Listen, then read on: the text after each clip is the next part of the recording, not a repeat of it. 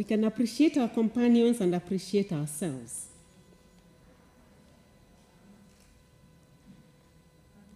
Our way into the future in social business is together.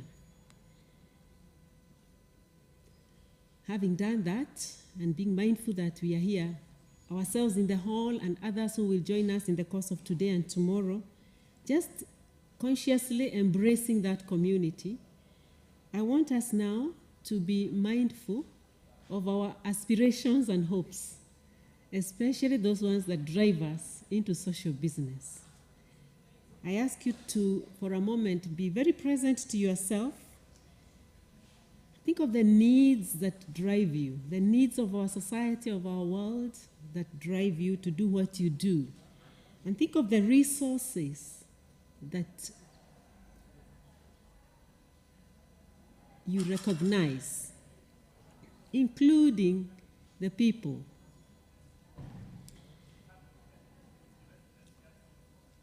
We are having a conference themed to make transformative social innovations.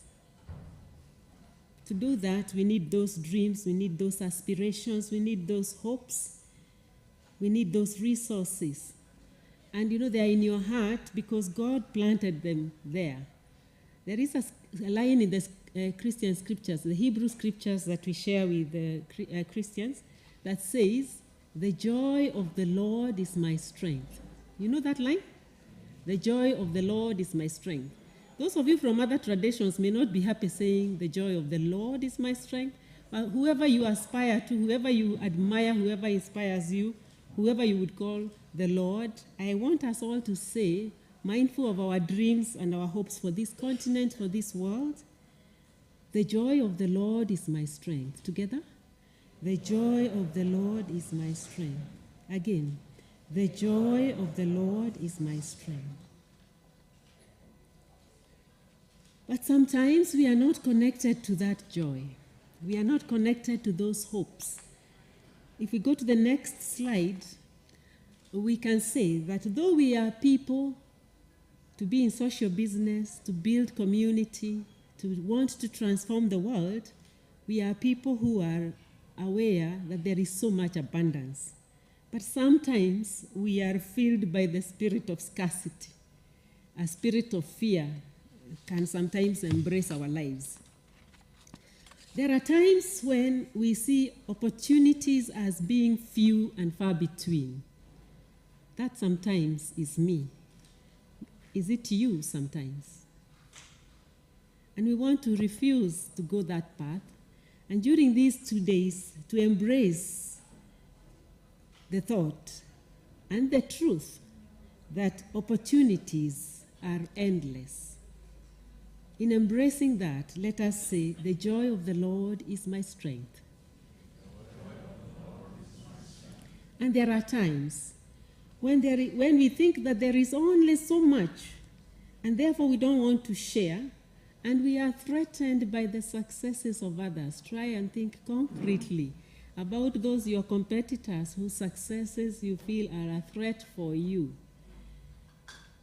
When we are threatened by the successes of others, we would like to cross over and remember that there is actually more than enough for everyone. If you have lost sight of that, let us try and reclaim it these 2 days. And let us pray and really wish to be happy for the successes of our competitors. The joy of the Lord is my strength.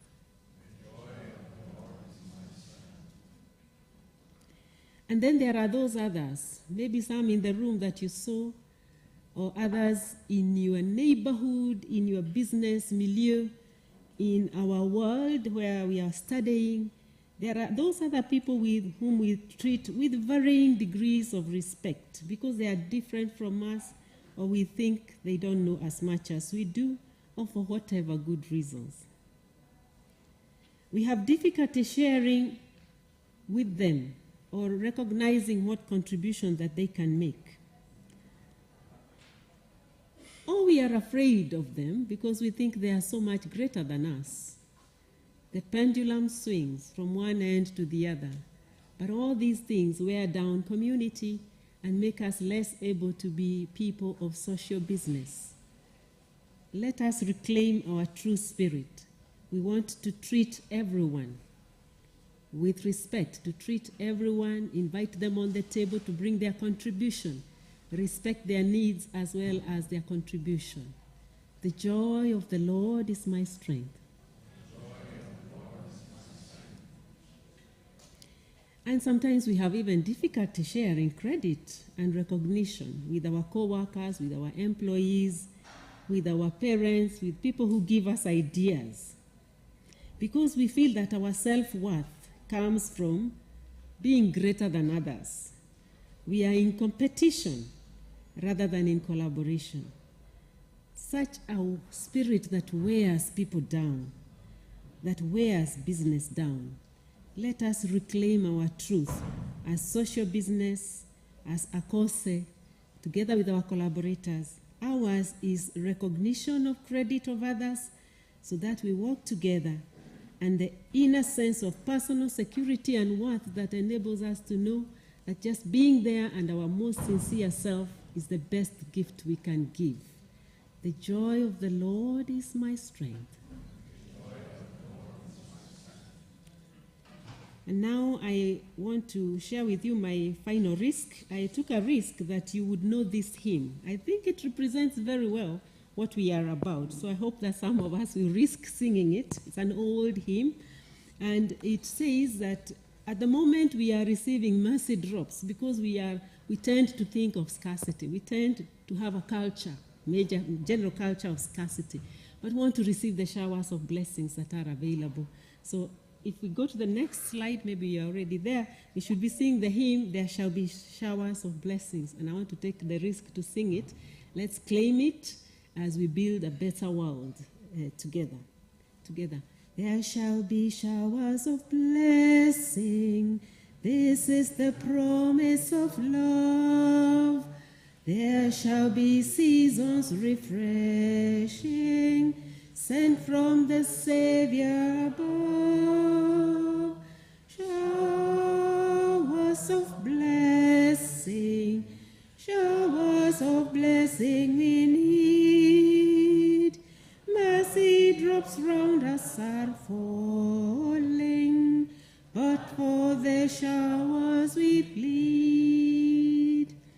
There shall be showers of blessing, precious reviving again, over the hills and the valleys, sound of abundance of rain.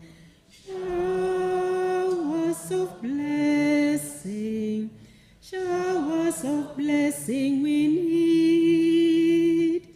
Mercy drops round us are falling, but for the showers we plead. There shall be showers of blessing, send them upon us, O Lord. Confessing, now on Jesus we call. Showers of blessing. We can go to the last slide. Because as above, so below. Okay? As within, so without. We don't see the world as it is. We tend to see the world as we are and as we feel. So I leave you with a blessing for today and wish you all the best during this conference. Make a lot of friends and let us transform the society, the world, and make it a happier place. Ank Uja Seneb.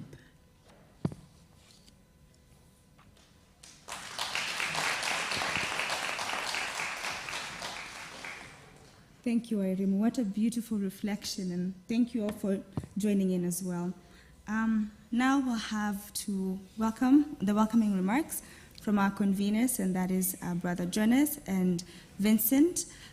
It's because of that special relationship that is between Ashoka and Tangaza that we're here today. So let's welcome the two of them on stage as they're being accompanied by our guests, and that is Ms. Mary Mwiti, our Chief Executive Officer from the Council of Governors, We also have Mr. Julius Ouma, Irene Mutumba, Father Dr. Leo Simon Mwende. Please come to stage.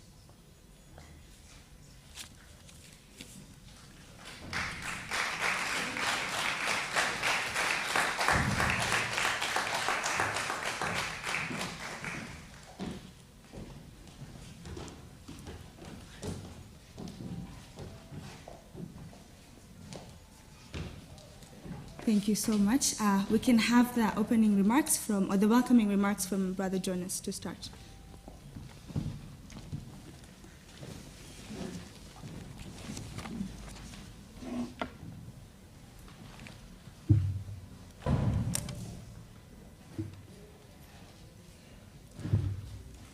Our chief guest, Honorable Mary Mwiti, the Acting Vice Chancellor of Tangaza University College, Reverend Dr. Leo Mwenda, the MD, Faulu Bank, Mr. Julius Ouma, Ms. Irene Mutumba, Executive Director of Private Education Development Network,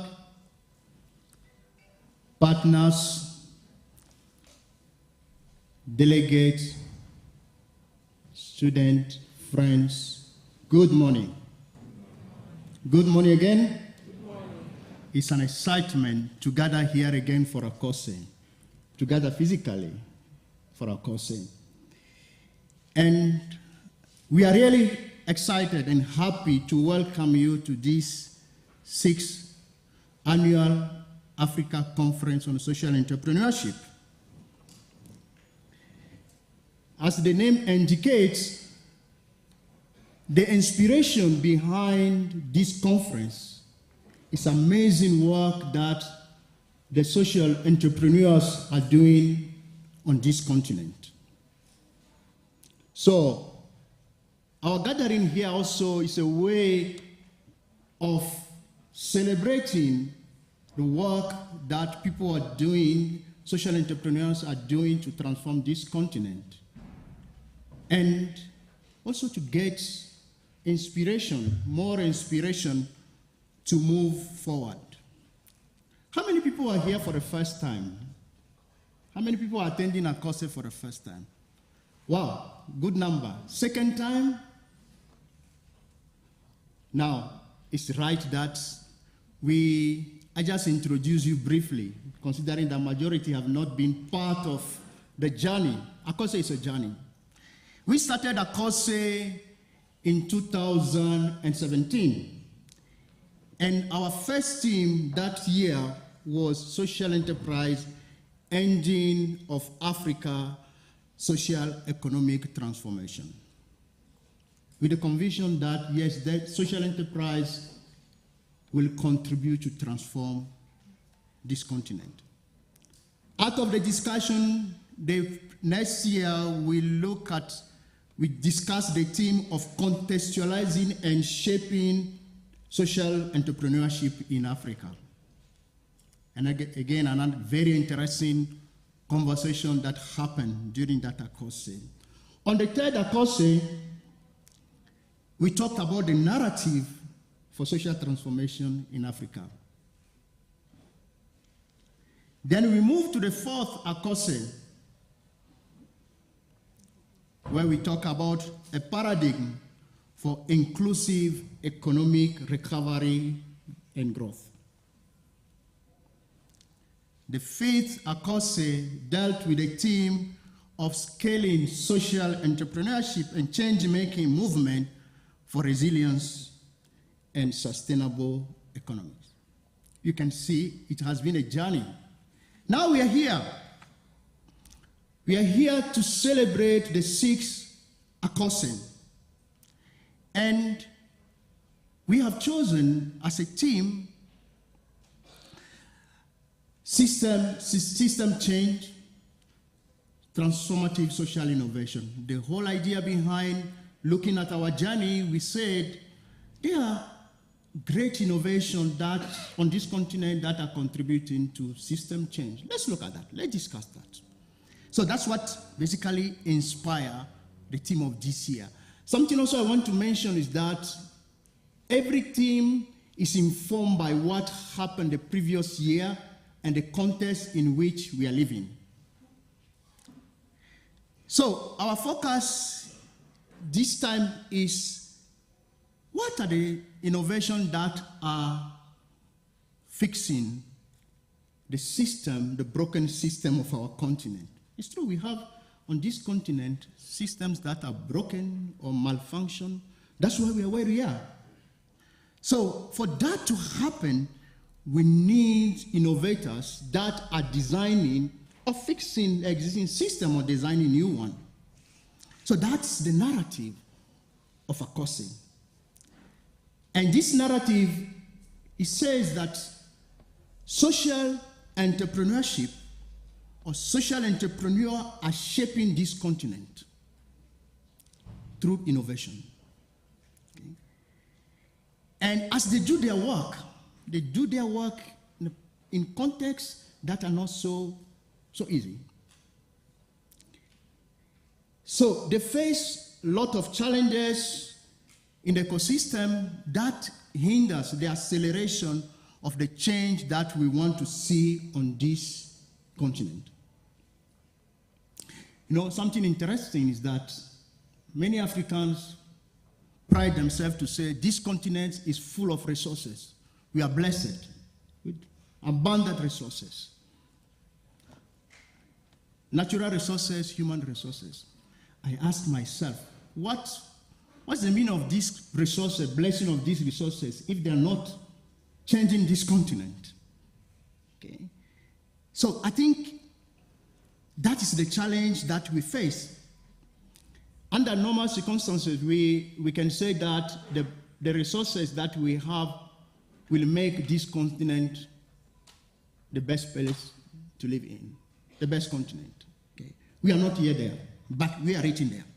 We are reaching there.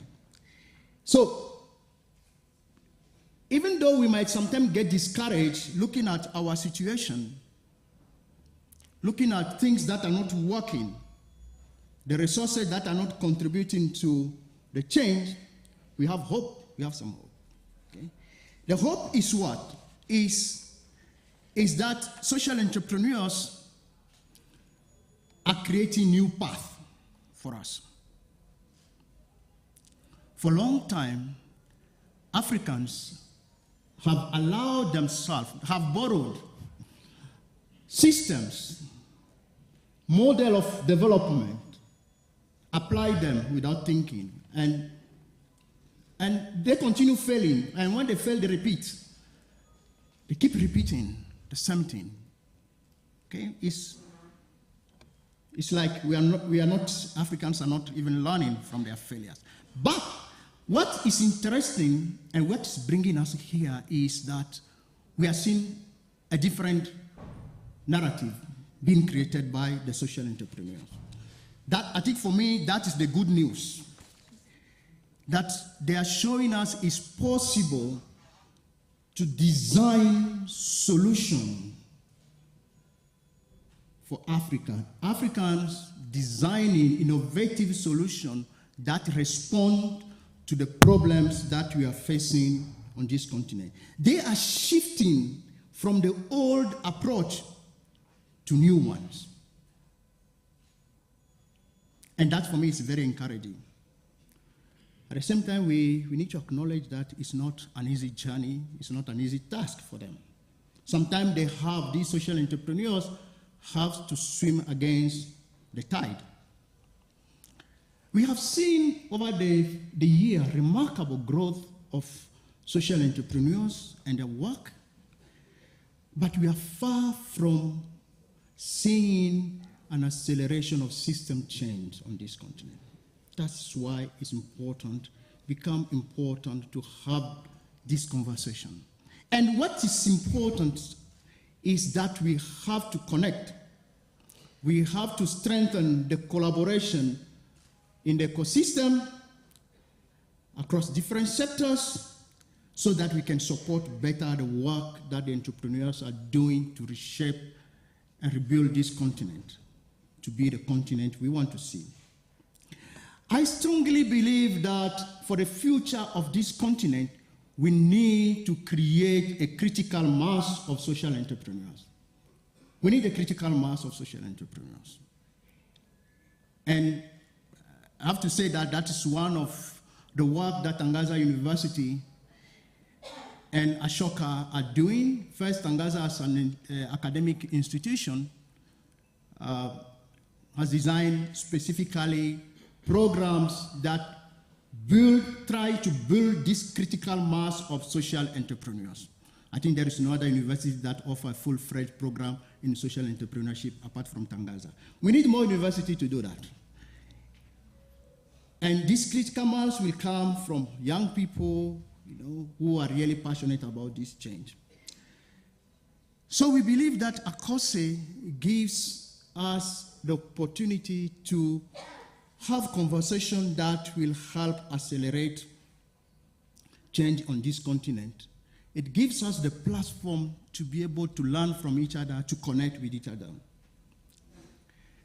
For us, ACOSE is solution-driven. Basically, that when we gather, we are looking at the solutions. We are not, problems are there. We are not dwelling so much on the problem. We are saying, yes, problems are there, but we are focusing on the solution. We are learning for the solution. Okay? And we are trying, through our conversation, to create new solutions that will move us forward. From our experience, we have learned that an interface between the academia, the practitioners, industry, sparks new ideas, new innovation, and that contributes to advance change and transformation in the society. That is why it's imperative that we continue to engage, to talk about how best do we strengthen our collaboration to accelerate this change. What I normally see in different sectors is that people lock themselves in their own sector and what they do, especially when they are successful. When they are successful, they say, we are happy with what you are doing, and then we do it in isolation. That is a very poor attitude that needs to change. We are better connecting together, and we are in a better position to amplify our impact than doing it in isolation. So I think my call is that we need to move out of our zone, our comfort zone. Move out of our space where we feel we are successful. By the time you start engaging with other sectors, then you realize that your success can be greater if you open up. So these 2 days we are going to talk a lot about accelerating transformation through collaboration, through building new partnership, through co-creation. I want to finish by insisting that the dream that we have for this convening, this annual convening about social entrepreneurs, represent a hope for this continent. I'm very happy to see that many countries are represented here this year. Probably from our database, what we see, we have more countries represented in this ACOSE than any others. We have more partners represented in this ACOSE than any others, which is a sign that we're building, our network is widening, ACOSE is becoming a space where everybody wants to be. So social entrepreneurship is the engine that is driving the social transformation of this continent. And collaboration across sectors is the fuel that runs this engine. So we need to commit ourselves to keep fueling so that we can see the change on this continent. I really welcome you to this network of ACOSE and hope that we will continue to strengthen our bonds, our collaboration for greater impact and for the transformation of this continent. We look forward to a very engaging 2 days, lot of learning. And I want to say that, invite you, don't go until the last minute.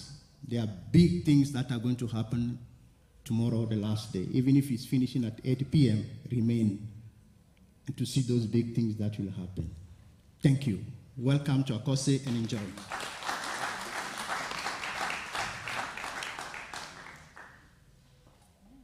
Thank you so much, Brother Jonas, for giving us that super great overview of what Akose has been, what Akose is right now, highlighting the importance of social entrepreneurship for Africa today. Now I'd like to welcome Vincent Odhiambo, who is the Regional Director of Ashoka East Africa. Welcome, Vincent. Thank you. Thank you, Brother Jonas, for the remarks. Good morning, everyone. You know, for those of us who are from this other side of the sectors, the ecosystem that are represented here, we tend to forget about protocol. We will just get started and we'll say, hi everyone, and then we get started.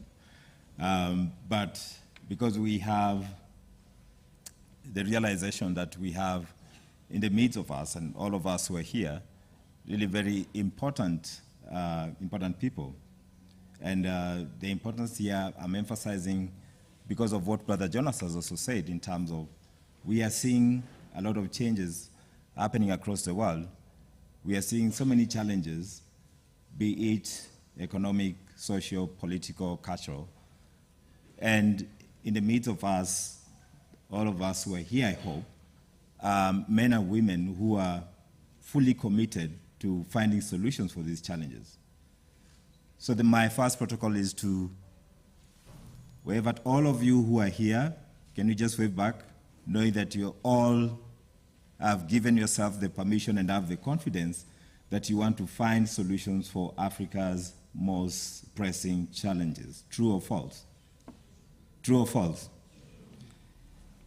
I also want to recognize, now I'll say all protocols observed, and then the chief guest, Madam CEO, Ms. Mary Mwiti, CEO, Council of Governors.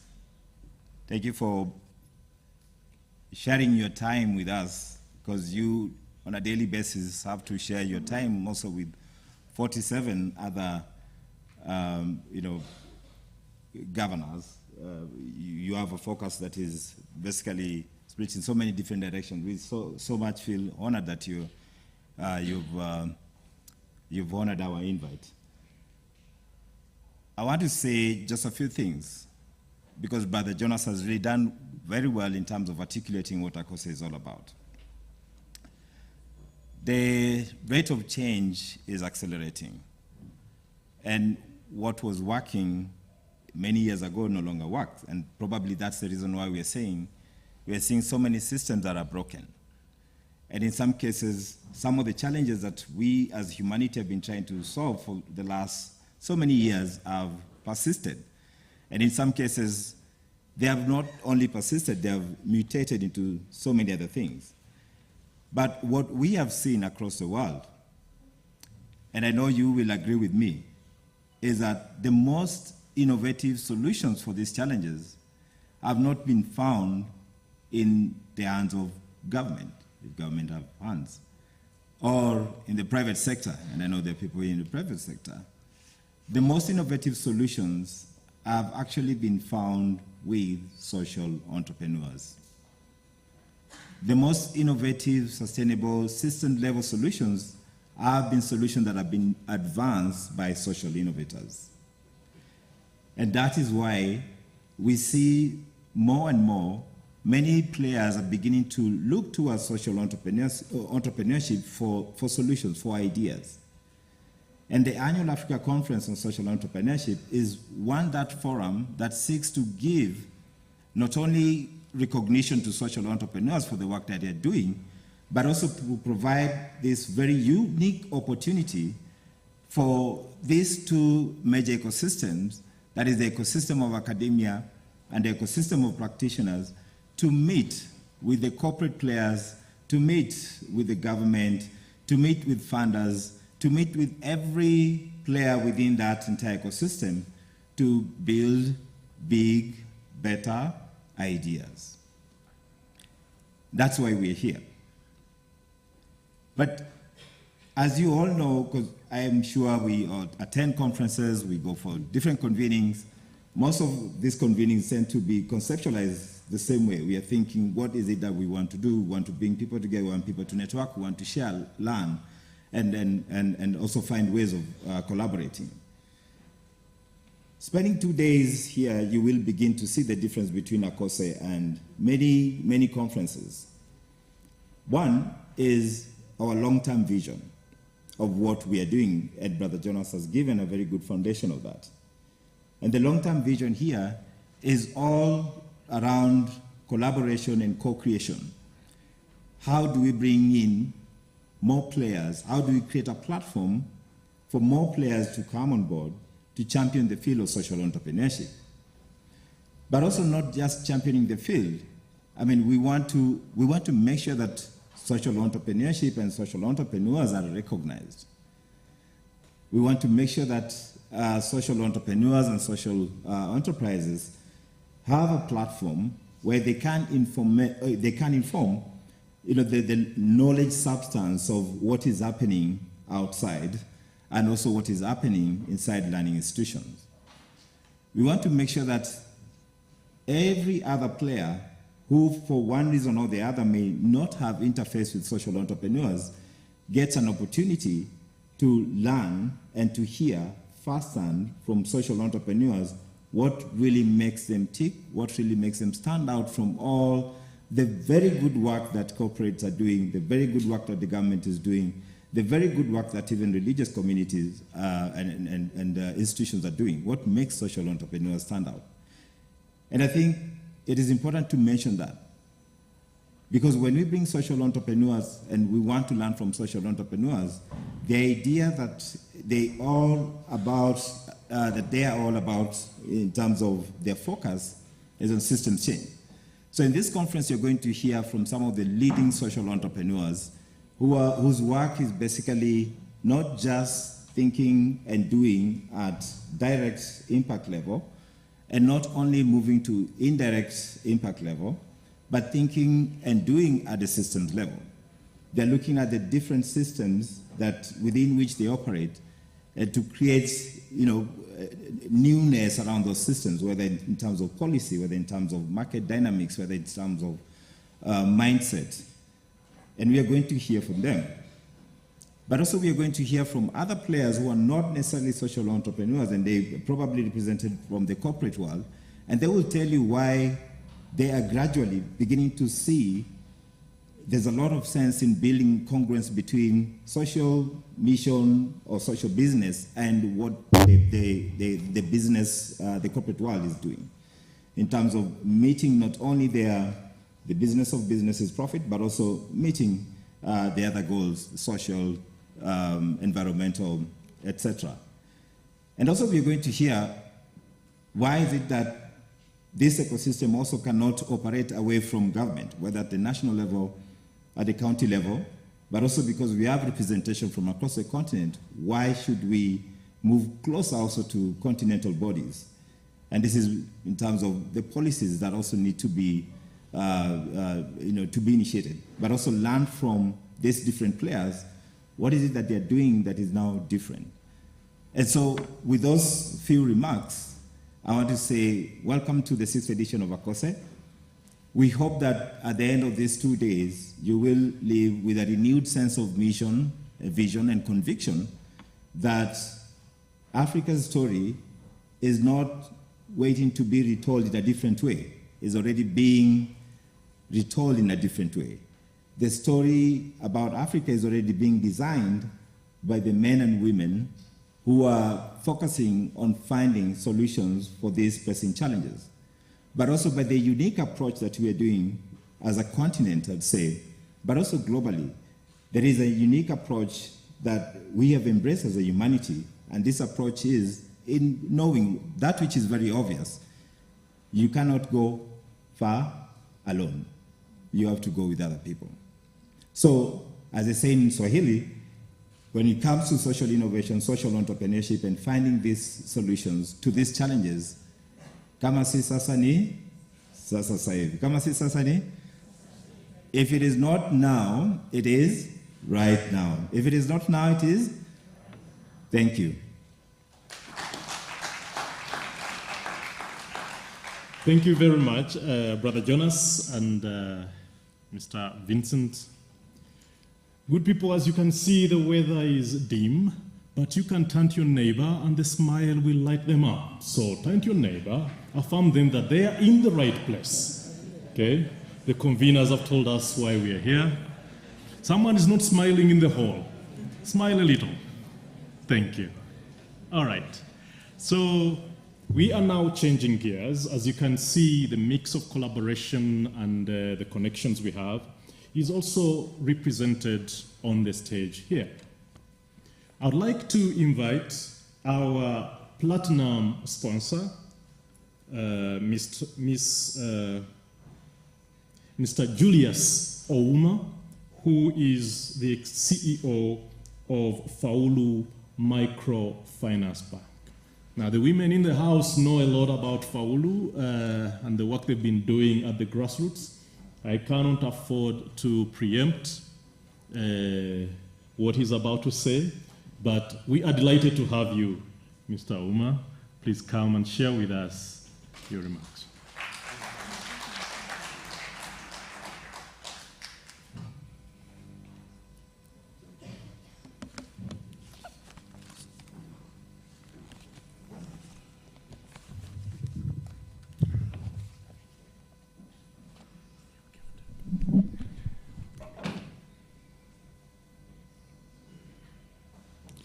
So, good morning, everyone. I think mine is to just recognize my fellow guests, CEO of Governors, Council of Governors, and all protocols observed, and of course for the conference attendance, just to appreciate the invite that has been extended to Faulu and to say thank you a lot. I'm very honored to be here. Most people won't know quite a bit about Faulu. But when you trace our origins as a bank, we actually started as a social enterprise, to the surprise of many. We were founded by Food for the Hungry around 30 years ago with a very small capital base of 600,000 shillings.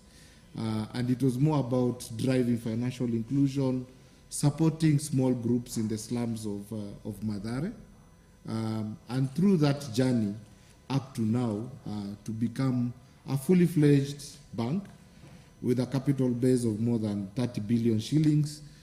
You can imagine the kind of power that social entrepreneurship can do in the society.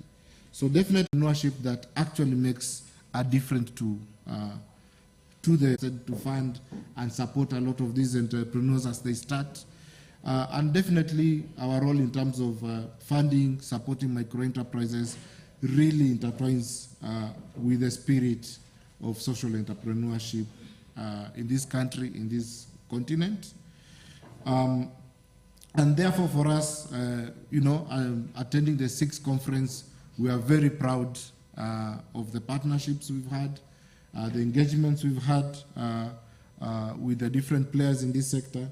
And for us, it's just about how do we then foster more interaction, create favorable conditions, and to ensure that we have growth of these social enterprises. When you think about who we are, I've talked about where we started. Definitely over time, we've been bought by Old Mutual Limited, big organization with more than, $1 trillion rands in assets under management. And therefore, a lot of the commercial entities can see value when social enterprises actually set up. When you think about where we are definitely members of Kenya Bankers Association, We are members of the Association of Microfinance Institutions, and with over 30 years in this country, and definitely recognized as a leading microfinance bank. Most people won't know, but we are equivalent size to most of the tier 2, tier 3 banks. So we are a microfinance bank, but significant in size.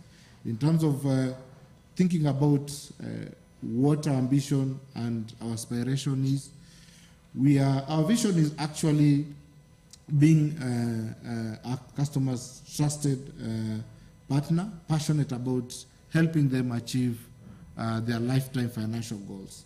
So you can see, as an organization, we are very keen to work with our customers on that journey of growth, on that journey of achieving the economic value. But as we do that, definitely looking at our grounding, looking at where we come from, we are very keen to continue this work around growing with other social enterprises, because that is the nature of where we come from. When you think about, of course, this journey, it's also about, individuals, startups, different entrepreneurs thinking about different solutions to societal issues. These are people who are looking at business opportunities, but they also face a lot of challenges in terms of, weak regulatory frameworks, in terms of the innovations they want to offer.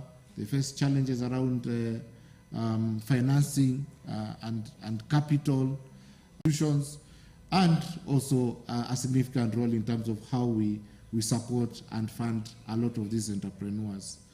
So when you think about, definitely coming back to the conference and the theme of the conference, I think for us is, what will the bank,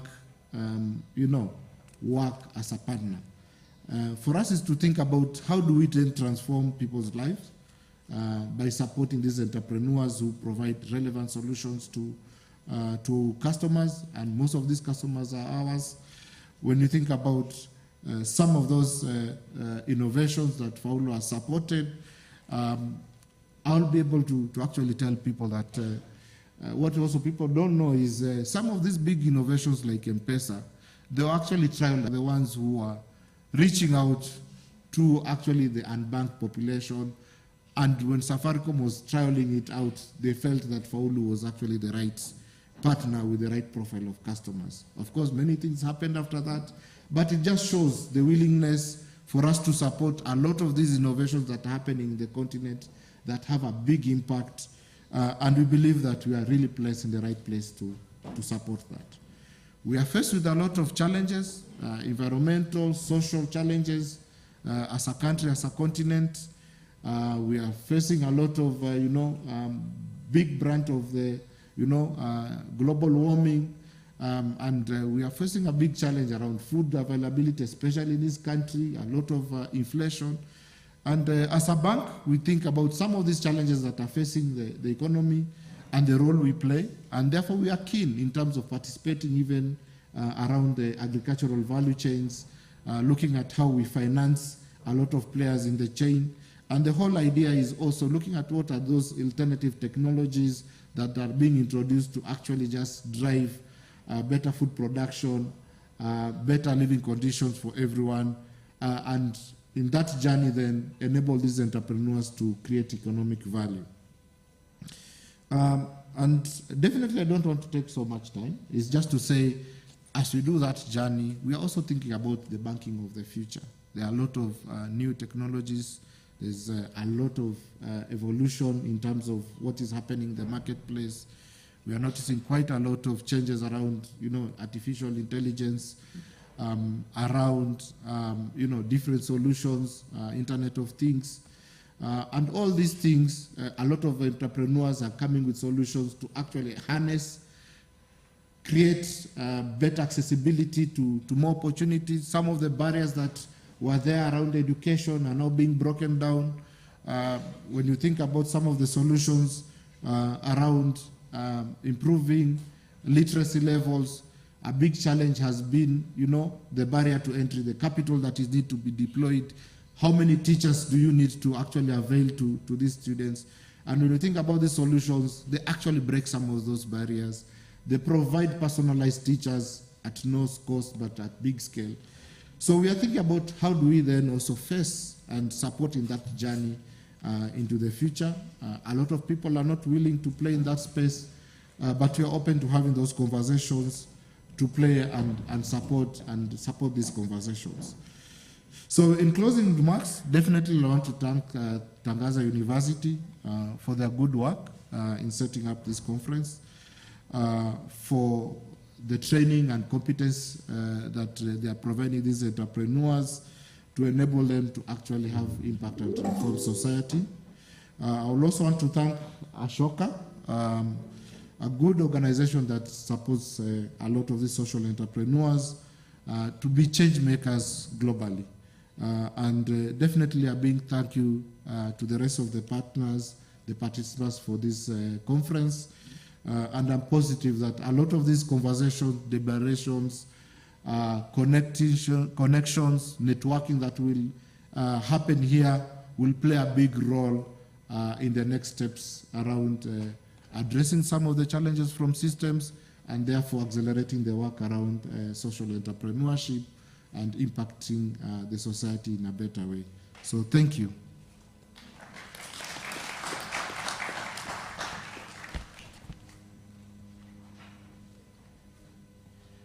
When we speak social enterprise, we speak social transformation from a 600,000 shillings social enterprise to a 30 billion shilling corporation. Another clap for Mr. Auma. And friends, we are in Tangaza University College, a private academic institution. Now you realize that private education institutions are an investment in a social service, which is education. So we have with us Mrs. Mutumba, who is going to share with us from the perspective of the Private Education Development Network, Uganda. She also happens to be an Ashoka Fellow. Welcome, Madam Mutumba.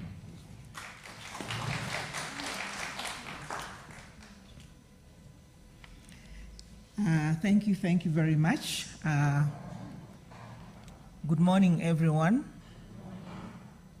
Habari, asubuni, bonjour. I'm glad to be here. I bring greetings from your brothers and sisters from Kampala, Uganda. And it's a pleasure for me to be here because it's also my first time to be part of this COSI conference. And I'm really glad to be part of this village. I'm pleased and honored to welcome you all, our CEO, our plenary dignitaries, all of you. It's a pleasure for me and greatly honored to welcome you all to this 6th Annual Africa Conference on Social Entrepreneurship with this theme, as has been mentioned before, transformative social innovation. It's great that you've been able to take off your time to be part of this wonderful gathering of academia, public, private sector individuals, visionaries, and change makers. And I know also youth in particular as part of this gathering. Before I go any further, I want us to go into that imaginary space. Imagine a world or a country or a community where 80% of the public, of the goods and services were provided by government. Can you think of your countries? I can also think of Uganda. Think about that. All the different people, the rich, the poor, the middle, if all the goods and services were provided by government. And also, on the opposite side, look at a situation where maybe 90% of the goods and services were given by private sector. I think you can see that that arrangement is not very inclusive, because we are looking at a diversity of people with different incomes, with different challenges. You know, you have to take into account their age, social status, their background, their religion and culture, and so many other things. So here we are with a middle ground where social entrepreneurship is in between the government and the private sector players. And this is the greatest opportunity of this time. The social entrepreneurship sector, again, is the bridging gap between the public and private sector, an opportunity to serve and include everyone. I can give you an example of myself. We've had other examples. If I was working in government, I would not have a job now. But social entrepreneurship has given me a job for the past 20 years.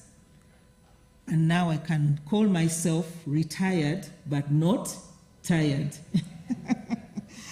So the historic concept of social entrepreneurship was pioneered by Ashoka in 1980. Of course, it had been a practice before, but it was coined by Bill Drayton, the founder of Ashoka, in 1980, based on the idea that the most powerful force for the good in the world is a social entrepreneur, a person driven by an innovative idea that can correct the world's global problems. These individuals pursue system-changing solutions from the root causes that alter patterns of activity. Therefore, the middle ground between government and private sector is social entrepreneurship, and become a new opportunity for all of us. And it's also creating jobs and sustainable communities. We can also see that even if it's in between both, it presents an opportunity for collaboration and co-creation with other public and private sector players, creating that bigger social impact that we are all looking forward to. Because of the reality of a rapidly changing and increasingly complex world, we can see that single individuals cannot, you cannot work alone. They are not enough to come up with practical solutions to make that sustainable change. So we must all step up collectively and enter the new world of everyone, a change maker, where each of us has the power, confidence, and support to contribute to the common good for, again, collective impact. Ashoka change maker skills include empathy, new leadership skills, teamwork, and practice change making. This conference here is a very important event, bringing together all of us to share our knowledge on social entrepreneurship or our social enterprises. Therefore, let's all be prepared to learn, unlearn, and relearn. And for me, that's what I'm taking forward. There's been a lot that has happened in the past, but, because of the changing circumstances in the world, we have to keep learning. We have to keep unlearning what we learned, but also relearn new concepts. So I'm here to engage actively through the different methodologies and lineup of activities as planned by the organizers for us. As I mentioned once again, special recognition for coming up with a youth track. I have a lot of passion for youth, which will focus on redefining growing up, learning, work, and innovation experience. I'd like to end by thanking our host, Tangaza University College, Ashoka East Africa, our partners, the sponsors, for this important but very timely conference. All of us here can make a difference by doing good through collaborative entrepreneurship as Africans and others with our global collaborators. Please learn, enjoy, network within the 2 days, because we are looking at those good, because we want to see those good success stories maybe for the next year. I want to thank you all. I think I also want to end by saying siku njema. Is that right? Okay. And the joy of the Lord is what? Is my strength. Thank you. Thank you very much. So, good people, you have been welcomed by the banker. You've also been welcomed by an investor in the education sector. I hope you're feeling welcome. One more welcome, though, and this is going to be from the acting Vice Chancellor designate of the Tangaza University College, which is hosting us. And it is none other than Reverend Dr. Simon Itabari Mwenda. You're welcome. He's from the Order of Preachers, and yours truly has a history with them. Welcome. Thank you.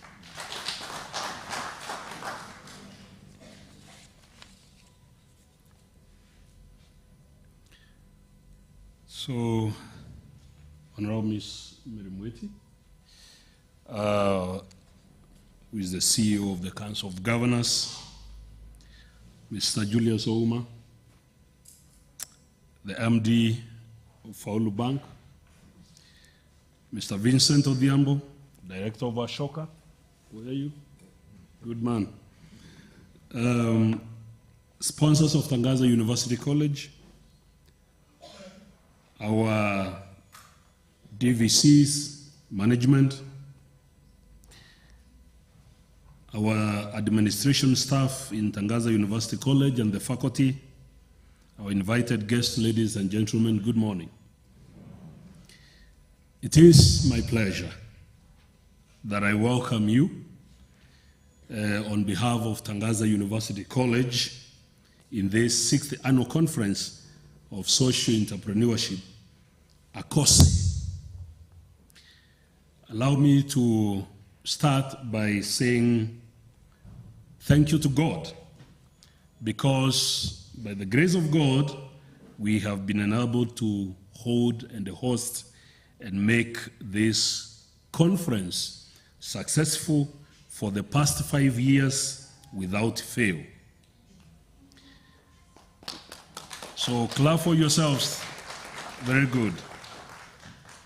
So when I first heard about ACOSE from our director of the Institute of Social Transformation, Dr. Jonas, our brother, I told him, from his explanation, I told him, man, here I have a job to do, because I am a priest and a theologian who may not be a star entrepreneur. But luckily, you know, as theologians, we are trained to dialogue with about every other human subject that exists. So that helps me. And the last couple of days, I have had many things to learn. And I've applied myself to figuring out what social entrepreneurship is about, and I have learned a lot. That the central thrust of this entrepreneurial concept is a drive for positive change, as the speakers who spoke earlier than me have said, with the aim of ultimately making an impact, social impact, in pursuing the common good. This clearly would resonate well in the Catholic Church with what we call Catholic social doctrine that has developed over time. Think of all the way from the encyclical Rerum Novarum of Pope Leo XIII up to today, with the encyclical of our current Pope Francis called Fratelli Tutti. I am told that the goal of ACOSE is to co-create. That sounds very Christian. To co-create a Pan-African conference with a diverse network of partners. It creates an opportunity for actors to showcase innovative systems change, social innovation, learning from social innovators, and fostering collaboration for social transformation, especially in our beloved continent, Africa. This conference would provide for us a unique space for learning and sharing, and an extraordinary platform, you may say, for networking and building great ideas for global changes affecting us in Africa and the world. If we look at the theme of this year's conference, systems change, transformative, social innovations, I believe it will be an encounter of many visionary social entrepreneurs who will be sharing their inspiring stories. There certainly will arise key lessons that are instrumental in transforming and reshaping the world and Africa specifically. It needs to be noted that ACOSE also provides competency-based training for social entrepreneurs. We are aggressively pursuing that in our Institute of Social Transformation by training and enabling people, young people, to impact and transform the lives of the people they are called to serve. In the road of transforming Africa, we need to rethink the role of business in our society in seeking solutions, socio-political, even religious questions, while expanding opportunities for people in the economy so as to eradicate poverty in our continent and give better life to our people. The effective growth of social enterprise in Africa necessitates collaboration. Social collaboration, you hear those are concepts that are coming up over and over again, because as someone said, you want to go far, you work with others. We create a synergy that will connect the ecosystems of social entrepreneurship. It is critical to connect the various actors in the field of social entrepreneurship, to maintain a conversation among them, and to learn from one another. Therefore, it is important that ACOSE that brings together these various players becomes a platform for support and growth in this systemic innovation called social entrepreneurship. We need to learn from the models that have proven successful in other countries in Africa, and we can replicate this elsewhere with their peculiarities. And therefore, it is important that we connect, and this is what this conference is seeking to do. I hereby, therefore, want to invite you once more and express our delight as Tangaza University College in your presence among us in this conference and the aims that are there, so that we realize our goals of a better world. I would wish you a very fruitful and blessed conference, and God's blessing as we carry on these 2 days. Finishing with my remarks, I am told, is that so, Kaketo? I am told that I have this singular honor to welcome our keynote speaker, Ms. Mary Mweti.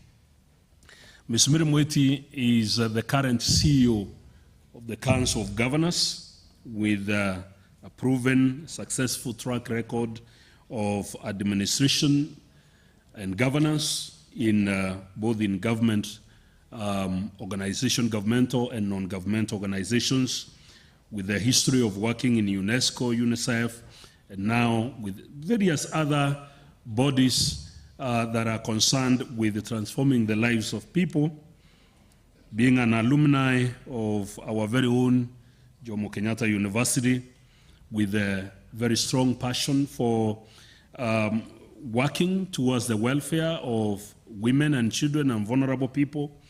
Ms. Mwiti, we are glad to have you, and we are very delighted to host you at Tangaza University College.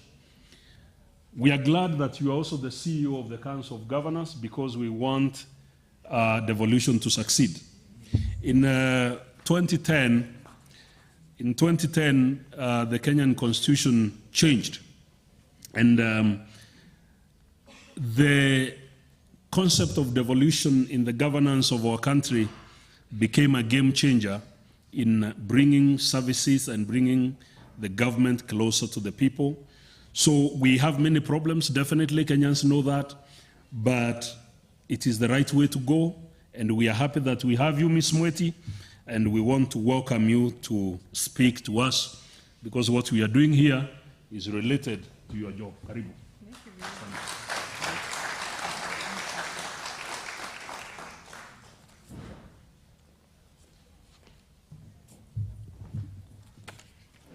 Thank you very much.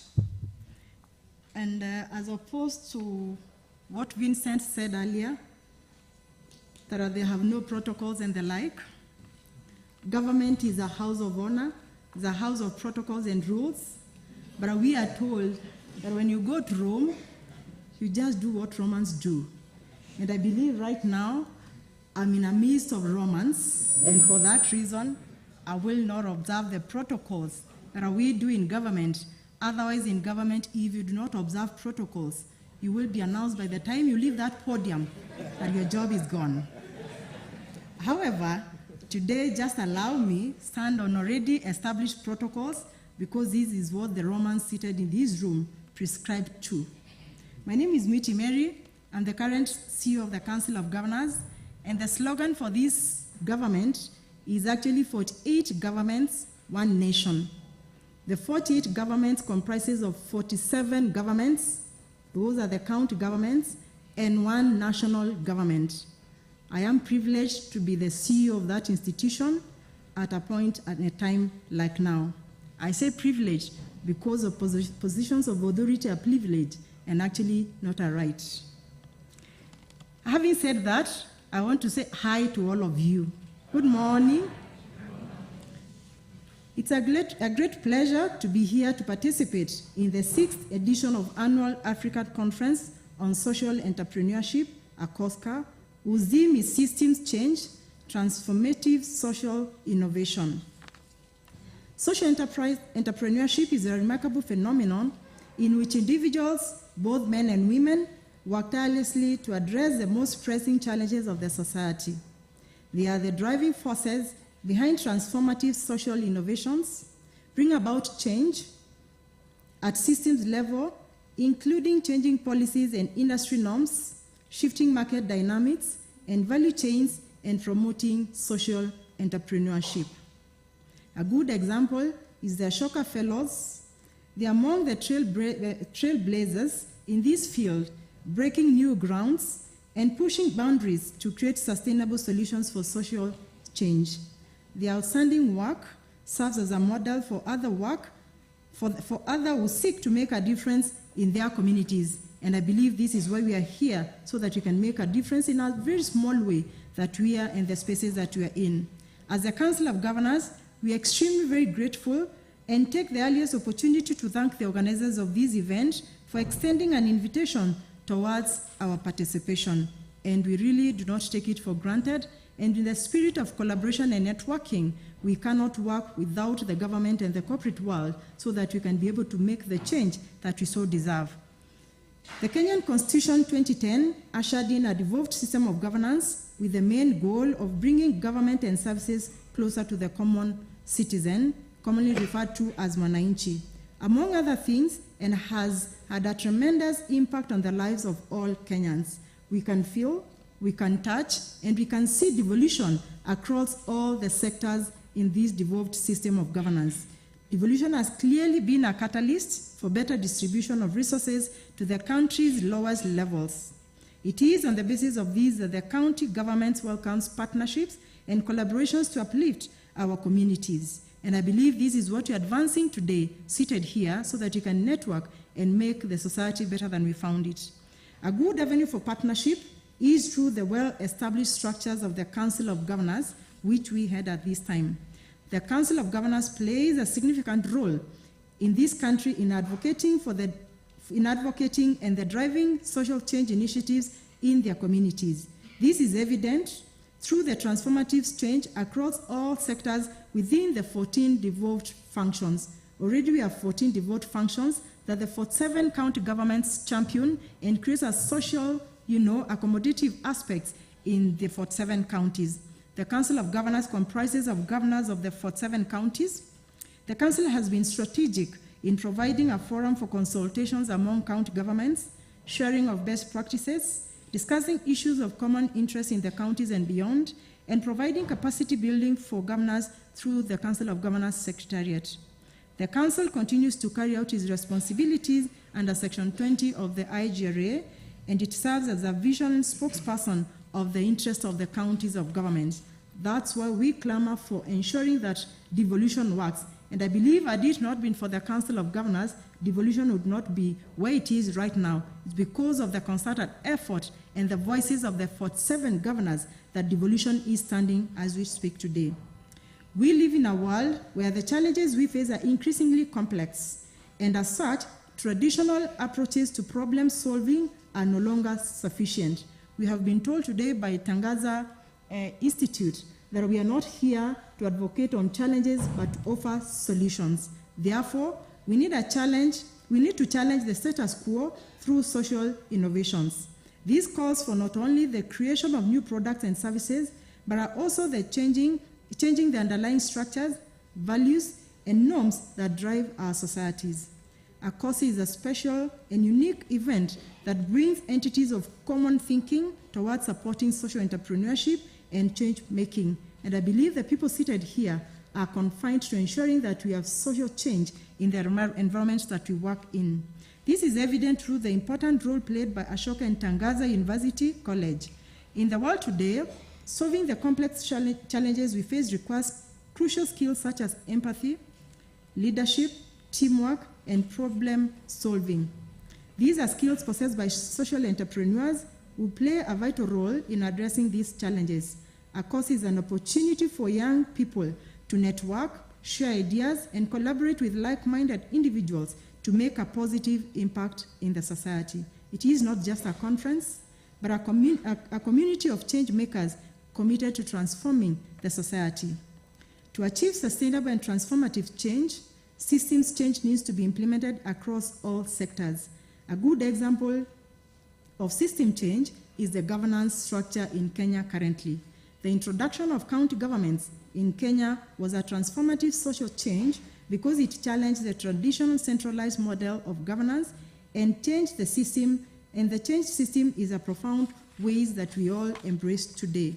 Some of the benefits brought about by this system change is: 1, increased access to essential services such as healthcare, education, and clean water, which were previously unavailable or inadequate in some areas. This has improved the standards of living for many citizens and reduced inequalities between regions and improved social inclusion. B, counties have empowered marginalized groups by giving them a voice in the decision-making process. Through the devolved system, marginalized groups such as women, youth, and people living with disabilities are now represented in various county assemblies and executive positions, ensuring that their needs are taken into account when making decisions and their voices are heard. There is also a third rule that when constituting the governments, counties must adhere to this, and we have been able to achieve this, and this is what we champion on a daily basis to ensure that counties keep to this. Counties have promoted cultural diversity and social cohesion by recognizing and celebrating the unique cultural identities of different communities. By promoting tolerance and understanding, counties have helped to build bridges between different communities and promoting social inclusion. Counties have been in the forefront in fight against climate change, which is a social aspect. Innovative methods of combating the effects of climate change are evident, ranging from the production of cardboard paving blocks from waste plastics renewable energy through organic briquettes and in the invention of safe cooking stoves in the county's renewable energy centers. Distinguished ladies and gentlemen, county governments remain key actors in creating an enabling environment in boosting entrepreneurship, industrialization, and economic growth, a vision which can only be realized through implementation of effective trade development strategies and compliance with regulatory frameworks. Key among the enabling strategies include promoting competitiveness, innovation, and fair trade, providing access to funding, creating legislations and programs that incentivize innovation, and fostering strategic partnerships with the private sector and stakeholders in the counties. County governments have implemented various programs and initiatives to promote entrepreneurship, such as 1, establishing enterprises funds in counties like Nyeri and Laikipia. Additionally, counties provide capacity building and trainings programs to enhance the skills of entrepreneurship so that the resources according to various sectors are used prudently for betterment of their lives. B, organizing trade fairs and exhibitions to showcase the products of local entrepreneurship and foster training and networking opportunity. For instance, Nandi and M Business Expos, which were held earlier this year, provided an excellent platform for entrepreneurs to display their innovative products and connect with potential customers and partners. At this juncture, it would be remiss of me if I did not point out very critical and practical examples of solution innovations that the Council of Governors has been championing.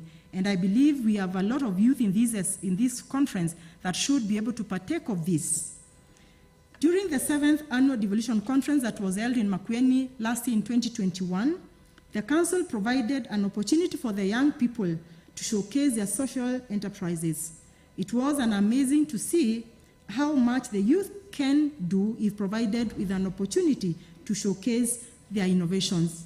I was particularly struck by the following innovations that I need to point out and have actually sought consent from the people that we showcased. One was one lady, Nzamba Mate, from Makueni County, that established a social enterprise called Jijenge Makers, whose aim was to tackle the waste pollution by collecting recyclables from household institutions and building blocks from recycled plastic bottles.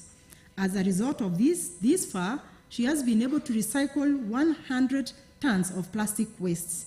And in conclusion, they have managed to create 112 jobs, opportunities for the garbage collectors that involves the youth and women in this space, and turning plastic waste into affordable, beautiful building blocks. Isn't that something that we can celebrate today? And this was an innovation from a young lady. At that point, she was 34 years old, and we thought it was a good opportunity for us to give her that platform. Annual devolution conferences gives an opportunity to all delegates across the world, and that last year we had over 10,000 delegates who were participating, and as a result of that, she was able to network with various investors to progress our business venture. The second practical experience that we've been working with and gave an opportunity was a young lady named Nora Magero from Kisii County that came up with a very innovative technology known as VaxBox. I pause, VaxBox. If most of us can remember what was happening during COVID, then you can be able to relate, which was a solar-powered refrigerator for use in the health sector industry as well as food industry. It was used to transport even dairies and other products, and besides the vaccine, blood samples, insulin, that is actually a very challenging endeavor for people that do not have the means, and perishable foods such as dairy and meat products. Through her innovation, she has employed fellow youth while impacting the healthcare sector immensely. Nora further received an award of 4 million from the Royal Academy of Engineers 2022 Africa Prize to upscale her innovation. This is because we accorded an opportunity to network and show the world what she was able to do. And as a result of the platform the Council of Governors was able to accord, she was awarded a prize-winning gift of 4 million to advance our initiative. Wasn't that something to celebrate today? The third one was Jacqueline Namadi. From Busia County, we established a social entrepreneurship known as EcoGreen Limited, an environmentally and community-based organization primarily that is engaged with the growing of bamboo trees and farming for conservation and the like. Up to this point, green ecosystem resonates with the increasing pressures on our natural resources, as we all know, and she's been able to pull over 1,500 farmers into the venture, and these farmers are actually yielding a lot of benefits out of it, as well as conserving the environment. As a result of that, we were able to manage and link her up with various investors so that she could advance this. Isn't this something that we can celebrate today? And all these are youth that are in these spaces. And I want to challenge the youth seated here that we can rethink otherwise and think outside of the box and do something and create something that can impact the society. At this point, please allow me to recognize two of my colleagues at the Council of Governors that are champions of social entrepreneurship, and these people are youth that have been championing these initiatives. Daisy and Shirley, please just stand up. Look at the team. These are actually an evidence of social entrepreneurship. Shirley, lift your hand. She's in charge of trade and investments. Daisy, in charge of youth and gender. And this is the initiative that they keep on a daily basis to track progress of the youth in terms of innovation and to bring them up, accord them an opportunity to showcase their endeavors, and then they link up with Shirley to provide investments for these people. These are just a few that I've been able to, highlight, but you can network with these people, and they're actually doing a lot of change in the environment that we are in. And I count myself blessed to have youth that are actually contributing to the social entrepreneurship at the Council of Governors. Having said that, how can we impact and improve and support the young and both the other persons in ensuring that we advance this innovation?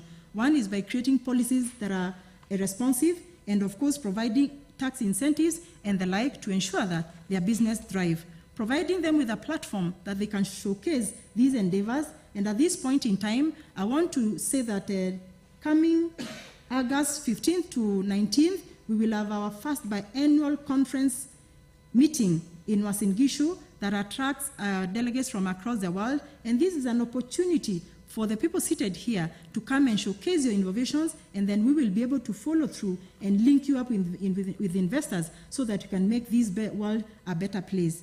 That is providing resources to support the social entrepreneurship through grants and loans, and I believe this is what the counties are championing moving forward. To access these stories, we have one of the vibrant Marifa Center platform that has documented the best practices and innovations across the 47 counties. And I call upon all of us to visit the Marifa Center to just sample the innovations and best practices that the youth, the women, and the world are actually undertaking so that you do not reinvent the wheel whenever you want to start this. Lastly, I would like to inform you of the Devolution Conference and call upon all of you seated here to register and participate in this annual Devolution Conference that brings across more than 10,000 people to come and have a discourse around issues that affect us, showcase their innovation, and showcase what we can do together as a society to make a difference in this society. I plead with you to join in and come and sample and see exactly what happens. With those very many remarks, I want to appreciate this conversation, and I wish us very fruitful deliberations moving forward. Thank you.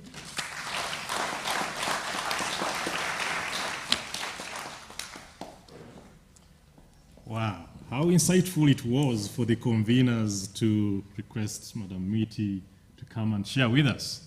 A lot of innovation is going on at the grassroots, and she said her mandate is to promote the theme that 48 governments, 1 nation. Thank you very much for that. Now, the Romans do not discourage us from giving a standing ovation, so let's stand up and give a clap for all our plenary, and keep clapping until I ask you to stop. Okay, keep doing it. Thank you, thank you, thank you, thank you, thank you, thank you, thank you. All right, thank you very much. So we are at that point in time where we must document what has happened at the beginning of this conference. We will be going out for a photo shoot led by our our guests here. We will all stand behind them and we do the photo shoot. After the photo taking session, we will tour the exhibitions. Okay? Please make sure you make friends with those people who are exhibiting. They were here till last night setting up. If you don't show up at their booths, they will feel very frustrated. Okay? After touring the booths, our tea is in that same direction where the booths are in the field right there. You go grab yourself a cup of tea and let's try and be back here in 40 minutes. Okay? It is 11:02. If we are here by 11:42, I will be grateful. Thank you very much, good people. Let's get into the photo session.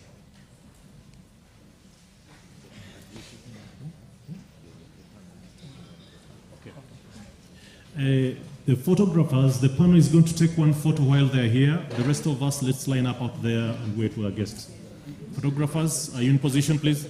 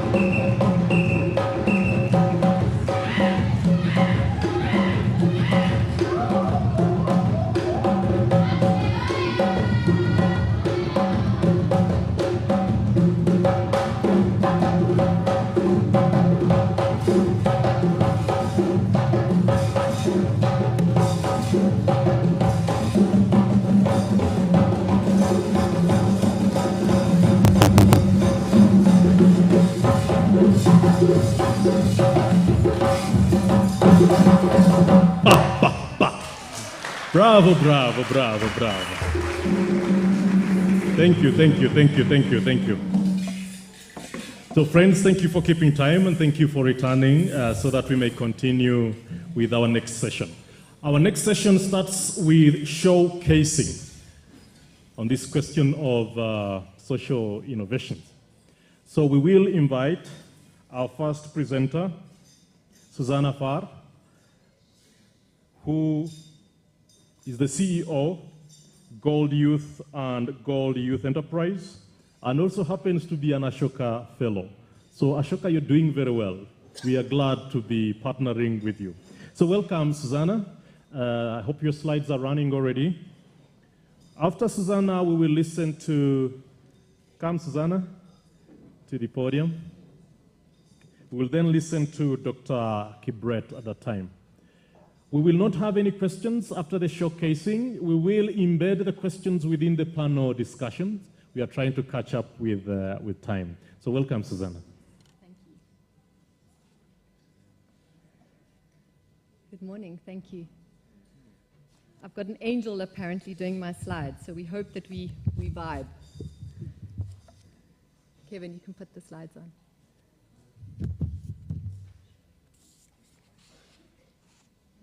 Is that good? All right, thank you so much. You can move the next slide, Kevin. So let's name this young girl, for the purposes of today, let's name her Grace. She's from Mangu in the western part of Zambia, one of the countries where Gold Youth operates. Imagine the impact of Grace, believing her life has purpose and that she has equal value to you and I here today. More than half of young people in Africa are growing up still in poverty, and they don't believe their lives have purpose or equal value.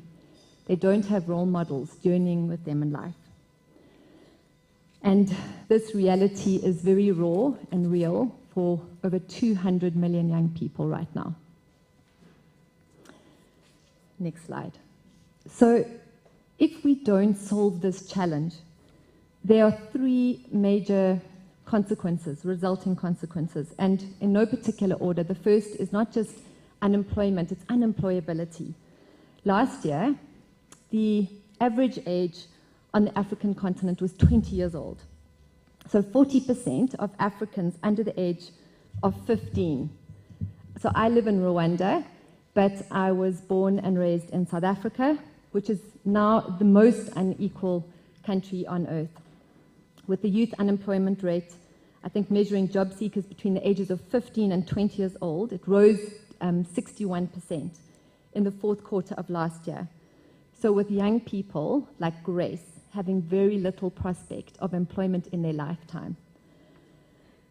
Marie-Francois, the World Bank, Marie-Francois Nelly, the World Bank Country Director for Botswana, Eswatini, Lesotho, Namibia, and South Africa, said this: youth find themselves trapped in an unequal system that severely impedes their access to the labor market.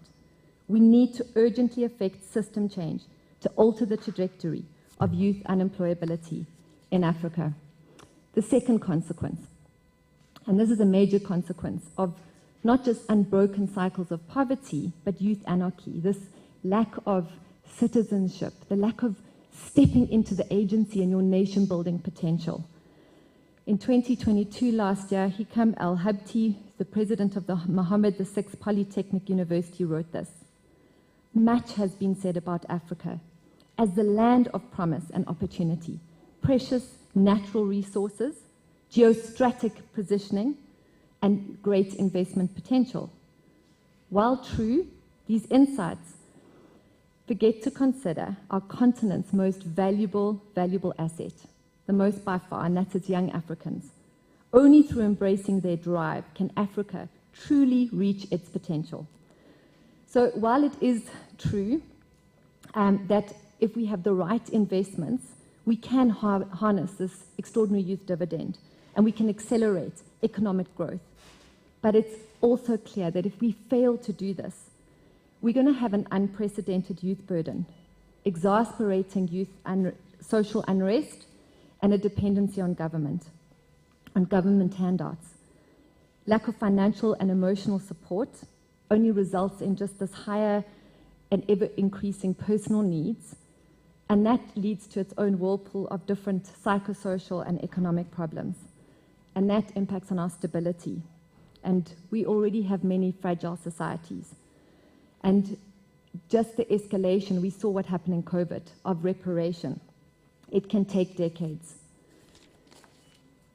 to come back to that. All right, and the third major consequence, if we don't solve this challenge of lack of purpose, lack of dignity, lack of knowing that I have value, is that there's this endemic youth risk behavior, and it's having this unsustainable burden on health and education. And often we see these consequences as separate. We see them in silos. But for us, it's the same challenge. Now, being in high school, if you're a teenager in Africa, that is factually now the exception. It's not the norm. So even the worst school with no maths teacher is a privilege. In sub-Saharan Africa, the completion rate of upper secondary education is 26.7%. So 70% of children are dropping out of school. In Stats SA, South Africa, a report revealed that only 31.7% of black children stayed with their biological fathers. So we have fatherlessness, and the impact on that when, in many cases, a present father is still perhaps also abusive. So most young people in the region are not just living with the daily economic uncertainty, but they're facing huge peer pressure to indulge in taking substances, engaging in risky relationships that cause them to perhaps have a teenage pregnancy, to drop out of school, to join a gang, or maybe to engage in transactional sex, because sometimes it's a choice of, if I don't do this, I don't have food for my siblings. In Uganda, the percentage of sexually active teenage girls who exchange goods for sex is 41.3%, and 80% of goods is finances. If we really want to unlock the social, the spiritual, and the economic potential of our continent, then our collaborative solution must address the root issues that drive the system of youth education and upbringing. We need to change the narrative of this youth bulge crisis at the base of the pyramid. We have to see youth as a hope for our continent. There isn't a plan B. My first language, as you may have noticed, is English. My son and the oldest of 3 children came into our lives when he was 11 years old, and he had never spoken any other language other than Zulu. He's now 24 years old, and he has a degree in motion picture, and he's doing a postgraduate in sound engineering. And he was the only child from his rural primary school who completed high school, let alone has gone to university. I had what I see as a privilege of growing up with 3 closer brothers and sisters. They were included into our family when I was young. Their father was murdered, and their mom wasn't able to care for them. And I think at the time, if you know the history of South Africa, I thought that was normal, and I realized it wasn't normal because of the way structures, policies, and systems had socialized entire generations. And I became increasingly aware of this gap between rich and poor when I had the no strings attached bursary to go to a top private school, and my PLAZA brothers and sisters, whose mum came back into their lives, which was an answer to prayer, but it was so hard, went to a rural school. I've been committed to this growing vision of seeing young people living lives of purpose and being positioned to lead Africa forward and to lead us to flourish. My studies and I guess the social entrepreneurship journey over the last 23 years has served to see the same dream become a reality. I attended a funeral a few years ago of this gentleman called Tata Dominic, a PLAZA man, and it reminded me, it was a stark reminder of just the impact that role models and mentors have had on my life. What this man did, Tata Dom, is that I guess he stopped, like the Samaritan stopped for the Jew in the Christian Bible, having seen white people that reflected my color, having done horrific things to his family. Somehow he was able to see past that and forgive and see that there was a change maker in me. And he connected me to a mentor, a lady called Lydia Matlanga. And this lady invested many hours over many years into me to shape, I guess, the change maker journey that she saw in me. And she held me accountable to my why. So today I'm a product of people investing in the next generation. It's individuals like you and I who make change happen, who decide to solve large societal issues at scale. But we need to collaborate. And as a leader of an organization that is committed to developing this potential of young African youth, I have seen how in the midst of the most devastating circumstances, there is always possibility for change. Gold Youth Development Agency, Gold Youth, was established just over 18 years ago. We're currently operational in 5 countries with a toe in Uganda, so 6. And we're strategically chasing this dream where young leaders from across the continent know the gold that is inside of them, and they live this out with purpose. And by doing that, they change that system of youth education and upbringing, enabling all young people to grow up in their communities, not to see leaving your community as success and getting drunk and coming back in a fancy car and leaving my township or leaving my village, but somehow saying, I can change the status quo. I can be that change maker, spiritually alive, healthy, and able to contribute to that social and economic flourishing that I believe we're all here today to see. So through what we call the Gold Peer Education model, we're embedding peer leaders and their mentors into schools and communities. We're developing young people from being these passive recipients of negative norms to proactive change agents that don't just assume the role of empowering themselves, but empowering their peers to become those ethical but also economically independent leaders of tomorrow. Next slide.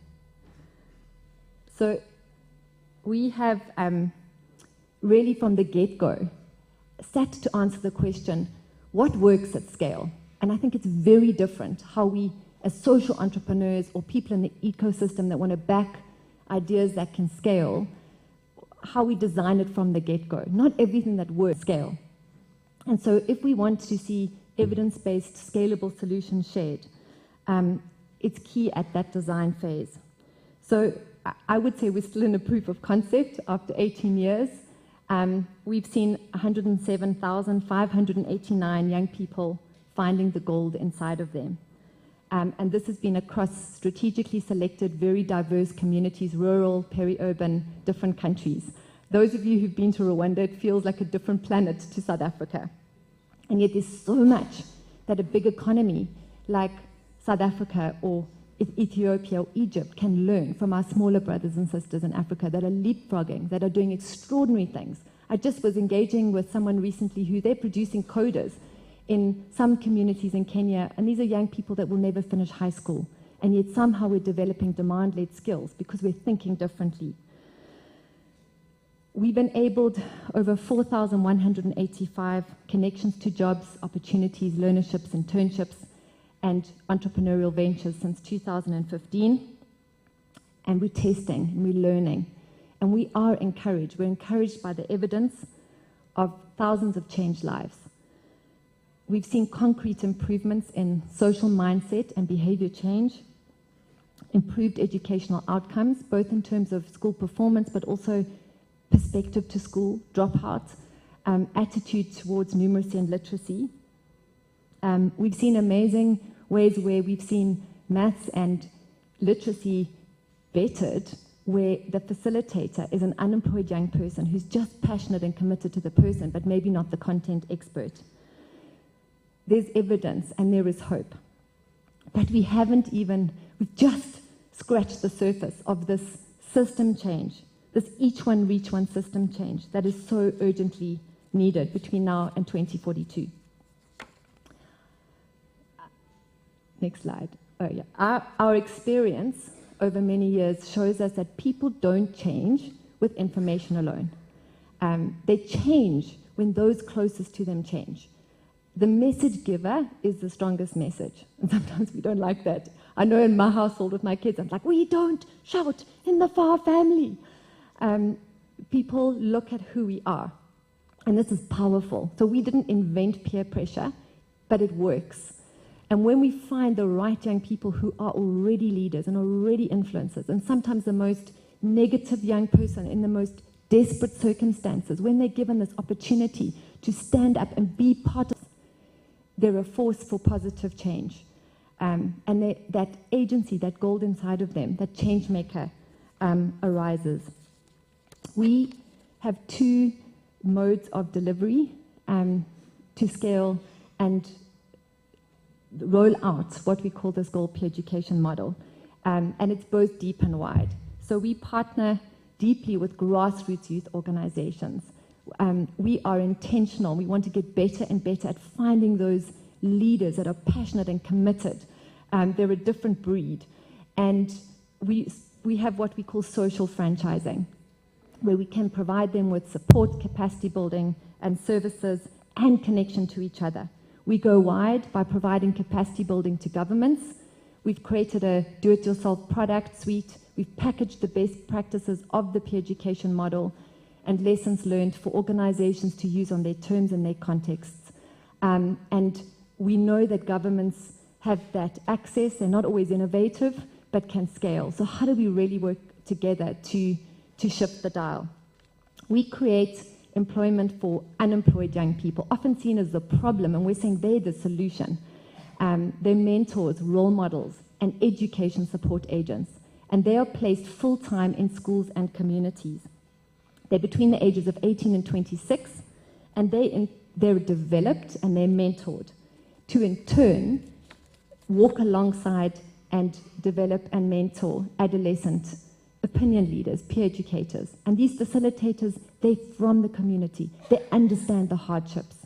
They're walking distance, in most cases, to where the youth that they are serving are. These peer educators, adolescents, they're not selected because they're the academic ones or they're in church or they're doing well. Often they are the naughtiest ones, but they're already having that shift. And so how do we have that personal change leading to group change, leading to community change? So they're taught to model positive decision-making, to strengthen their schoolwork, reading for meaning, numeracy, and to really maximize their impact on their peers and younger children. They've got a job description. They are role models. They're educators, formally, informally, whether it's in the bar or the church. They know how to take messages to their peers in a way that their peers feel heard and served and loved. They're equipped to advocate for change, whether that is to fix the fence because the goats are eating the food for the orphans, or to say it's not okay that there's no female at the police station when we report rape. But they know how to hold decision makers accountable and to say, I can be part of the solution. And that has a wider impact on their communities. And then the alumni. These are our young people that have been either a peer educator or that facilitator intern, that 18 to 26-year-old. And now they're a gold grad. And this is where it really begins. They are part of this network of change makers and nation builders. But we cannot really have an impact if we cannot put food on the table. If we are walking in our purpose, our ability to serve and have a bigger impact is so much greater. And so it's been a priority to us that we can connect them to opportunities and strengthen the way that they understand, what am I good at? What am I not good at? Where can I make the biggest dent? I was having a conversation at lunch to say, you know, at the Commonwealth Forum in Rwanda we were part of recently, one of my younger colleagues, she's 26, she was saying, you've got more chance of dying than getting a job in many of our communities in Africa. What does that mean? When we're in a continent with so many opportunities and so many needs. And so if we can ignite young people to see those needs, and if we can equip those that are likely to flourish in entrepreneurship, and we can support them, they understand their communities. They're the best. We need to have their voice heard. And so what we're doing is we're equipping them to jobs and opportunities, and for those that are entrepreneurial, to micro-business ventures. And we're getting teachers, parents, communities at that micro level, micro-impact, mega-scale, to engage in creating an enabling environment where young people can reach young people. And we're supporting microeconomies and micro-business solutions. So we're in the startup phase of creating scalable business-in-a-box solutions. We're looking at concepts, we're applying a lean, a lean startup methodology. You may be familiar with that. And we're saying, how do we look at market-driven opportunities, and how do we identify and tap into the access to market and the relational capital that we have in these communities, having walked with these young people since they were at an adolescent phase. Gold is not from the outside in, it is the young person. We're identifying entrepreneurial youth. Sometimes we can be so fancy that we're not relevant. So sometimes simple, sometimes what's better for someone else is not necessarily better for low literacy, vulnerable young people. And we are refining the way we identify those that are likely to flourish in enterprise. The moment is looking at about 16 to 20%. And then we further provide them with a startup program where they actually come out making money. And we have a geo platform that we're wanting to share that and grow and refine that shows in real time how they're doing in those businesses. And we're wanting to get better and better at seeing how do we scale the innovations and the enterprises of young people in areas where there are very few jobs, if any, that exist. And how do we create talent pipelines and stability where then those bigger players can come in and start setting up factories and investing and creating that greater ecosystem. So we're on a bit of a blended capacity building journey. We're transforming all our tools, curricula, processes, and our evaluation system into this agile African engine, available in a blended online, offline platform. We don't believe technology is a silver bullet. There's always humans, and we're going to have a lot of humans. 60% of the planet will be humans in Africa. But technology is a great enabler for scaling this each one, reach one, human by human connection on the ground that we have seen working. So we're creating this online platform while retaining our model's rigorous data capture and assessments. Frontline grassroots organizations who serve rural areas, conflict zones, and disenfranchised youth are digitally excluded. They are disconnected largely from scarce knowledge, capacity building services, from connecting with each other. This forum is a privilege that we can share and learn and collaborate and amplify our efforts. But grassroots organizations are disconnected from this, but they are on the ground. And they're disconnected from traditional funding, let alone agile outcomes-based financing.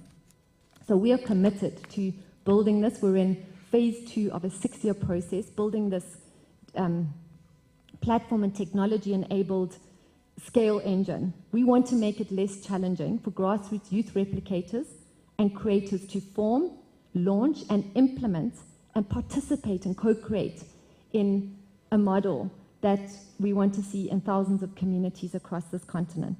We want to see millions of young people with the agency to live purposeful lives, connected to their peers, with the confidence and the skills in solving their problems, ground up. We want donors and investors, and I think it was this conference in 2019 where the donor was fighting with the impact investor, and we were on a panel going, and the one was saying, you're doping the system, and the other was like, you just come in and you make money when we've done the groundwork, but we need each other. How do we work together to achieve system change? And how do we get these grassroots youth organizations trusted as the transformation agents? How do we want to remove the obstructive due diligence and often the nonsense that prevents them from really being trusted as those experts on the ground, where outcomes-based financing and telemetry and data in real time can show us that they are delivering, and we can back them rather than expecting a little grassroots organization to now have a network of donors and set up a board and set up banking when actually we need them focusing on thousands of young people to be change makers and address the SDGs.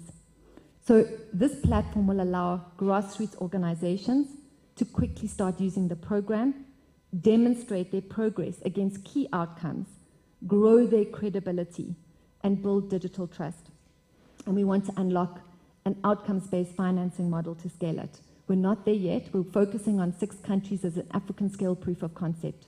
The bottleneck is not that it works. The bottleneck is how do we scale and release a way to finance the ground and allow that ground-up leadership to emerge. So we have a midterm audacious goal, which is to facilitate a midterm number of 10 million young people by 2032. They will be the key catalysts to bring about that wider system change. We're intentionally applying the societal platform thinking. Thank you to Ashoka for engaging, bringing a whole lot of us together from India, from Nigeria, and it's so humbling when you meet someone from India and they tell you they're piloting with 10 million people, and I'm going, okay, that's like my midterm goal. And they're doing it, and we're learning and we're sharing so freely together because we're saying we're committed to the mission. They're getting rid of territorialism to say there's an urgency. How do I allow your innovation to become my innovation, that others can go far further than me because they were able to benefit from what we had designed and learned. Let us not make the same mistakes as others. Let's make new mistakes and learn from them. And across this value chain, we can close the SDG gaps and achieve the system change. Our continent is bursting with opportunity. And I listened to one of the speakers this morning, and it just hit me, because we have the resources. But now imagine if access to those resources really brought about flourishing for the least of them. If we would faithfully steward this extraordinary continent. The hope for Africa lies in how we invest in its most disenfranchised young people. So join us, and all of us. I think this is the invitation that I'm seeing Ashoka and the academia here today inviting us all, that we would audaciously collaborate and see youth-led change across Africa. Because only together will we not just see that gold in that little girl that I showed you in the beginning of my talk, Grace. We won't just see her gold come to life, but we will see the gold in millions and millions of young people as they step up to be the leaders that this continent desperately needs to thrive. Thank you.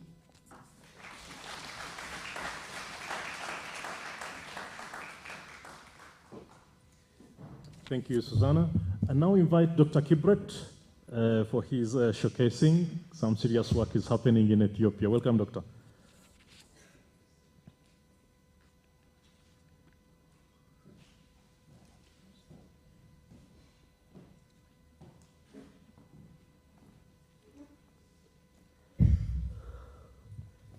Thank you very much. I'm so happy to be here. Thank you very much for every organizers. I'm so very much organized session. I love it. I was here on Monday with the youth, and I love that as well. Thank you very much for having me My name is Kabrat Hababa. I'm from Ethiopia. I'm an anesthesia person by profession. I was working in big teaching and referral hospital in Addis Ababa for 17 years. I didn't know that I'm a social entrepreneur, and I'm grateful that in 2000, almost 10, British Council came to my office and told me that I'm a social entrepreneur. What I want to do at that time was like, when I was working in Black Lion Hospital, I was almost daily forced to handle emergency cases. Ethiopia is at the top in the global list of road traffic injury. There was at that time 194 deaths per 10,000 licensed vehicle.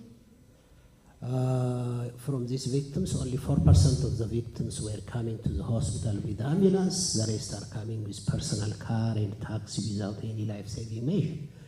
And unfortunately, those basic life support skills are not the skill of the public. So if you end up in crash, probably the first responder, the expected traffic policies will make further injury to you by thinking that they are helping you.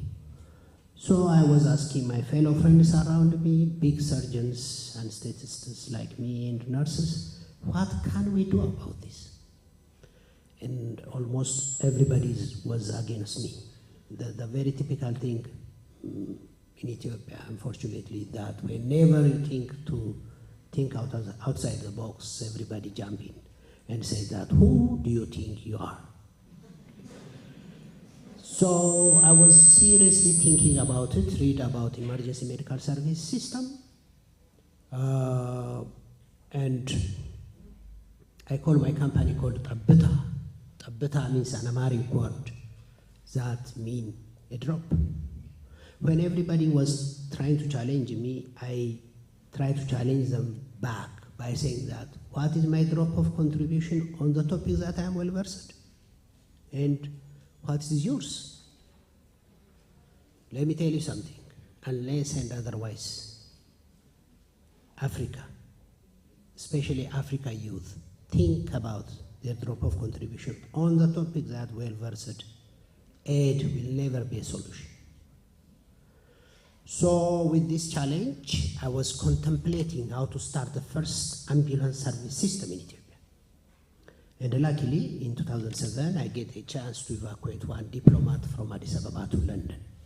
Since I'm always talking about this, everybody knows about my passion, and when that person came and stuck, he arrived in Addis Ababa at 9 in the morning, and he needed to be evacuated at 2 in the afternoon. So they told me, please, can you do that? Since you are talking every time saving life, why don't you? Here is the thing coming to you.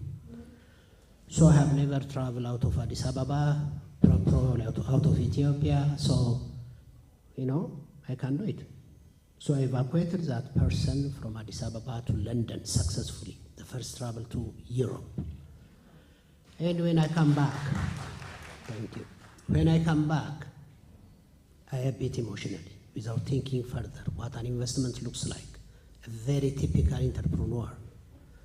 I resigned from Black Lion Hospital. I said that God can do nothing more than this. That if I evacuate successfully from Addis Ababa to London, how dare that I am not successfully take somebody from the road to the hospital with a proper manner, proper first aid. So I faced two problems. I write a proposal. Before that, I already prepare every documents and submit it to Minister of Finance. And they call upon me and say that, are you an investor or an NGO? They push me to be an NGO. Do it like, Red Cross. Don't fiddle anything new. I say no. I have this degree, this thing, that thing. And I don't want to be having another begging basket. The thing that I'm doing should bring a better life for me to start with as an entrepreneur. And the impact should reach to millions. This is the thought that I have. So I didn't know that, as I told you, I'm a social entrepreneur, because I completely argue that I don't have to beg. That will never be a sustainable solution. So they said that if you want to become a Red Cross, we don't want to check up on you. Without standard, you can do whatever you want to do. But if you want to be an entrepreneur, an investor on the topic, since we don't have any standard, it will be very difficult to give you a license. So I told them, even indicating Kenya, which I don't know before, I told them a standard for Kenya, our neighbor, a standard for UK, very far, didn't come from heaven. People are right about it. I know how to save lives. This is my skill. This is the thing that I know from the very beginning, since I was 17. So I told them that I can write the first standard for this country, and I wrote 70-page standard, and I submitted to Minister of Health. They were very bit surprised. And the second was, since I want to be an investor, then where is the money?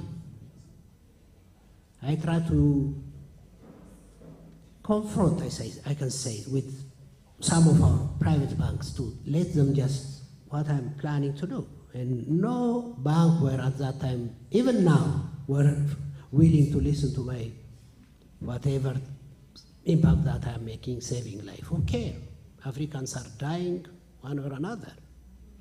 Tell me how to bring the money back to our account, not the impact that we are making. And they were not in position to listen to me more than 3 minutes.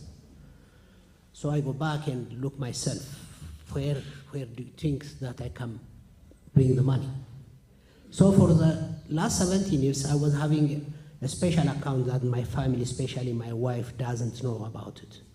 So that I'm collecting money to buy ambulances, and I check upon that account. And when I check that account, it doesn't have even, let alone buying an ambulance, it doesn't have to buy a tire of an ambulance, because I am a very typical African, Ethiopian, who have a lot of families, from poor family. So I start to negotiate with my wife. I have a home to be sold for my vision. At the very beginning of my project, she said that she politely to convince me that what you think is not something appropriate. Come to your mind. So in Ethiopia, there is a condition called shimagile. Whenever you have some issues with your wife and your family, some older people to come to you and say that, what are you doing? So they came to me, and 5 of them say 100% agree with her. Kibrat, if you are looking to do something in medicine, why don't you open a pharmacy? Something that we know, that brings money home back. Why you are just, having a sort of illusion and delusion? So my only option is just to have another discussion with my wife with a number of dinners, one after the other. So one day she said that, well, I don't believe in anything that you are doing, but I don't want you just to die with your vision. Do whatever you want to do. The only thing that I need to do is just to put my signature. Then after, I don't want to hear anything about ambulances. So I sold my house. I traveled to Dubai. I cook minibuses to ambulances, bring them back to Addis Ababa, start my job, saving life.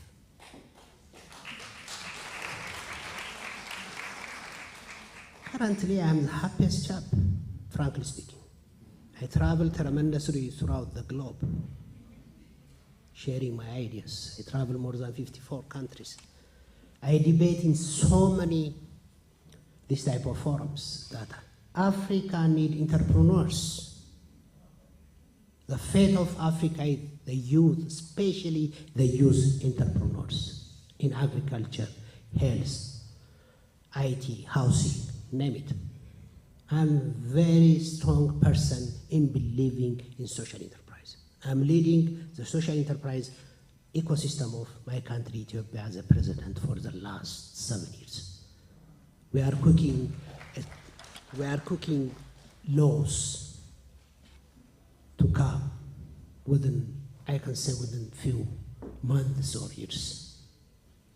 Where I'm standing here, I'm happy because I'm not saying that I have a lot of money, but I am in my journey.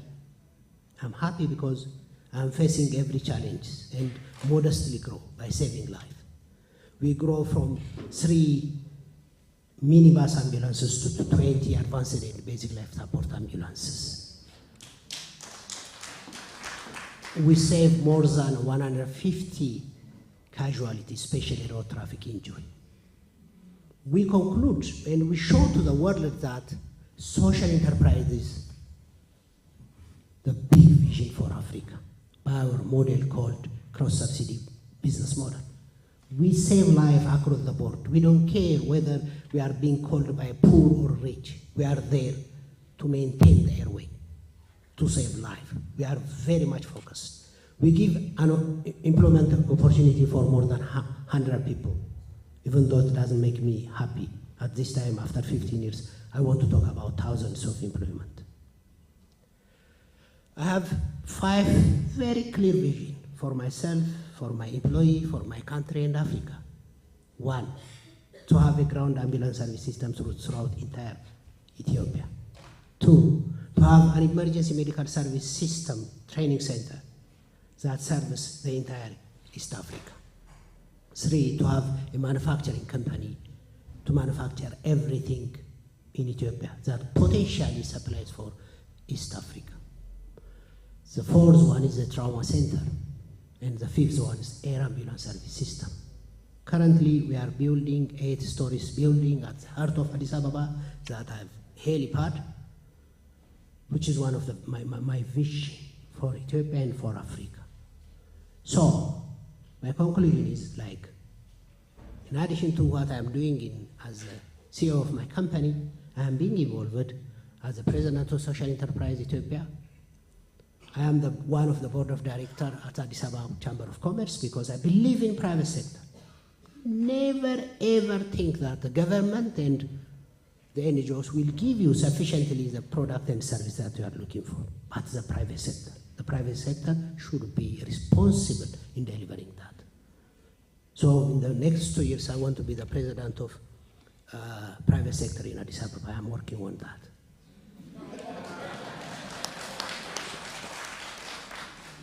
The other is I'm being nominated by the Prime Minister to be the Job Creation Commission Advisory Board member because job is everything. In my opinion, creating job is solving the problem of Africa. So I'm very happy and thrilled to be here. I have a lot of things to talk, but time is the factor. It is better just to reflect with whatever question you have. Thank you very much.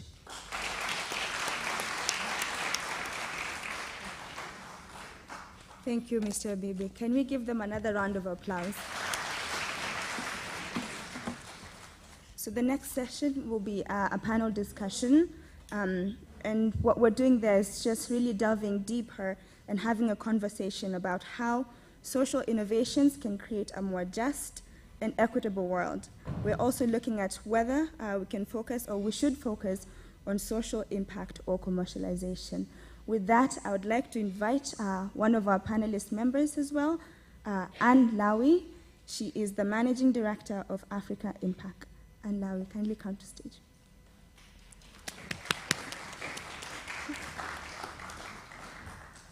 Thank you. And the moderator for this session is Mr. Charles Waria. He is the team lead of Kenya Catholic Jobs Fund. All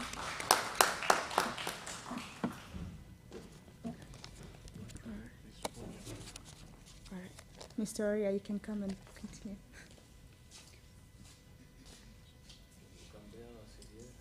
Whichever you're comfortable.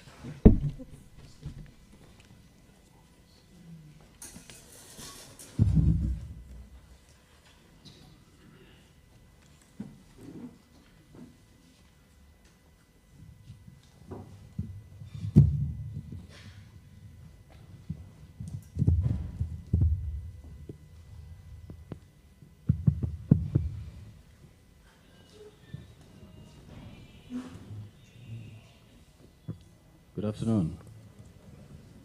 Good afternoon. Right. First of all, I'd like to thank Ashoka Vincent for inviting me to moderate this session. It's an extremely exciting session in my view. I think I have a good panel here, so we're going to have a good conversation.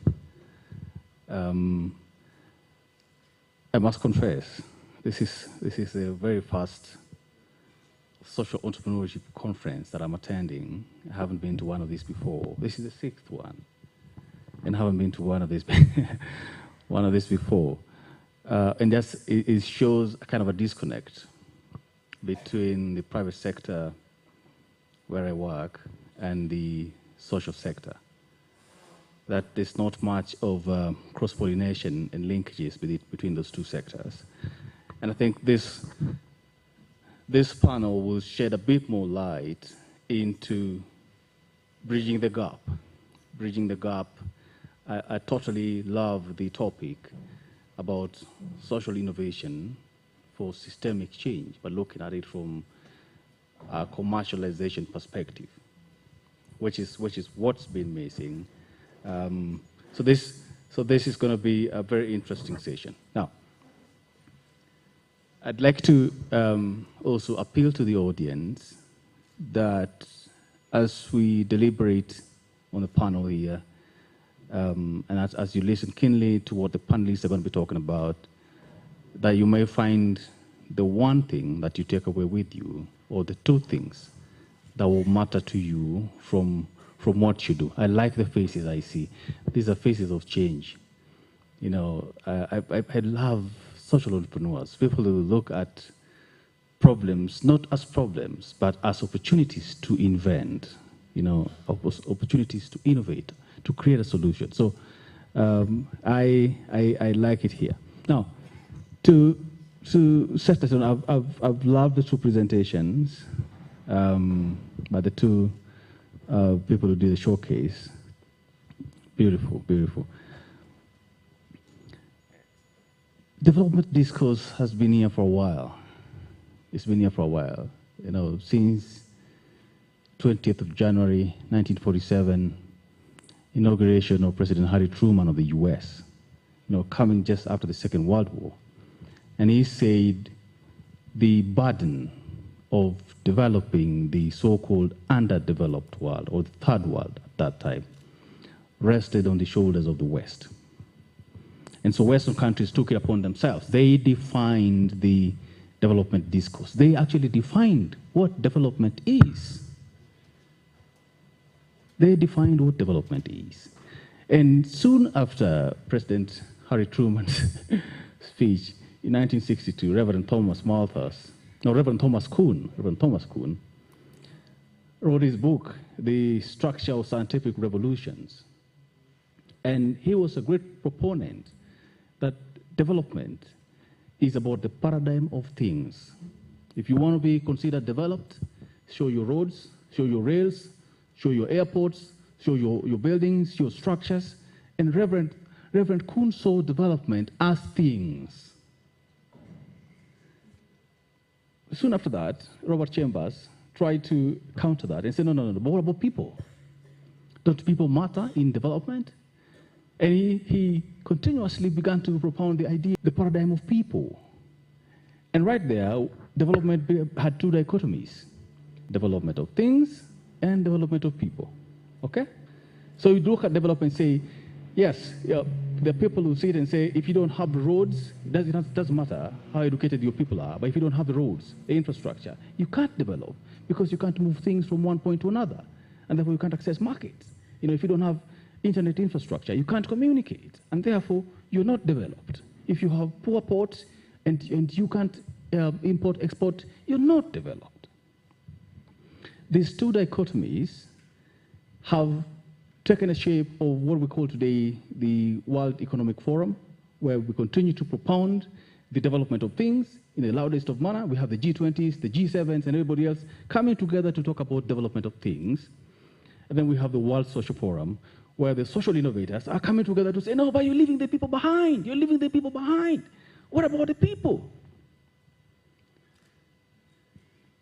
Come September 2010, and two scholars, Bill and Valeria, wrote an article in the Harvard Business Review, the issue of 2010, if you can find it, for September 2010. They wrote about the hybrid value chains. And they say that the social innovators sit in a unique place where they understand society and issues, problems that are afflicting poor people so deeply. But for that to work at scale, they need the corporate. They need the commercial partners to come and make the hybrid value chains. Now, why does that matter to you and to this panel? Because as we discuss here, and as I requested you, find the one to scale is your path to causing systemic change. But what kind of partnerships do you need between the social and the corporate to make that to work? NGOs have been dismissed in the past as busybodies. You know, your NGOs are draining donor funds, billions of dollars every year. But the tangibility, people are questioning the tangibility of NGOs. And people are saying, if you ask me from the private sector don't even know, some of them don't even know NGOs exist. They're like, who are those? Who are those? Because they don't, in their view, NGOs are busybodies. They don't, governments dismiss NGOs. They're like, you know, noisemakers. When you have something useful, we'll talk about later. But in this panel, there's something unique that brings in the aspect of, can NGOs partner with the corporate? And when they partner with the corporate, can they cause a systemic change that can go to scale? As I invite my panelists to give their opening remarks, I want to give one example of what I'm talking about. So a lot of people find it hard to believe that there's water ATMs in some of Kenya's slums today. That if you go to Mathare, you see a water ATM and a milk ATM. If you go to Kibera, you see a water ATM and a milk ATM. The idea of water ATMs in the slums was brought by a social enterprise, Maji Milele. And Maji Milele, having observed that the poorest of people in Kenya paid the highest for water, and they did the maths. They observed the households in the slums, and they said, how much do you pay per jerrycan? And they were paying about 10 shillings to 20 shillings per jerrycan of water. How much do you use per day? You use about between 5 to 10. On weekends, it could double. In a month, 30 days, how much do you spend? We spend between 1,500 to 2,000, sometimes 3,000 for water. The poorest households in Kenya, in the slums, were paying between 2,000 and 3,000 shillings per month for water. Now, the people who know the map of Nairobi know if you cross Kibra, you're not very far away, or if you cross Kawangware, you're not very far away, you land into Lavington. And in Lavington, you ask the middle class how much they pay for water, and they say, if I pay anything around 1,000, 1,500, I'm complaining. I'm calling somebody. I'm calling the water company. Why is my bill 1,500? This is the highest. This can happen. Now, so Maji Milele started to introduce water ATMs to show that with improvements in infrastructure, the cost of water can be brought down. And they did it by putting the water ATMs. And in the water ATMs, they were able to sell water at between 1 shilling to 2 shillings per 20-liter jerrycan. They had cut the water by 80%. They take the information and they convene the water users, and they say, we need to talk to the water sector and say it is possible. They speak to the water sector, and the water sector listens. One, there was an amendment of the Water Act 2002 in 2016 to incorporate water users as a structure within the Water Act, so that water users can be listened to. Once that was done, through the efforts of the social entrepreneurs, the water users were able to convince the Water Services Regulatory Board to introduce Key Performance Indicator number 14, Key Performance Indicator number 14 on water services to low-income areas. What does that mean? It means that the 88 licensed water companies are now measured on performance of how they provide water to low-income areas.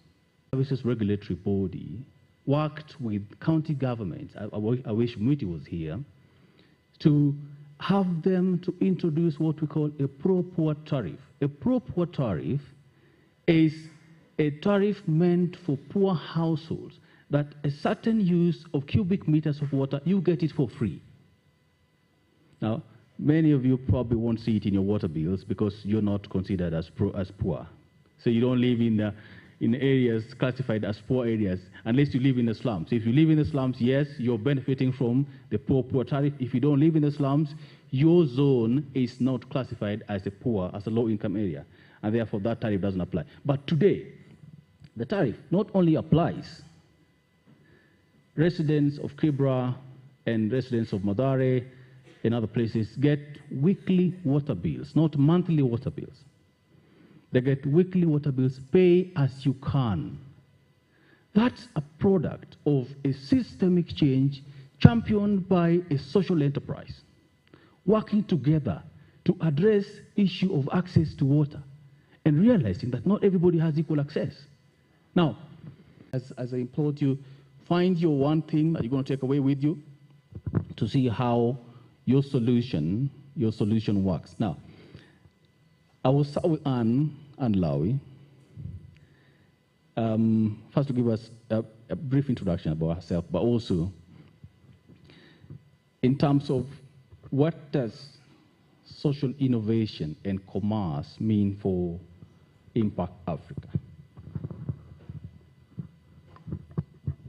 Thank you, Charles. I'm very glad to be here. Thank you, Vincent, for inviting me. As you have heard, I work for Impact GmbH. We are a non-profit investment fund.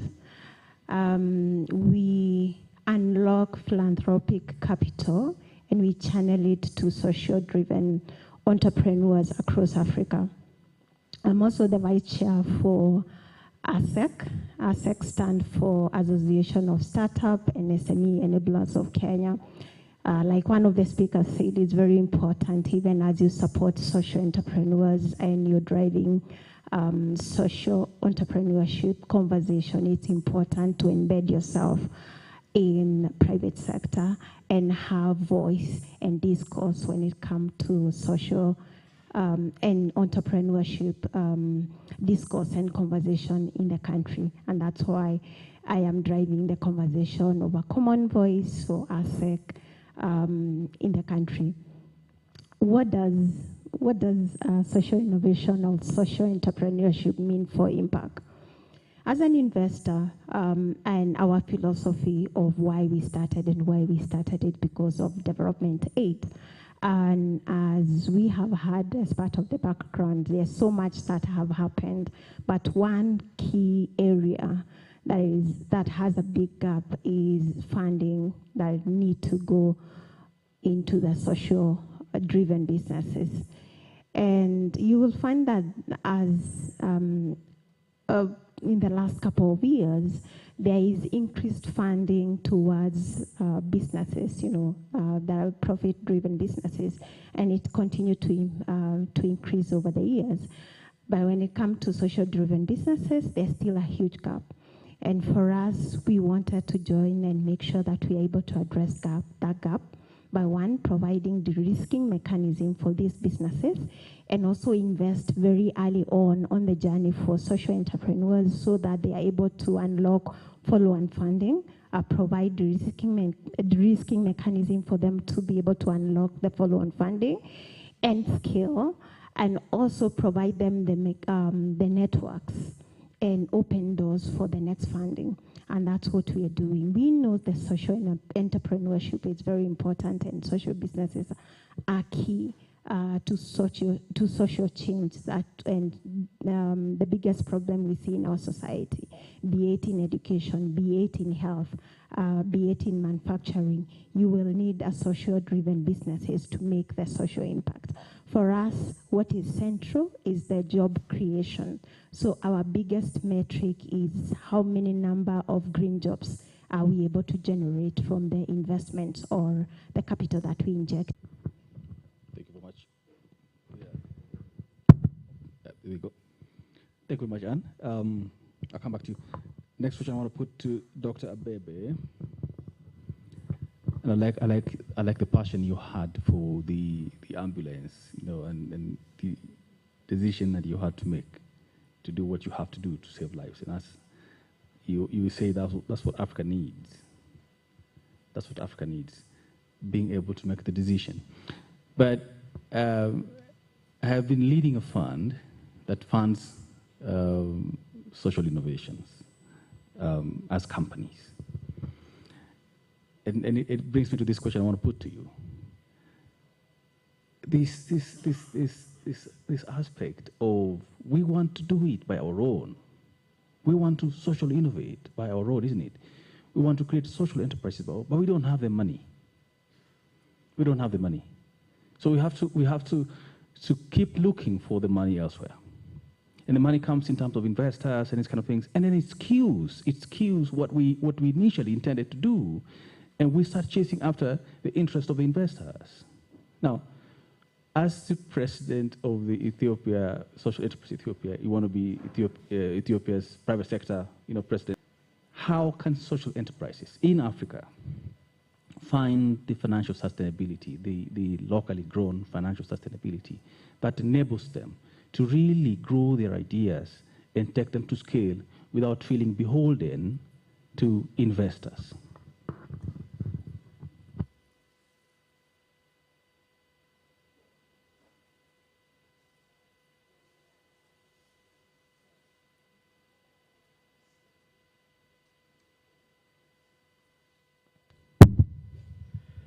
Thank you very much, Charles. You can imagine, whenever I try to share my experience for youth, they challenged me again that at your time, you were having a house to be sold. But recently, youth, they don't have even the smallest ever house to be sold for their vision. So the time is being very much changed. Actually, we have a lot of innovative ideas. And very unfortunately, the government is not willing to hear what we are saying. In my part, everything came from my experience. When you expose yourself for something, the opportunity will come. So I was having a chance to work with big companies. Our business model is called cross-subsidy business model. We have remote medical assistance outside of Addis Ababa that we work with big companies that pay us in foreign currency. So the money, the revenue stream, that the money we are collecting from there, will compensate the 24/7 ambulance service. So with our short call number, if anybody is calling us in emergency situation, we focus on saving life, and we have money for that. So when I'm just chiseling this, I understand that these big companies have big money for corporate social responsibility. It is mandatory for big companies whenever they move to Africa, because they have their own competitors that check upon them, that if they don't dispose that corporate social responsibility money properly, they will be in big media channels. So they are conscious about it. But when they come to Ethiopia or any African country, they don't want to give that money for social services. They mix it with their marketing strategy, and they use it for marketing or any other purpose. So I get a chance to have a meeting with our big bosses, ministers, and I told them, why don't you organize a sort of fund that big companies that are responsible for corporate social responsibility to deploy that funding in the same channel with the government. so that this will be very useful in challenging social problems, whatever we are talking about. This fund will have a big, money can be channeled to social enterprises, NGOs, whatever. Otherwise, even now, relying on foreign aid will never be a solution. I personally believe that everybody is important. We can't really sort out to have a business for every idea that we have. NGOs are very important, government is very important, private sector is very important, social enterprise is very important. If you take Ethiopia, if you have any idea, either you make it purely profit maximization organization, as I did, or an NGO who declared that I will never make profit out of it. So have you seen how, the idea is, so that one is in this corner and the other is in another corner. We are working to bring a middle ground that focus impact and profit. And as a social enterprise Ethiopia, our motto is we impact, we profit. So in my opinion, this is the only innovative thing that I want to tell you. But if you take private-public partnership, whenever social enterprises are indulging in any business that inclines to social problem, it means that we are assisting the government. So the government should have funding to work without in private-public partnership. But what we see is the government look as if that we are exposing a strong commitment in addressing this challenge. And I assure you that social entrepreneurs have a lot of ideas, new ideas in challenging and in accessing finance. Thank you.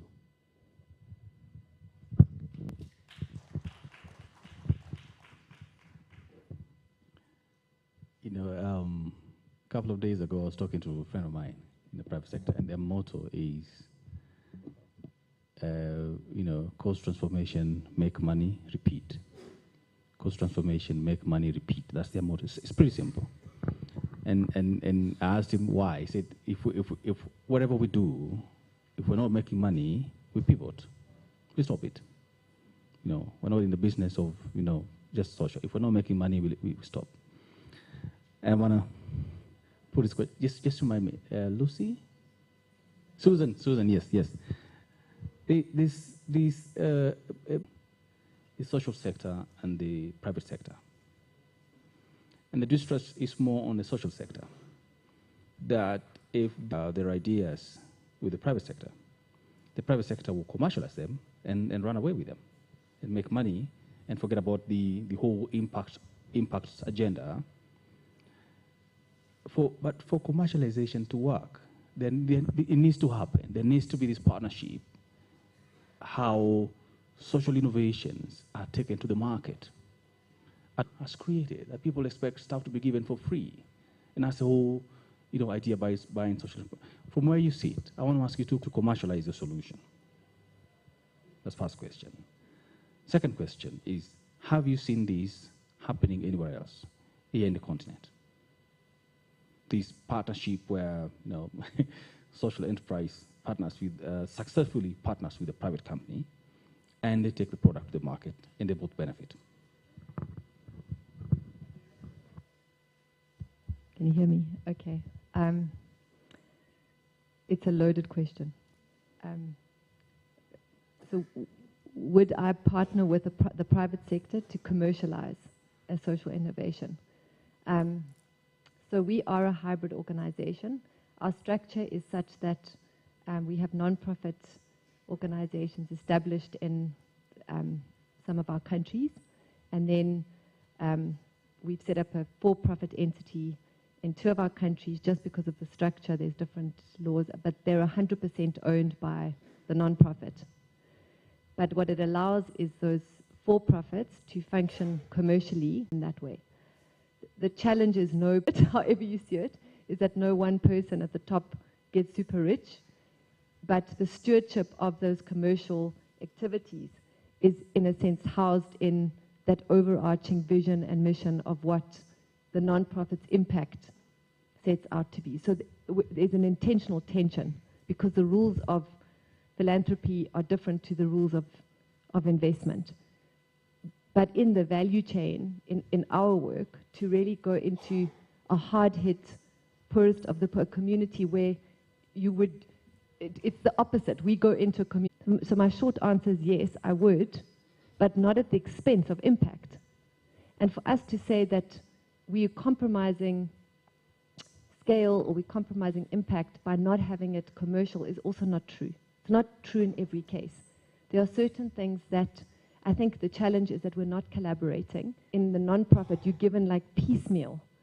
And very few philanthropists, it's 2 years here, and if you get dependent on me, I'm going to walk away. And so as a social entrepreneur, you're not really leading and able to take risks in solving large problems at scale, at speed.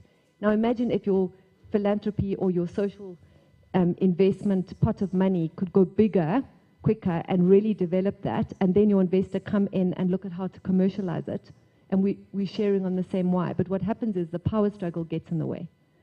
So when we commercialize, or if we do commercialize, it makes it more sustainable, it makes it more scalable.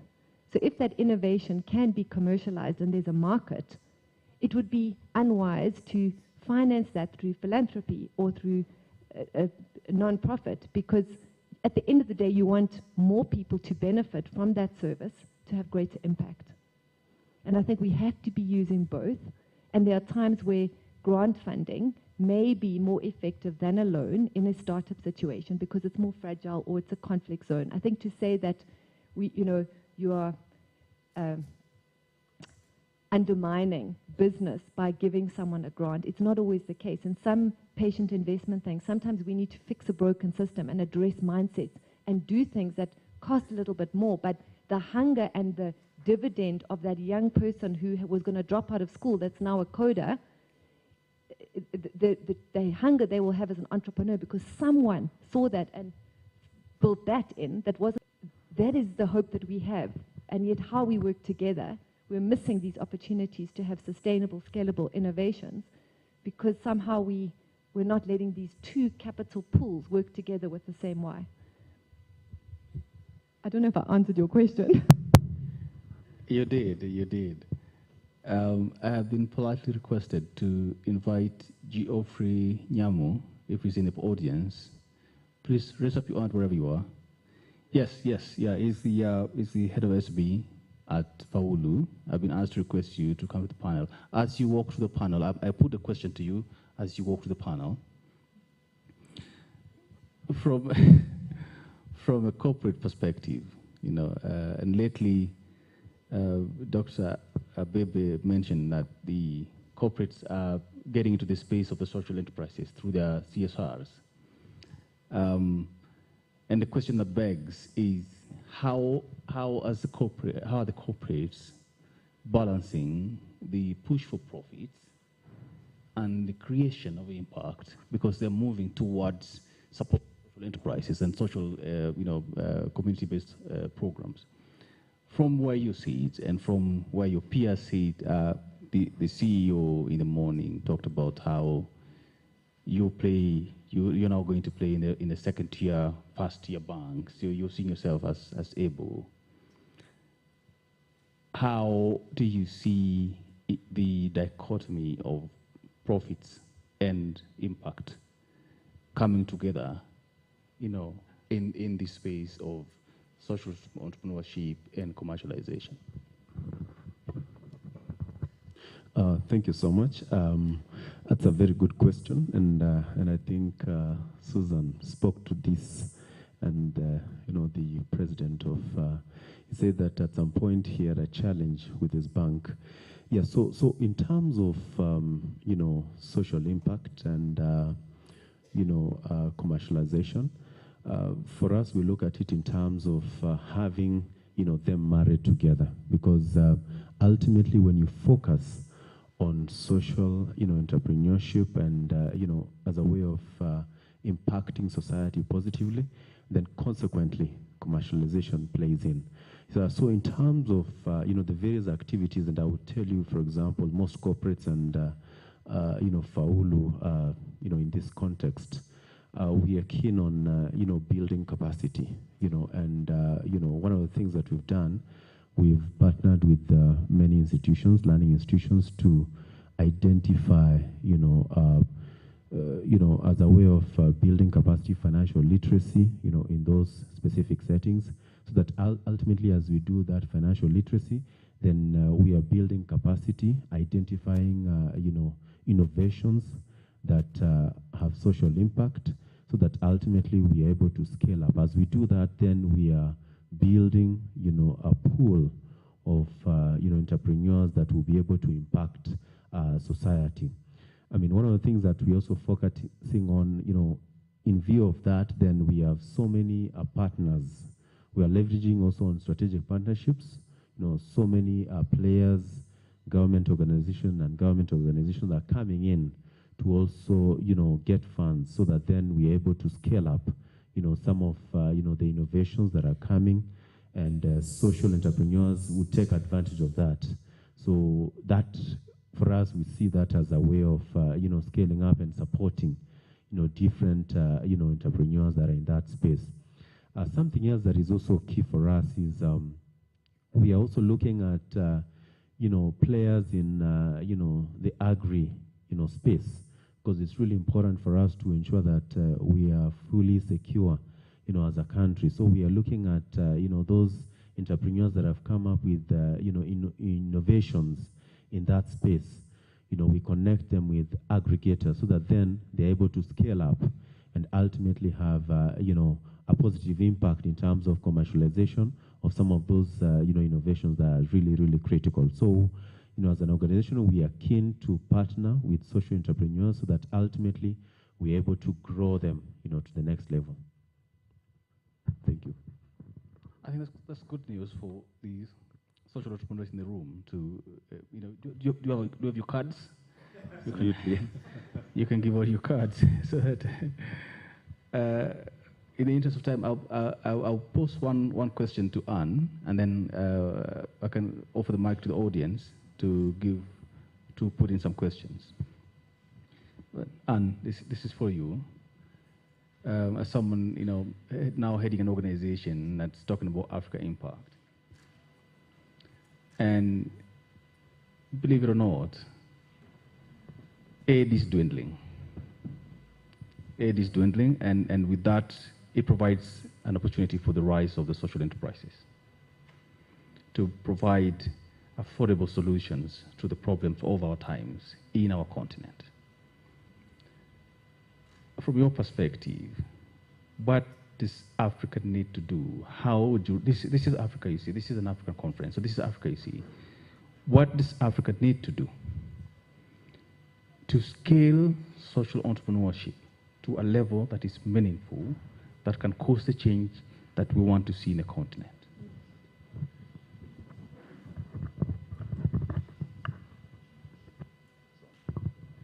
Thank you so much. And I will speak from a social investment perspective, because most of the social innovation and social enterprises, for you to scale and grow to the next level of growth, you need capital. And like everybody have said, you need blended solution. You will need grants here and there. You will need debt. You will need investment, and you will need equity investments. And from that perspective, what are the key building blocks for building a scalable, growing solution across different continents or different countries or continent or global solution? One, there must be a need. There must be a market-driven need. You must identify a need that exists in a society. It might be in water, it might be in education. What is the biggest need in the society that you live in? And that need have to be so big enough that that the population, or the biggest population or generation that is being affected by it, will do anything to access that, to access your product or service. So that's the first thing you do. And for you to do that, you start small. You know, sometimes when we think of ideas, we think it have to be so big, and I have to start thinking how big it can be, and I have to speak to different big people for me to be able to put to ideate or put that idea in place. No, you start small. You can start with your family members in terms of, let's say, for example, it's an idea around access to education. What is the biggest within your locality? How does that, why are children not accessing education, if that's what you would want to solve? Is it that they don't have school fees? Is it that there are no schools? Is it that the cost of revision is quite high? They don't have access to education materials. You have to break it down. And as you start the process, you have to know that you can't do everything at the same time. You pick one, and you put all your effort into that. You can add on as you go. So that's the process of ideation and identifying the idea. Next to that, you have to test it out. And the same thing, you have to test it out with people around you. You start with your family members, you start with your communities, you start with your school, your church, whichever social gathering that you have access to, you test it out with. And what does testing out do to you? One, it gives you feedback. Is it needed? Do I have the right ingredient for growing it? What else do I need to add subtract into it? Is there anyone willing to pay for it? Because at the end of the day, as much as you're doing a social driven innovation or enterprise, there need to be someone paying for it. There will be someone paying for it. Be it buying and selling, or the triple triangle, where either a partner or an end user or yourself as a product developer will pay for it. So who will pay for that solution? And with the testing, it's able to identify that. And then also understanding what are my price points, how much can someone pay for it? And I'm saying this because I have invested in social-driven businesses, and when you look at the product or service they're offering, there is always someone who is willing to pay for it. Like we had even water. If you don't have water, you cannot exist, you cannot do anything. So there will always be someone who will be paying for that cost, and you need to identify where that will come from. And what I have seen, and I keep on saying, sometimes you'll hear that social entrepreneurs are not succeeding because they lack capital or they lack information. Actually, from where I sit most of the time, I feel there is more information overload, such that there's so much information to an extent you don't know what fits me, what's work well for me, how do I know what I need right now and might be ideal for me now, and the rest will be for the next stage of growth. So understanding how you build your business, understanding the networks that you require for you to grow. You will need partnerships, you will need networks, and understanding the source of capital that you require, and making sure that you understand the market and the needs of the market you're building your solution for. And finally, if you need investment, that's where social investment like impact comes in, making sure that you have all the building blocks and you have the key metrics, be it you're generating revenue, you're generating impact. And for us, impact and a business model have to go together. Because for you to triple, quadruple, or 10x your impact, you must build a sustainable business. There is no way we can 10x impact if you're not generating revenue for a social business. And that's why we are firm believer. We want to come in very early in on the journey, provide you the capital, provide you the hard holding and open doors for you, so that then you're able to 10x your impact, as well as generate massive job. As I said, our key central point is job creation. Thank you very much. My takeaway from Anne's is business and impact. Business and impact. It reminds me, way back when I was younger, I was studying economics, we had this professor, and he kept, he kept repeating this author, Michael Todaro. And he kept saying, have you read? But you are entrepreneurs. And I want to give you a few minutes to ask questions. But before I ask you questions, I want to ask you a question. How many of you are entrepreneurs? How many of you are entrepreneurs? How many of you have read Peter Drucker? How many of you have read Peter Drucker, Entrepreneurship and Development? See, I'm going to be the professor now, and you're going to be the student. If you haven't read Peter Drucker, Entrepreneurship and Development, you're sort of wading in the dark. You need to read to be able to balance between business and impact. Having said that, please, is there any of you with a question to any of the panelists? Please raise up your hand and we'll pass you the mic. First one right there.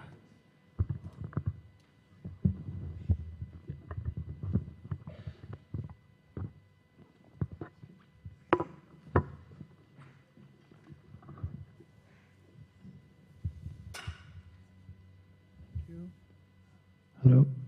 My name is Hanif Puna. I'm CEO of a company called Mama Leila. My question to the panelists, I've been hearing a lot, and we're working a lot of the other stuff, is how do you empower the last mile community that has no access to electricity, no access to internet, and no access to knowledge? And as you know, even in Kenya, about 60% of our population is last mile. Most of them are small farmers. They are people who have no jobs, people who have no skills.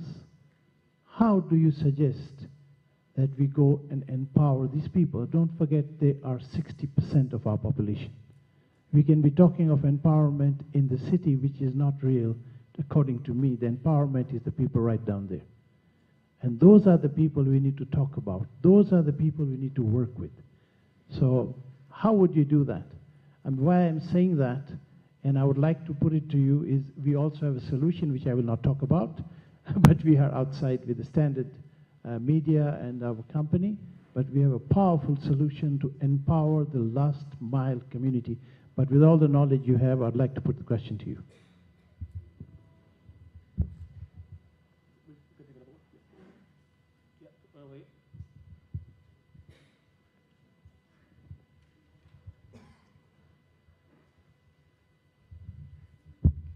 All right, thank you. My question is to Mr. Kubrat. I'm happy to see you, and the reason I'm referring this question to you is because you know from the context of Ethiopia.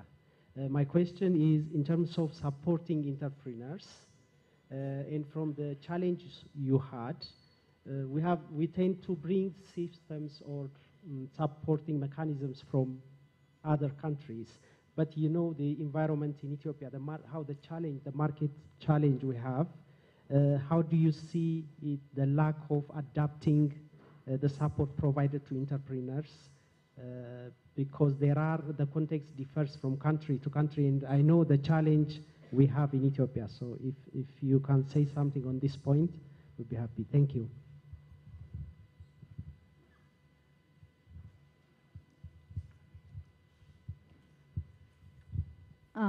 Hello, everyone.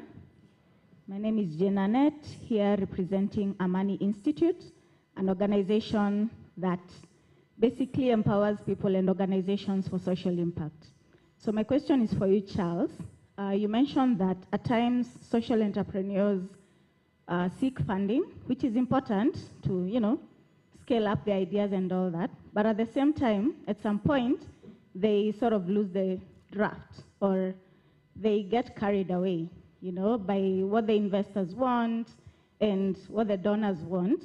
So how do you find a balance between actively sourcing for that funding, while at the same time making sure that you don't lose the main idea that you had to begin with, even as you try to pivot and meet the needs that your investors or your donors have?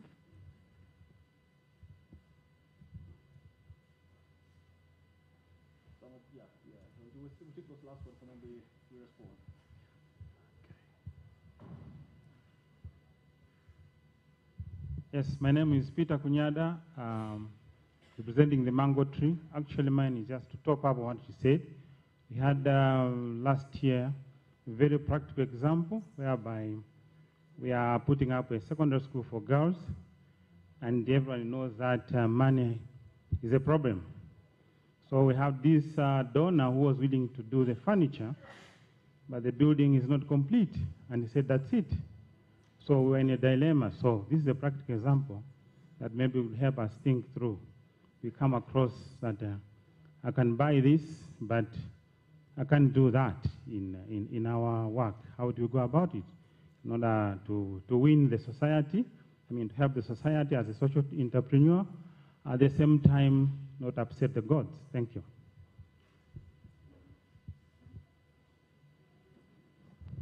Hello, I'm Veronica, representing two organizations, Verona Huruma Circle and Young Franciscans UFRA. I have a general question to all the panelists. Do we have a hub anywhere in Kenya that takes care of social entrepreneurs, especially young people? Is there a hub somewhere? Number two, the second question is directed to Madam Anne Lawi. Anne, you've given an example of entrepreneurs in the area of water and education. I'm just wondering whether you can also relate that to a surface. And in this case, I'm thinking about care of environment. Like when Madam CEO of the Council of Governors was here, she gave us 3 examples of 3 young people who have excelled in different capacities or different areas, and I got very much interested with the young person who is doing something on recycling. And I believe that that is a big issue in most of our towns and our cities, where young people can create employment if they are helped to recycle plastics. Thank you. Thank you very much. We will distribute the questions across the panelists. Susan, I think you'll take the first one, which was around the last mile. And because you have a pulse on the last mile, working directly with the people. I guess the question then was, how do you translate that into relevant partnerships that can then take it? I think it goes back to the question of these social innovations and commercial partnerships, and in understanding the ecosystem and who you can partner with around you to then build that and take it to scale. So that's the first one, yeah.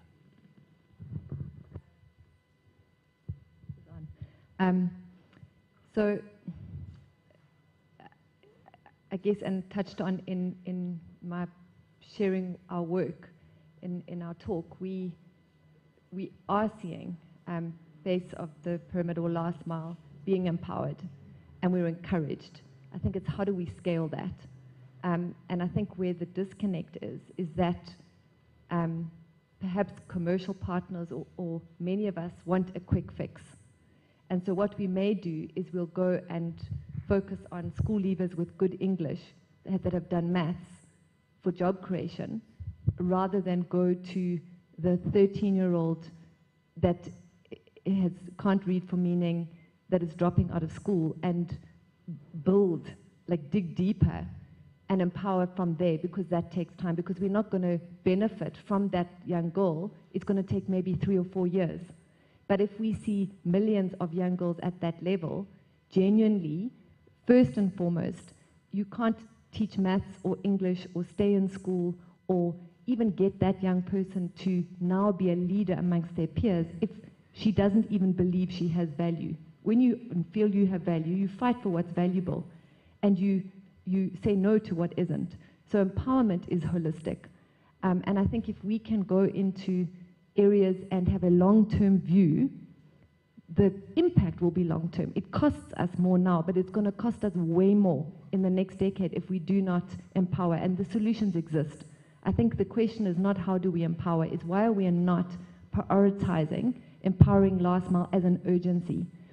And empowerment is not, I'm telling you what to do. Empowerment is genuinely creating capacity from within, there is agency. It's unlocking that agency that's there and allowing communities and young people to be part of the solutions in their communities.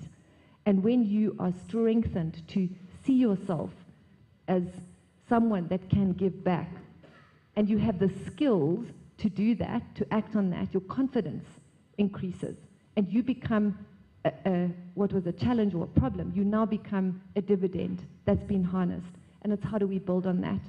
And in fact, our model is doing such where you're not just empowering communities from within, but you're also enabling them to connect with one another and share. So it's how do we break the barriers? Disenfranchised communities is, as we heard, it doesn't have access, or it's affordability. So I think it's understanding the system and allowing all the ecosystem players to buy into what that vision of empowerment looks like and to stick it out. And then to have others to be able to commit. It's almost like an off-take agreement. Imagine if you've got funders and partnering, and you're saying we want to build a factory there one day, but we're going to commit to first empowering these communities. It may be 6 years down the line that you have a pipeline, but now you have the skills for your factories and your communities, and your leaders are from within. That's the kind of vision that we need to be thinking. We need to be thinking 50 years from now, what are we doing in these communities so that it's stronger because we were there? And I think it's not for lack of potential or for proven models that empower and transition. It's actually, will we be committed and will we connect so that that value chain is such that once we've empowered, there's an enabling environment, there's investment, there's job creation, there's, yeah. Thank you very much, Susan. Dr. Weber, in 2 minutes or 1 minute, the question was put to you directly. Yes. Thank you very much for the question. I think, in my opinion, you need to understand how a very typical Ethiopians think about entrepreneurship. I'm always saying that even entrepreneurship is being very much hacked by politicians currently. So there are different scenarios in Ethiopia. The one who is near to the politics will access finance. The one who think entrepreneurship boldly is not accessing finance. So in my opinion, you need to, Ethiopia is not new actually for social entrepreneurship. It is very difficult to compare Ethiopia and Kenya, for example. This is my second home. I very frequently travel a lot. I am an Acumen 2015 fellow. I have a lot of friends here. How typical young Kenyans think about entrepreneurship, competition, success is quite different from Ethiopia. So anybody who's coming there for entrepreneurship should have really work on the mindset of the youth first, without incubation and acceleration. In my opinion, you need to give a chance for a bunch of people to really explore about the journey that makes them happy. Then after, you need to have a peculiar strategy for Ethiopia. Let me give you one example. In 2015, 2013, I remember that there was a competition by USAID for health sector, innovative health idea, to compete between Ethiopia and Kenya. The USAID and the FID looking for 50 health entrepreneurs from Ethiopia and 50 entrepreneurs from Kenya. So originally they were planning to have that session in Addis Ababa. But unfortunately, despite all the advocacy they make, we social entrepreneurs are not coming to them just for the competition. So they were looking for 50, but 7 of us only compute. And this organizer changed their mind and bring the session to Nairobi. So they were ready to give $200,000 for each social entrepreneurs. And, you know, they were very desperate and they gave $200,000 for 7 of us, despite our innovative idea. When you see the Kenyans, 50 of them were there to compute boldly, and they take 10. So what do you understand from this? Culture, attitude, mindset, a lot of things are coming. Without knowing how a very typical Ethiopian young think about entrepreneurship, just investing on them will be a sort of frustration for the investors. In my opinion, Ethiopia is not like Kenya. At the same time, Ethiopia is not like UK. Ethiopia is like Ethiopia. The typical Ethiopian youth is thinking like a very typical Ethiopian youth. In regions, very different attitudes. They are keen to change themselves, but they are very much influenced with the culture. So if you select some youth and if they are not successful, there are a lot of people who are teasing on them. So the first is very important. If you look, get few people who are successful in just crafting their idea, make it really something pragmatic, then the other who are waiting for the teasing will come to you. So we are not, most of us are very much skeptical. Like if I am not successful doing this, there are a lot of people who are ready to tease. And it is not about the peer group like when you are at young age. I have a peer group who are ready to laugh at me when I fail. Fail is like a success. You know, whenever I think about my failure, that makes me really strong. You can't imagine how much I failed. I always receive an email. I regret to inform you that, despite whatever I'm doing. But I have a lot of success as well. So Ethiopians are not keen to tell them that I'm regretting to inform you. Most of the people, they say, why? Why am I trying again? So in my opinion, we need to have an Ethiopian strategy whenever we have something to support the entrepreneurs. In my opinion, you know, a lot of politicians and other people corner youths in Ethiopia by saying that they're this and that and that. I don't agree. I'm closely, very closely, my 50% of my time is being with youth to change their mindset, to tell them, I'm like you. I'm really working hard on the topic, advising them, coaching them. And the youth that I know are very brilliant. They know what they do. Very unfortunately, they can't access $100 for the idea. You know, making a mistake is the only ladder to be successful. You know, our pragmatic new prime minister is always having a new idea, like he have a peace minister, for example, or a job creation minister, the new minister that we don't know. I'm asking them, why don't you have a mistake minister? Let us do it. Dr. Baby, I'm going to have to cut you short in the interest of time. So I'm saying that really this is a very important question. We are together, we can discuss further.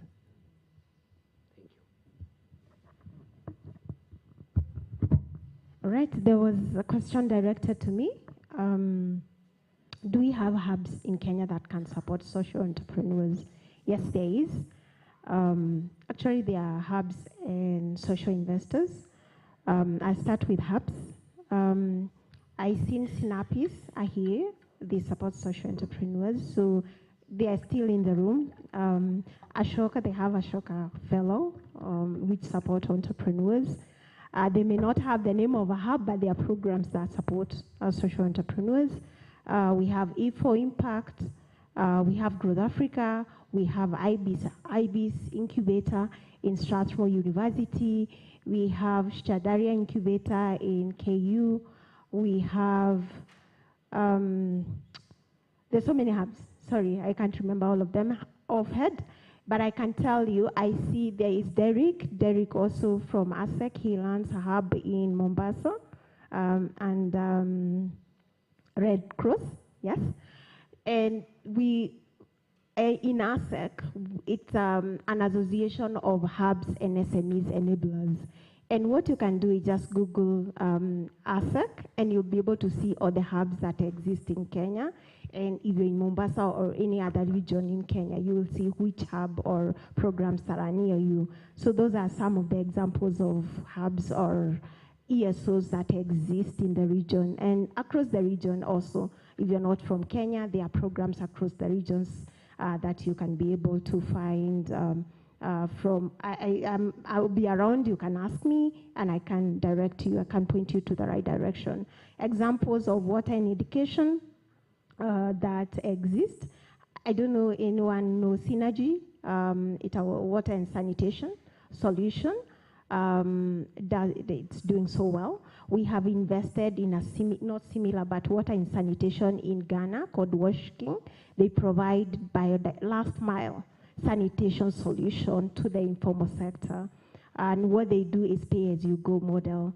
They provide a toilet, they provide a digester, they build it for you because it's a huge problem in Ghana, and it's pay as you go. So the client is provided for the solution, and they will pay as they are able to pay for a period of time. That's an investment we have made in Ghana. In education, there is another education. I had a pleasure of incubating them in iLab a couple of years back. They built a spin-off product called E2Pavu that was bought off by Safaricom that provide last mile solution. I'm saying this because they had asked what other solutions for last miles. They provide last mile revision solution for the remote communities that exist. I also know maternal health solution by Innovate for Africa by AMRA that I had a pressure of accelerating in 2018 that are able to provide maternal health care for the last mile solutions. And when it comes to the Jijenge, actually is one of our investment portfolio that we invested in last year. Jijenge, that in Zambia, who is turning plastic into building blocks. So we are very proud of the solution that she has been able to put in place.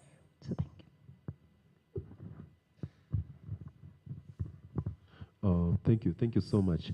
Now there's a question around financing.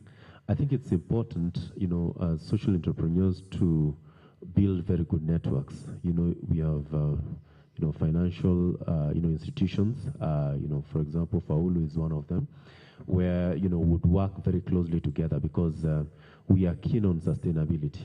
So it's not enough for you to get the financing, because one of the things that we've noticed is financing can be the greatest impediment for a social entrepreneur if it is not well managed and to the right, the required, amounts in question. So, we have some of those solutions currently in place whereby we'll build your capacity, then thereafter prepare you, for that financing, then that will be beneficial to you.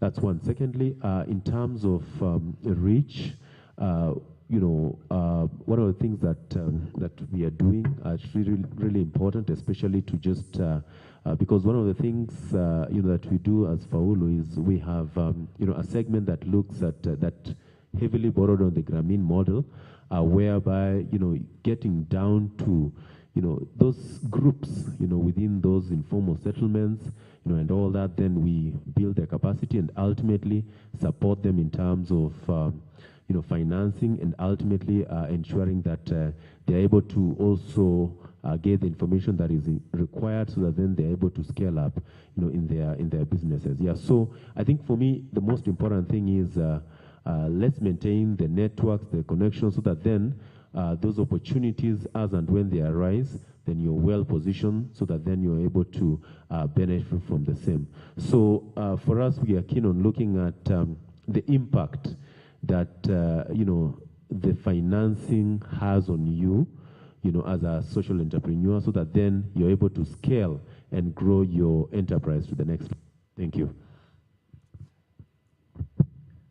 Thank you very much. There was a question that was put directly to me, and I will respond to it. And it was about mission creep, how investors sort of skew the business models. Investors are investors. They're looking for money. If I'm a businessman, I put my money in a model that I think is going to make me money. Okay? But the game is bigger on the entrepreneur, because the entrepreneur is pitching to me by selling a product. You're selling a business. And as an investor, I'm trying to see, can I make money out of that? Now, what am I looking for? I'm looking for your value proposition. What is the solution, as Anne said earlier? What is the problem you're solving?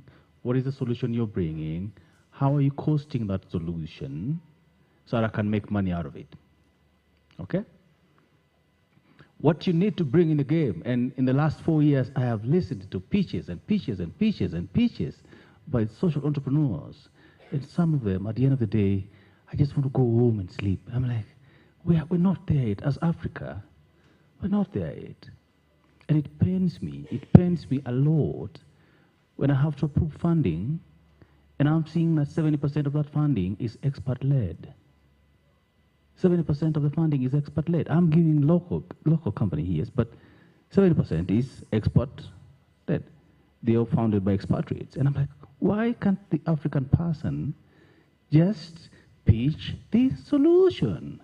Demonstrate that you understand the problem you're addressing, that you understand how to sell it, that you can cost it, that you understand who's going to buy it, okay, and where you're going to sell it, and be firm on that. What they do is when they come to pitch and you ask them one question, they have lost track of everything else, and now they let you shape the business model. And because I like the idea, I don't want to drop them, so I want to shape that business, okay? And then I buy equity, okay? And then I propose a good equity. I say, let's do a 60-40. 60 mine, 40 yours, you're still founder and everything else, but I'm in the background, I bankroll you, you run the business, I make the money. And that's the folly of 70% of startups in this part of the world, that they are grounded on shaky ground, the persons with the ideas have not properly had a grasp of what are you solving for, and what's the unit economics, what's the commercial value for it? Do you understand the commercial value for it? Okay? And because they're not, I want to advise the social entrepreneurs in this. Do not go into it to look for funders. Go into it that you have seen a problem that you have a solution for, okay? And that you can sell that solution with or without funding. When you start it like that, funding will chase you because we'll see you as hard to get, isn't it? And as funders, we like the ones that are hard to get. We're like, this has potential. This can go to scale. I want to put my money in this. People who are begging for money don't usually get the money because then you have a weaker model. If without the funding, you are nobody. And that's the folly of the current social enterprises in Africa, that they are dependent on an external source of fund, mostly not within Africa. And when that fund comes, and it comes with equity, you lose the business. And I buy it, I shape it, I sell it. I take the next one. I buy, I shape it, I sell it. You've seen around how startups are being acquired, they're going down and everything else, because that's, as investors, that's what we look for. I buy, I shape it, I sell it. I'm in the business. I don't know about the poor folks you're talking about. I saw a product. Point to take home is ground yourself in the solution that you're bringing to the market and ask yourself, without the funding, can you sell? If not, try something else. Thank you very much, ladies and gentlemen. In the interest of time, we must stop here, and I want to hand over the mic to coffee. Thank you very much, Charles. I know it is lunch hour, but some of us, we are still willing to listen to our panelists. Good people, Tangaza University College is the place to be. You know, we teach minds, we touch hearts, and we transform lives. That is our slogan. And in the process of what we do, we also have social entrepreneurship at the core of the Institute for Social Transformation. We have undergraduate courses and we have postgraduate courses. In fact, we have a sandbox, isn't it? Social innovation sandbox and a lot of stuff for young people. And for some reason, Charles was asking us, who have you read? I read Michael P. Todaro when I was reading economics, but I didn't read Professor Yunus. And he's someone we should read, those of us who are interested in social entrepreneurship. You see, he was with us on Monday, he was with us on Tuesday. Thanks to the partnership we have with Standard Group, he gave an interview yesterday that was very interesting. He's actually banking on social entrepreneurs for Africa's problem. There is something that elsewhere people are looking and seeing in Africa that we do not yet see. And it might be the ability to mobilize social enterprise. So please get yourself a copy of Standard Group. I hope I will be paid for this pitch so that you get to know what happened on Monday and Tuesday. We also have the Social Enterprise Society of Kenya, born out of largely the alumni of this place, and they've built quite a network. It is necessary that you express interest in joining them if you are interested in knowing what is happening in Kenya with regard to social entrepreneurship. Join the society. There is a desk outside there. Get registered so they can keep in touch with you. I'll now invite Abigail to tell us what is happening beyond here. Thank you, Richard. I'm sure all of us are ravenous, maybe except for our minds, given the amount of knowledge that we've received from this plenary session. But before we depart for lunch, allow me to share a little bit about the youth track that's also happening concurrently. This is the first time that we're having a youth track here at Akose. And the track is designed to just really showcase the change making that's happening across the continent. It's designed to build connections for systems level collaborations, and this is to support every young person to find their superpower as a change maker. We're also wanting to strengthen the cross-sectional linkages to sustain the growing change maker movement and social innovation for societal transformation. So yes, there is a youth track happening, and then after lunch we'll go into the breakout sessions, and as such we also have a breakout session for the youth track. And allow me to tell you a little bit about what that is about. The youth track session is about redefining growing up and learning, redefining working and innovation experiences for young people in this changing world. So after lunch, which will be 40 minutes, I hope you can eat fast. If you went to a Kenyan high school, you'd understand. Yeah, so after the lunch session, we'd have the breakout sessions. The youth one is happening at D10. The one on DEI, if you're interested in that one, will still be here. And then the one on climate in action will be in B12. And we do have ushers outside to help us with the directions should you need. Am I forgetting? Yes, we do have waters around. I'm sure, I hope you've been making use of it. And then we also have a booth for water outside. Yeah, so let's break out for 40 minutes for lunch and go to the respective breakout rooms. Thank you. We will encourage the delegates to be allowed to be fast on the line. The students around allow our delegates to receive lunch before we follow up.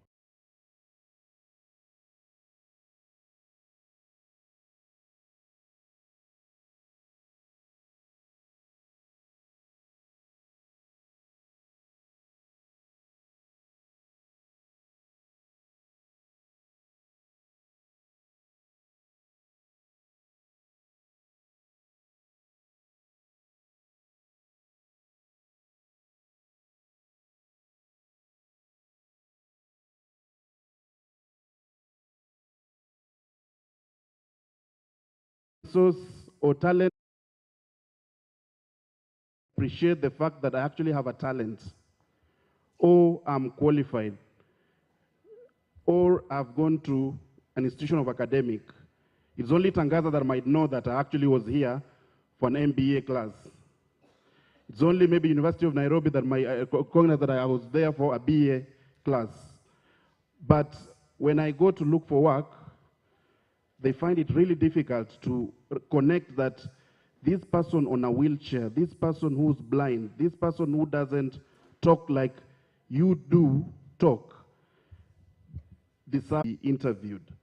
And so, to solve this challenge, we came up with Rizikisos, which is actually just a social enterprise that helps look for who has a disability, which type of a disability, what type of a job are they looking for,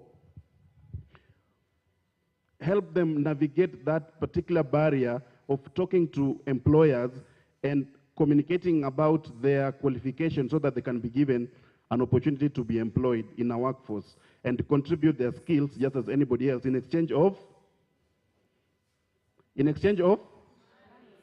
Yeah, everyone loves money. I love money too. But why are you denying me money, yet I can offer service?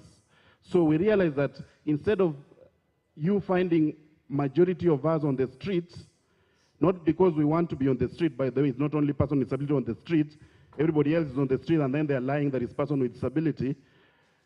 How do we connect this talent to an employer who has a job opportunity for them to be able to realize that actually there's talent, it's only that we need to make reasonable accommodation. For example, this laptop needs to be able to talk to a blind person so that they are able to work with it, or this particular office needs to have a ramp for Fred to come in and have their desk closer to where they are so that they can work. So we looked at how do you exploit technology for people to register either through a mobile phone or web or downloading an app, which is an Android. So if you go to Google and you do Rizikisos app, you will see, and you can actually tell person with disability to register. What we do then, we'll aggregate that as a profile and reach out to employer and say, we have people who have this particular talent. They're in human resource, they can do administration work. Can you hire them? Instead of them coming by themselves, and then you will see me there and say, Yule anakuja kuomba, this one is coming to beg. Because even if I'm in a suit, by the way, even the way I'm dressed, if I go to certain offices here, I'll be chased. Because what you have in your mind at the initial level when you have not interacted with the person with disability is that they actually, these one are beggars. They are not supposed to work. They're just supposed to sit at home, beg for food or manners or something like that. So we are trying to change to see how do we support individuals with disability so that they connect to work and they can actually discharge those duties so that they feel that they're contributing to society. Up to now, we have over 1,500 people on the database, persons with disability from all over Kenya looking for work. We've trained around 500 and plus employers just to understand.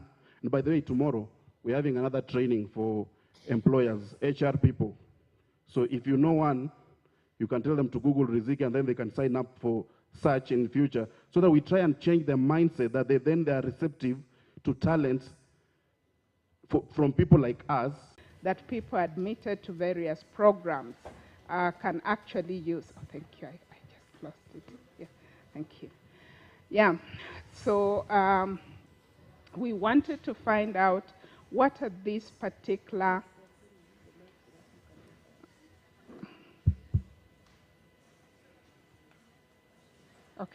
what are these biases, gender-based biases that we have as facilitators of learning in the institutions of higher education.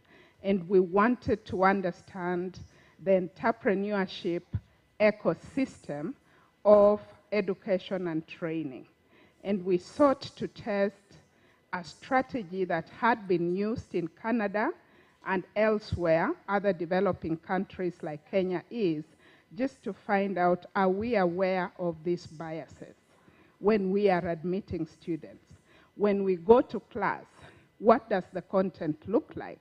Is this content delivered in a manner that it takes care of all the people in that particular room who have come as students?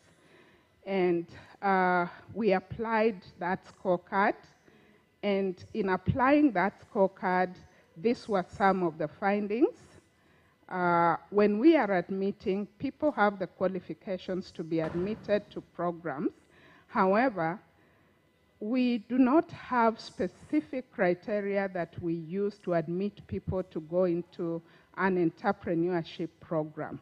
And this cuts across. It is not just at the university, but even in other training programs outside. What became interesting was the fact that for those other programs, though they will talk about nurturing young minds, helping them execute business ideas and therefore entrepreneurial ideas, what is put forth, first of all, is money. So we went ahead to look at even the incubators and the other hubs to find out, are there any kind of biases in those as well? And the finding was the same. It cuts across. Now, when it came to content delivery, for us as faculty, I will listen to the ideas, the entrepreneurial ideas the students have, but I'll find myself kind of trusting what comes from him more than what comes from her. So when he gives me his idea and wants to pitch the entrepreneurial idea, whether he's making it up, as faculty, we seem to agree because he's a man. Are you sure you are the one who came up with this idea? Did someone help you to think through it? I hope you are following the biases that we have. Okay? We moved on to find out, okay, we have these ideas we have pitched. What about the funding part of it? How easy is it for us to get the funds that we require to execute the ideas? There'll be no problem with Fred. Because you are a man, it will be easier for you to get the funding than it is for me. Because I'll personally have to produce either a marriage certificate, I'll have to prove that I have been in business before, and I'll have to prove that I can balance between my family, if I'm a family person, with the kind of business I am running. Those are the biases that cut across the entrepreneurship, education, and training, whether we are talking about the training at the university level or all these other programs that we offer outside here. Now, women suffer more as far as those biases are concerned. You are not trusted with the money, though research also negates that and says women are the best people to lend money to because they don't default. The default rates among women are much lower in comparison to those with men. But this study found that different because women have to prove that they can balance between the many chores that they have, and they are likely to spend some of that money that is lent to them in meeting their family basic needs. So in short, we have policy focusing on Kenya. We have policies in place, the implementation of those policies to help support women, whether they are students at the university or entrepreneurs out there. The implementation is the biggest challenge. Policy is more biased towards men, and therefore I'm not comparing the two of us here. I'm talking about the findings of this research. Two, when it comes to universities, we offer classes. It is an entrepreneurship class. Men, women come in, but we are more biased towards the gentlemen than we are towards women. When it comes to recruitment in the other programs out there, the story is the same. There is more bias towards the man who is more favored than the woman. What were some of our recommendations? The implementation of policy has to intentionally change, not to have it on paper, but the implementation is contrary to the same. If we are talking about an enabling environment, let it be enabling to both the male and the female student, and the male and the female entrepreneur who is out there. Yeah. When it comes to the delivery of the content,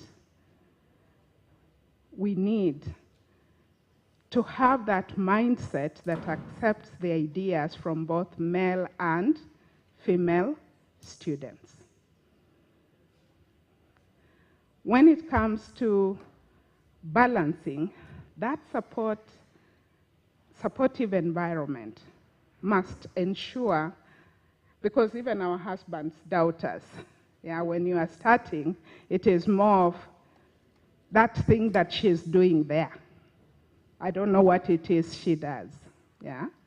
So that supportive environment has to start right from home. And even for us, with our children who are going to school, when they come to us and say, I have this idea, would you give me some money? Nenda shule usome. You cannot do business. Yeah? So that change of mindset, that change of attitude will help reduce the kind of biases and therefore barriers that affect women more than the men. I've paraphrased. Thank you. Wow, great, great. Let's give her applause. It's really nice to have a friend and professors. They are just to the point, and I'm learning a lot. I have a lot of questions for you. Let's just finish. So let's welcome Ashenaf. Is that how you pronounce your name? Yes. The Australian Red Cross Network facilitator under the Skybird program. Let's give him a clap. We give him 5 minutes to tell us about, then we can go to questions. All right. Good afternoon. My name is Ashanafi Abraham. I work at Australian Red Cross Delegation Office in Ethiopia. We are based in Addis Ababa. And we are implementing a program called Skybird. I'm here to share our experience with you in regards to this program. Skybird program is a 5-year program implemented in East Africa in 7 countries. It involves Kenya, Uganda, Tanzania, Ethiopia, Somalia, and South Sudan. It's named after Mr. Claudius, was an Austrian Red Cross country representative in Rwanda, who served from 2015 to 2018. Unfortunately, he died in 2018. He was a musician. His stage name was Skybird, so the program was named after him. And so we implement micro projects, and it is WASH focused. So it is a capacity strengthening the WASH related project. And in relation to gender and inclusion, that's one of the thematic area that the program focus. And we, this is one of the intervention of the micro projects in all those the East African, and especially in Uganda and Ethiopia, we implement the micro projects at the branch level. So we have up to 6 micro branches involved in implementing the micro projects. Gender and inclusion in the WASH sector has a huge gap. And whenever we see those micro projects, we see the burden that women and girls had to face, especially, for example, in the access to sanitation, Probably the infrastructure is, if it is like open, it's very inconvenient to use, so they have to wait till the day gets dark, so they become the daylight prisoners. They have to also face some physical abuse, and when it comes to access to water supply, they have to walk a long distance to get the water, and it takes them time, and when they get back, there is probably not get understanding that is what is delaying them. Then actually they get physical abuse because of this as well.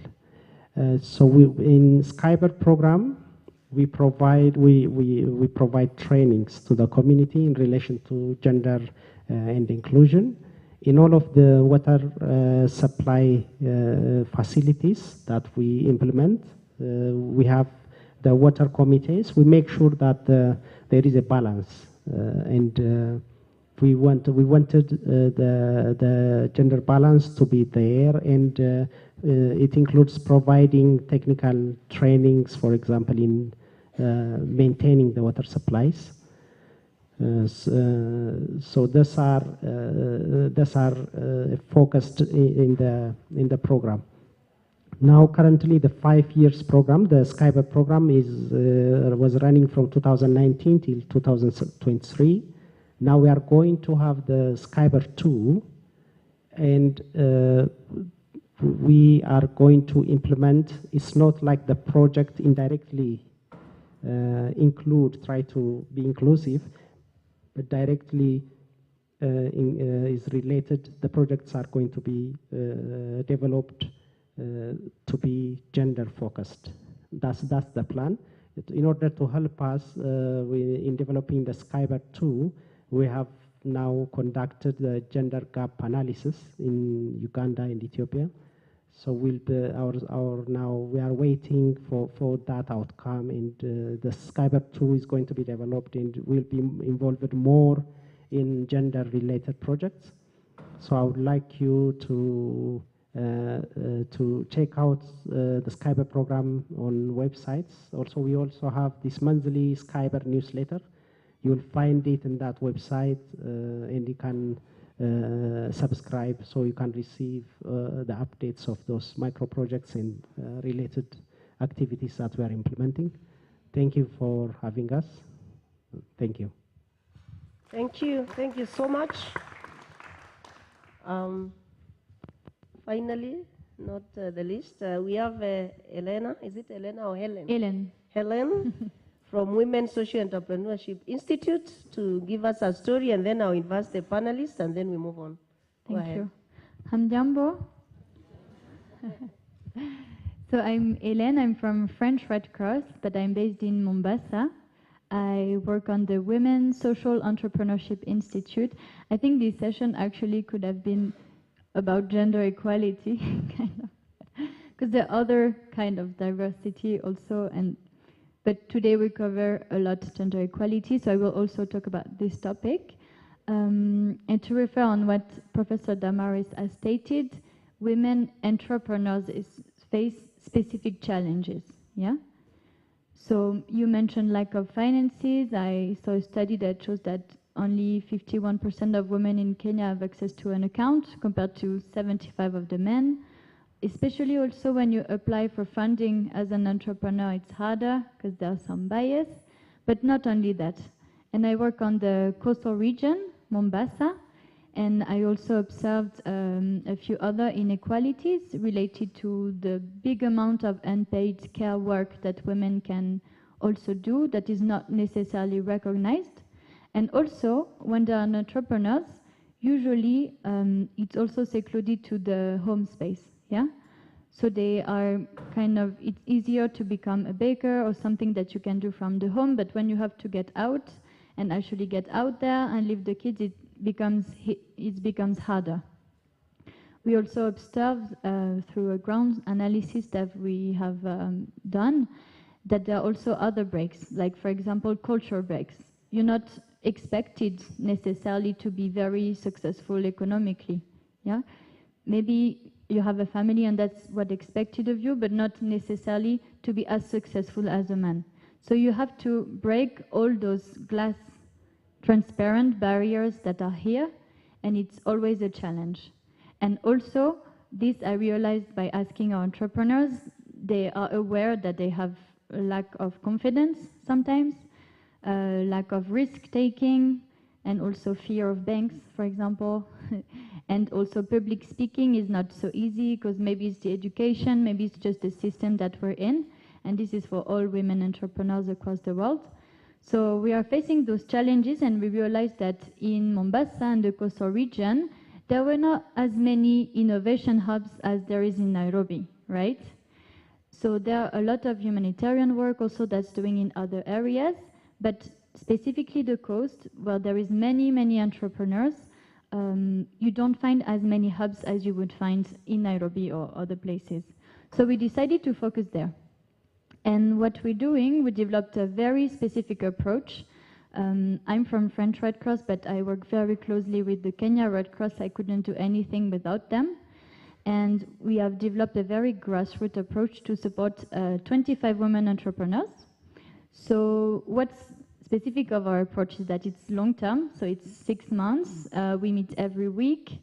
The trainings are very grassroots. So I don't know what I will have them do in 1 month, to be honest, because I really observe their needs and also what other local ecosystem do, and we tailor-made also some tools, because the entrepreneurship that we observe is very informal sometimes. The ladies who've been doing for 10 years, very successful tailoring business, but they're not registered. Some have brilliant ideas in blue economy, but they don't even identify actually as entrepreneur, just as fish farmer, for example. So we're working a lot on training them on entrepreneurial skills, but also empowerment. We have successful entrepreneurs who are ladies coming. We also do a lot of peer support. We always have theory and practice, so they can actually implement the trainings. And it's on a weekly basis, so it kind of matches also the agenda of an entrepreneur and also as a mother, if you are one. And what's also specific of what we do, because it's Red Cross, right? So we are also very inclusive. We have ladies from all ages, all backgrounds, all religions. We have teen mothers or ladies who have already had 10 businesses before, very diverse. The only requirement is that they're able to understand more or less English, but most of the training are in Kiswahili. And another added value of the program, I would say, is that we build it with them and with the stakeholders. And also we focus a lot on social impact, because we have a lot of people who ask, oh, okay, another program about the girl child, another one. You come from Europe and you think that you're going to save the girls, and we have a lot of detractors, yeah? But then we tell them, why are you answering that? What does it make you so mad, yeah? When you do a program for the youth, you don't have the elderly saying, oh, what about me, you know? When you do a program for a minority, you don't have the other one saying, what about me? But it's the same for the ladies. We're not a minority, but we have special needs, right? And having this safe space where they can meet every week and be confident and be only between ladies, and with trainers are also men. We're not like excluding, of course, but we tackle the specific challenges that they might not even see, but that prevents them from growing. So we help them on like incubation, but also acceleration, yeah? It's like, don't only ask for grants all the time. Grants is not how you make a living. You also have to be able to be strong enough to absorb investment, yeah? And be able to give the money back. And yeah, if you don't give it back, you're gonna be in trouble. You can't like mess it up, okay? So we have to formalize things, change the mindset, and also focusing a lot on social impact with them is very helpful. So we actually start with it, connecting them with the inner purpose. We will also have Ashoka intervene and do a training on how they can raise their social impact at every stage of their business and how they can empower others. And we'll also focus on impact measurement. So I guess I have to stop there. But I just want to say that it's a pilot, and me, I'm only here for 1 year to support Kenya Red Cross launch it, but I hope when I'm away, Kenya Red Cross expands it to many other places of Kenya, and maybe, who knows, maybe abroad. And it's going really well for now, and come visit our stand. I have my colleague at the entrance on the left. Thank you very much. Let's give her a clap. Before I invite the panelists, allow me to, I'm changing things because I'm now in charge. So I'll do it my way. Is that okay? You know, when you're in a seat, you decide how to do things. Under normal circumstances, they would have just left, but I've decided otherwise, so that I can have the panelists. Let me ask them a few questions, all right? Friend, there's a lot of bias. The professor is telling us that women have issues. You deal with all of them. What is it that you think should be done in this country, in Africa, for people like you to feel you belong? Very quickly. I think it's just to accept the fact that we are diverse people, that we are born differently, and there's no way forcing me to look like you. It's not going to happen, even if Jesus comes or who. So, or Mackenzie or whoever. So once we agree that all of us are not going to look the same, walk the same, sleep the same, talk the same, see the same, that's the beginning of appreciation that we're actually diverse, we look different, we have different needs, and so the society needs to fit, not us fitting into the society, so that all of us feel are part and parcel of this particular community, which we call Kenya. And you cannot wish me away. I'm not going to any other country because I was born here. I'm a citizen. I'm not a second-class citizen. So are any other person with disability in this country. So when you're making your house or creating a job or an office, why should you put it like I cannot enter in? Yet you need me as a worker or a customer. You know, sometimes people don't look at us as people who buy services, right? The industry that produces assistive devices, the things, assistive devices is what we use to walk, like this caliper here I'm wearing, or the wheelchair. So for a contemporary wheelchair, for example, this one, in 2017 or thereabout when it was bought, it cost 70,000 Kenyan shillings, right? Now it have appreciated, right? If you look at these wheelchairs, 100 of them are how many? See, there are people making these wheelchairs. Do you think they have a disability? They don't. It is you and you and you are manufacturers or something. So somehow we are interconnected, we are interrelated, that you can see me and don't care, yet I'm your customer in another way, because I need to buy the things I use. My shoes, I have to, I don't know, make it in another way so that I use, then it means there's someone working on that particular chain of things. So when we appreciate the diversity and be accommodative and learn how to relate, it's simple. It's just about attitude. It's not anything else that, oh, you need to go to a class. No. It's just attitude, like appreciating someone as a human being, period. You are just a human being. If I have an issue, I don't know how to address you, I ask you, Fred, how about there's this job? Are you able to do it? Or you just ask me. I will tell you, no, on this one, I can. But where you want me to go there, and there's rain, especially, you know, on these floors, when it rains, the thing is very slippery, and you ask me to go, I don't know where, you know, I'll slip and then I'll fall. I'll have a secondary disability. By the way, that's why I'm using a wheelchair, because I knew it can rain, and here, these floors are very slippery, because I schooled here, so I know. So you can fall. So I came with my wheelchair too, in terms of I'm already coping with how society is constructed. So it's just about understanding that when we are constructing, we don't make this, because even you can fall on this floor. I've seen people falling. So when we know that, and the thing that is used to make this particular floor, the one that is non-slippery, is actually the same cost with the slippery one. Have you seen? So it's just a mindset, right? So we think it's expensive to accommodate someone with a disability, yet it's not.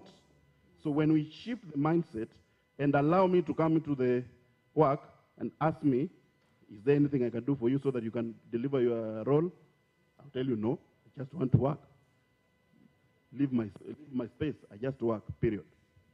Wow, let's give him a clap. Prof, one question before I call my panelists. You did a research, and there's a lot of biases, especially for women. What do you think can be done to the systems, whether it is institutional systems, whether they are government systems, for women also to feel that we are not just in a patriarchal society, but actually we also belong?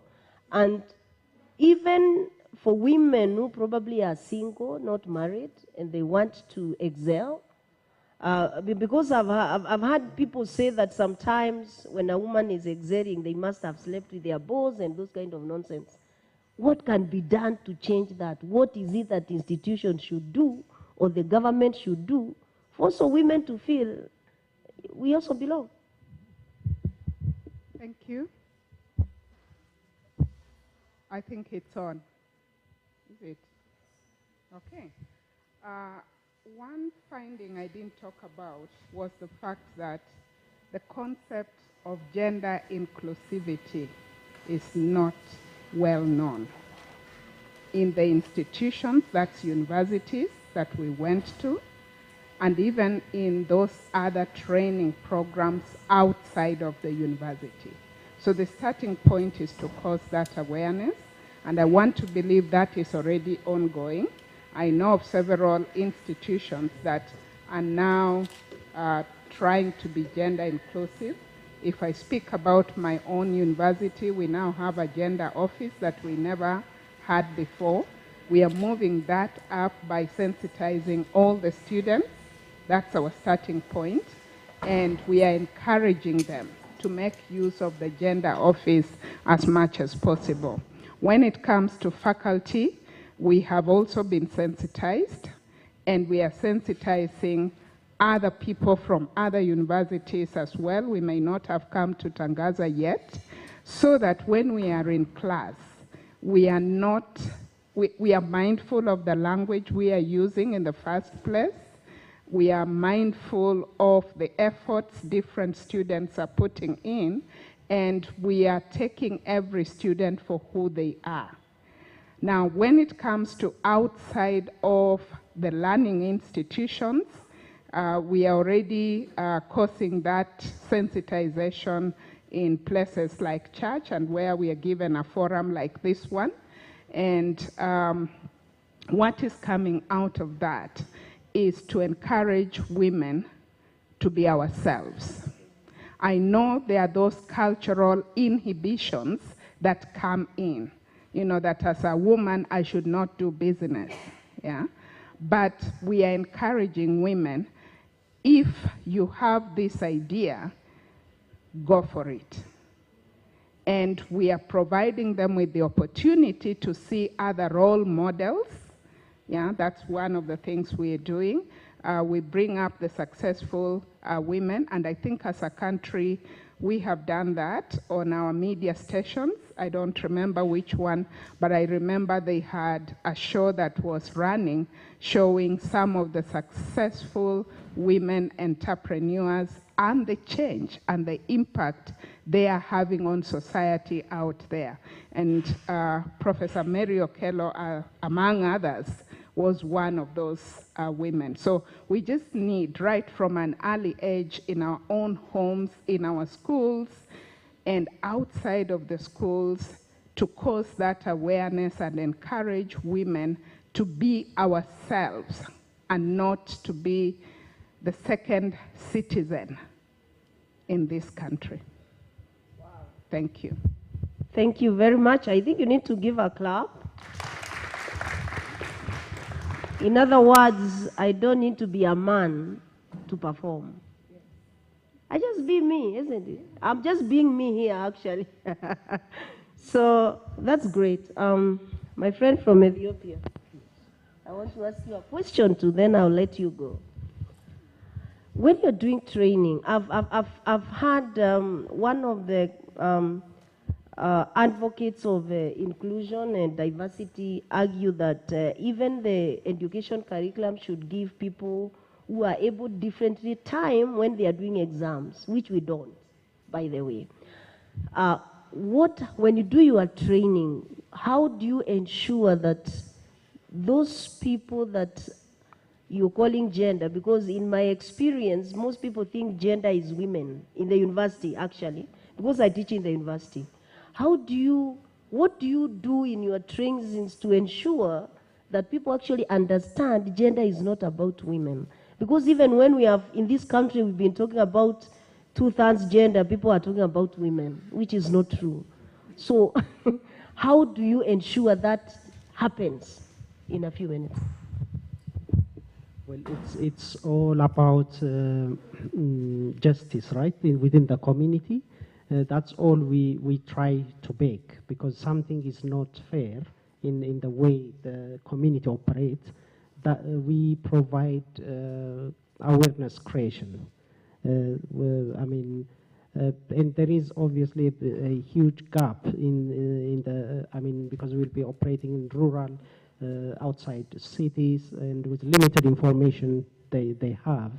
So it is all about opening up, providing awareness creation. That's the focus. And whenever, obviously you see this gap and huge burden on women and girls in terms of, especially when we focus to wash and water supply and sanitation and also hygiene. Girls struggle to attend schools because of this. So these are the gaps that we want to balance, and it's all about justice, and that's the activities we implement. Yeah, thank you so much. Let's give him a clap. Finally, for Helen, women sometimes look down upon themselves, and you have a Women Entrepreneurship Institute. What do you do to empower those women to feel that they can actually fulfill their vision, they can, go and do what they intend to do? How do you empower them at the Institute? Yeah. I think this question is at the heart of what I'm asking myself every day. I like what Professor Damaris mentioned about role models. If you grew up and you've never seen a powerful lady actually being a banker or being a lawyer or being even on TV as a doctor in your TV show or something, then you don't even think that you can do it because you don't think that's for you. So the importance of role models. So we have some other entrepreneurs who have succeeded, I would say, from Mombasa coming. So that's the first thing. We also talk a lot between each other. We have sessions, empowerment sessions with professionals that just discuss, for example, work balance, life-work balance, also that discuss confidence, things like that. We have training on public speaking, on pitching, and we do it in a very safe space. So even those who are not so fluent in English, who have never been speaking in front of anyone, they can feel this safe space and take the risk. And also when you asked earlier the question of what can we do, I think if we really want to change mindsets, there are two things, well, actually a lot of things.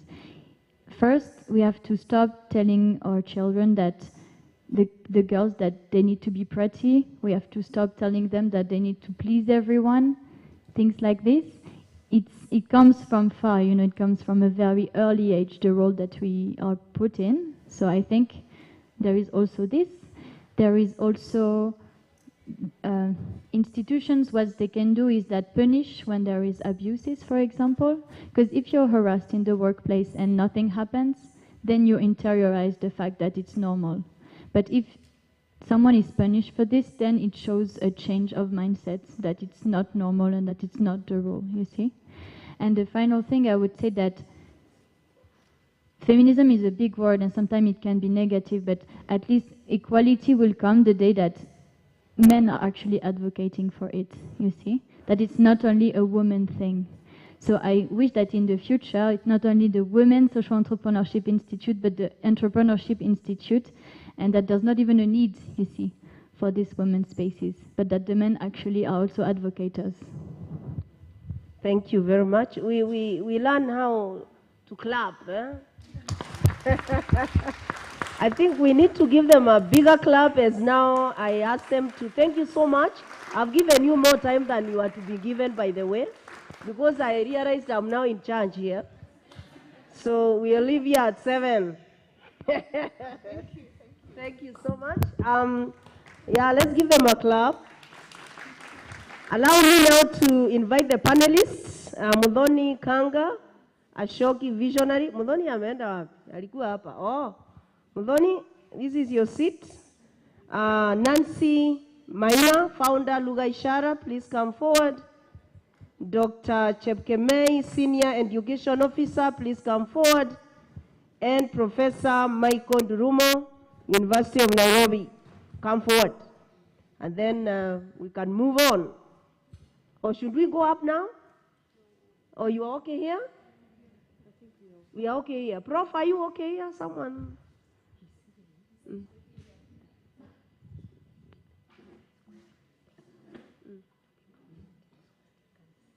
Okay. Welcome. All this.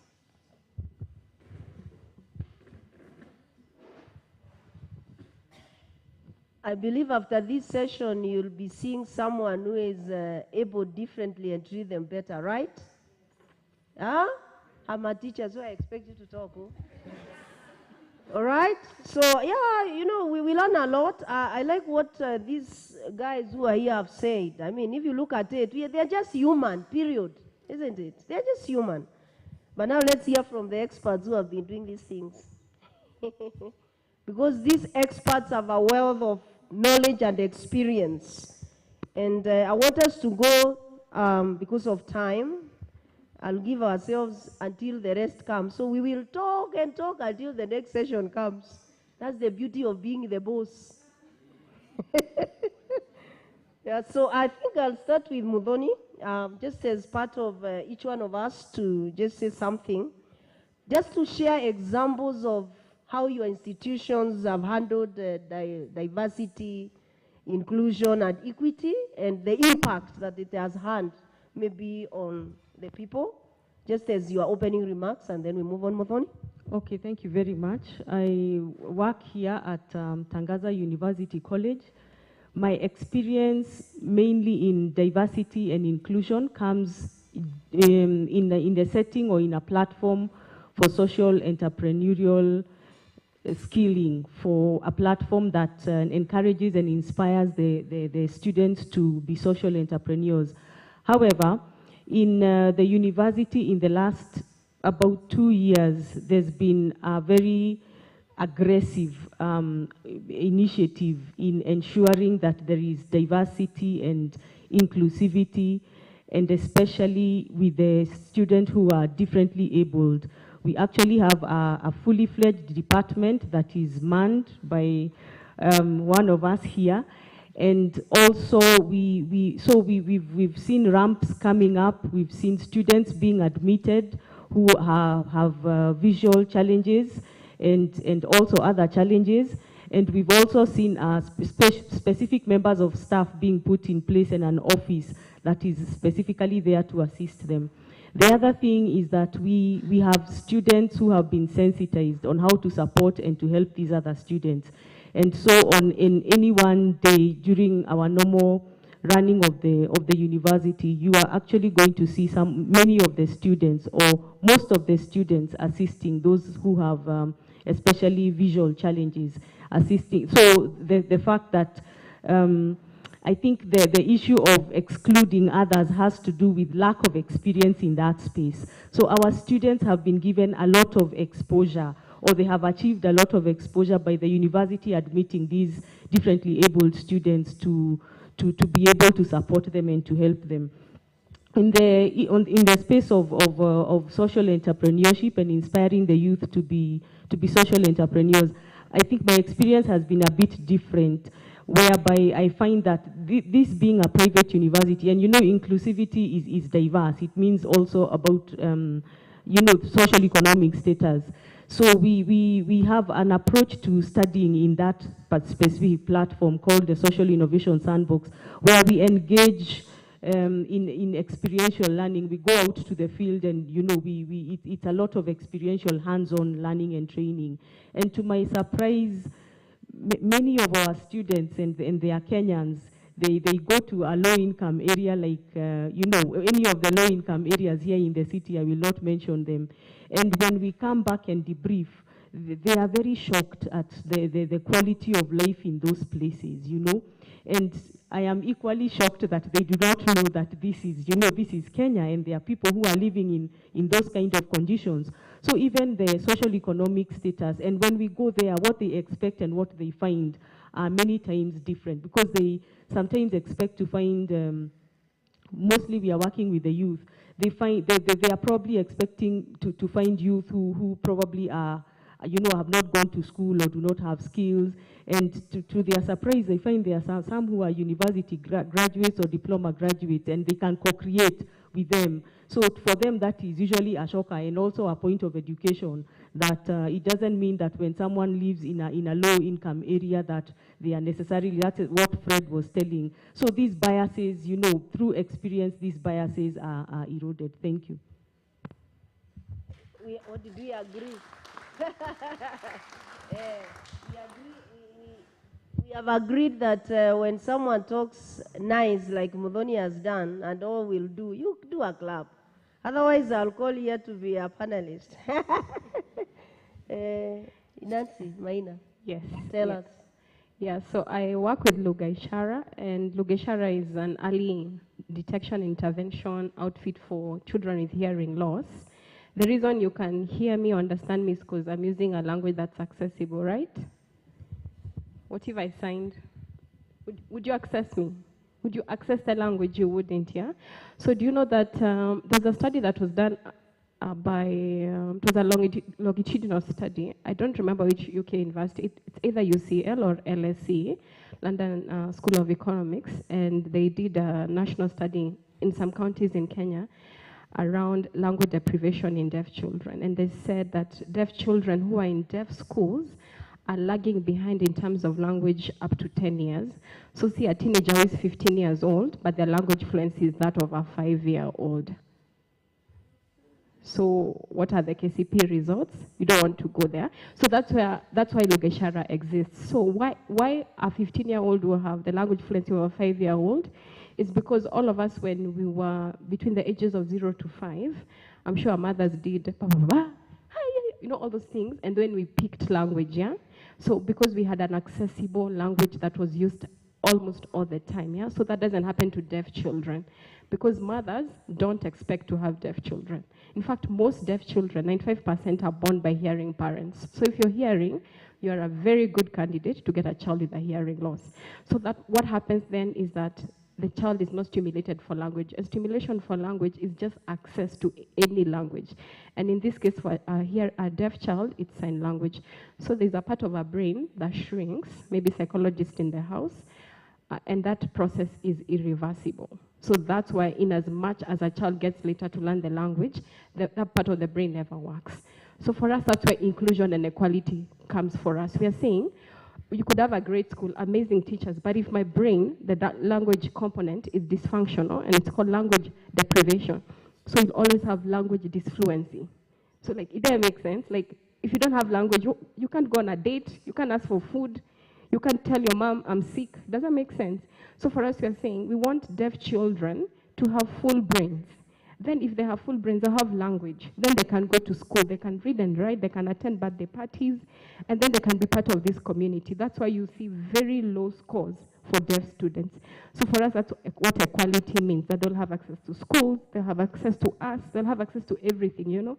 And so for us, that's what equality means. So we are saying every child who goes for prenatal care, so we are saying we want to have mandatory screening in all hospitals, so we have partnered with Gertrude, that's where we are.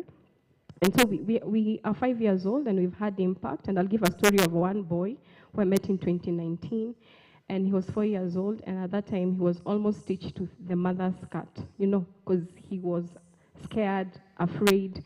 Only the mother would understand him, and even the mother doesn't really know sign language. He has been through the program now for 5 years, and he's now the MC of our programs. So read social, emotional, and cognitive development here. So now he has more language, he's more confident, and even the parent as well now feels confident. You know, as mothers, when your child is well, you're also well, yeah. So that's what we do in terms of inclusion and quality. Thank you very much. You are good students. Just give it to Prof. Just give it to Prof. Yeah.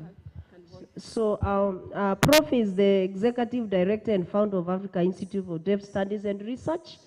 And you could just start by telling us how is your institution trying to support diversity, equity, and inclusion? Thank you very much. African Institute of Deaf Studies and Research was established in 2014. It does sign language teaching and also training interpreters. And also we do publication of books. For example, I have a book with me here.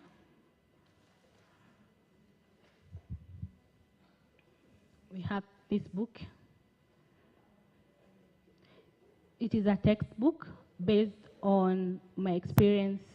I have a lot of wealth of experience.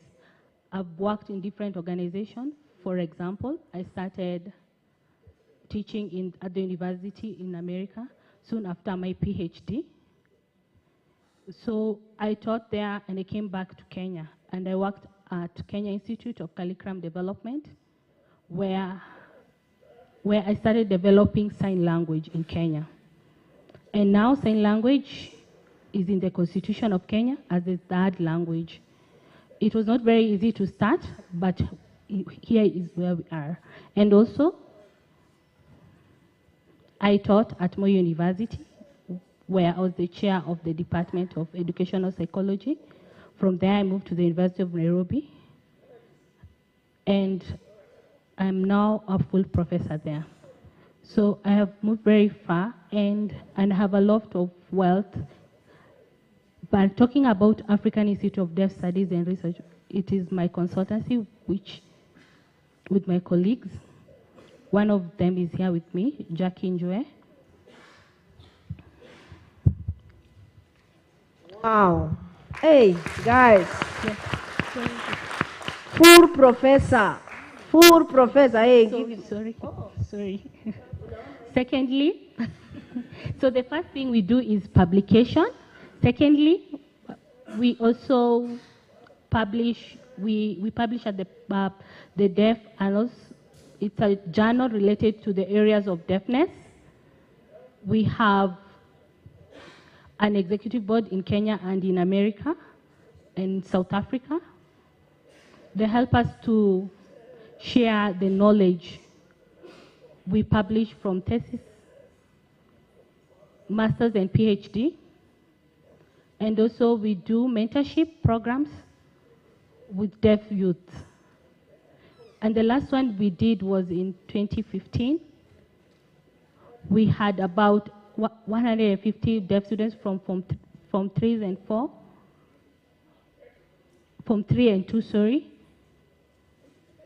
We took them to Jambini. We had a camp for 1 week. We taught them in different areas like life skills, responsibility, and others. And we also showed them the deaf role model. So after about a year, we decided to do an assessment to know how, if they had improved or not improved academically. And what we found is that the mentorship had a great impact on them. Academically, the grades improved and they developed self-confidence. We also came to learn that some of them, and we also learned something about their homes. Like Nancy said, mothers are the ones who communicate more with their deaf children. It is a fact. They spend more time with their mothers. Their fathers are not very much involved to teach them sign language, it's not also very easy. So those are some of the, and lastly, apart from academic performance, discipline-wise, cases reduced, meaning that the mentorship was very helpful and had a great impact. Thank you. I'm also trying to learn. I hear you clap like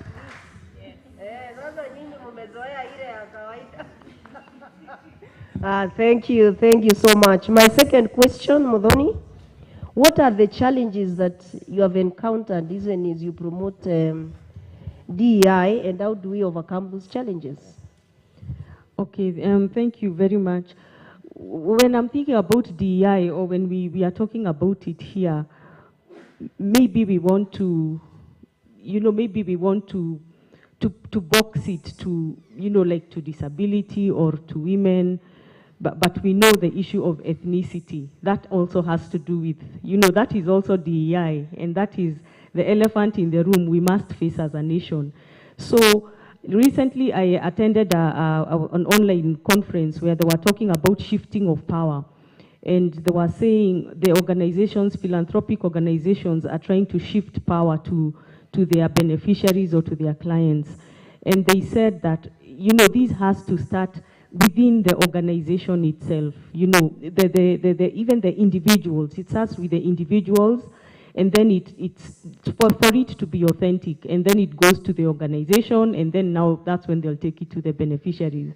So I think one of the main challenges of breaking down the barriers to encourage diversity and equity and inclusion is what are our cultural biases as an individuals? Can we face them? And you see, they are so deep that sometimes we don't realize we have those biases. When I meet this person, there's what I mean. When I look at them, already I have made a conclusion about them. So we need to be sincere within ourselves, because unless we unpack these biases that you as an individual have, if it's ethnic biases or social status biases, or even this is an academic institution, sometimes, and that's why we hear the academia and the practitioners, there's a gap there because there are biases. So we must face the biases, and not just one type of bias, all the different types of biases or the kinds of biases we have. So I would say ourselves as persons, then we are standing in the way of addressing this challenge of DEI. Hey. Thank you so much. As you comment on that, because I have very many questions.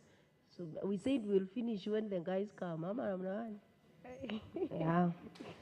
So as you comment, Nancy, I would want you to also comment on what can the different players do to actually bring change into these systems? What can the different players do, whether it is the institutions, whether they are the entrepreneurs, whether they are the employers, even ourselves? What can we do?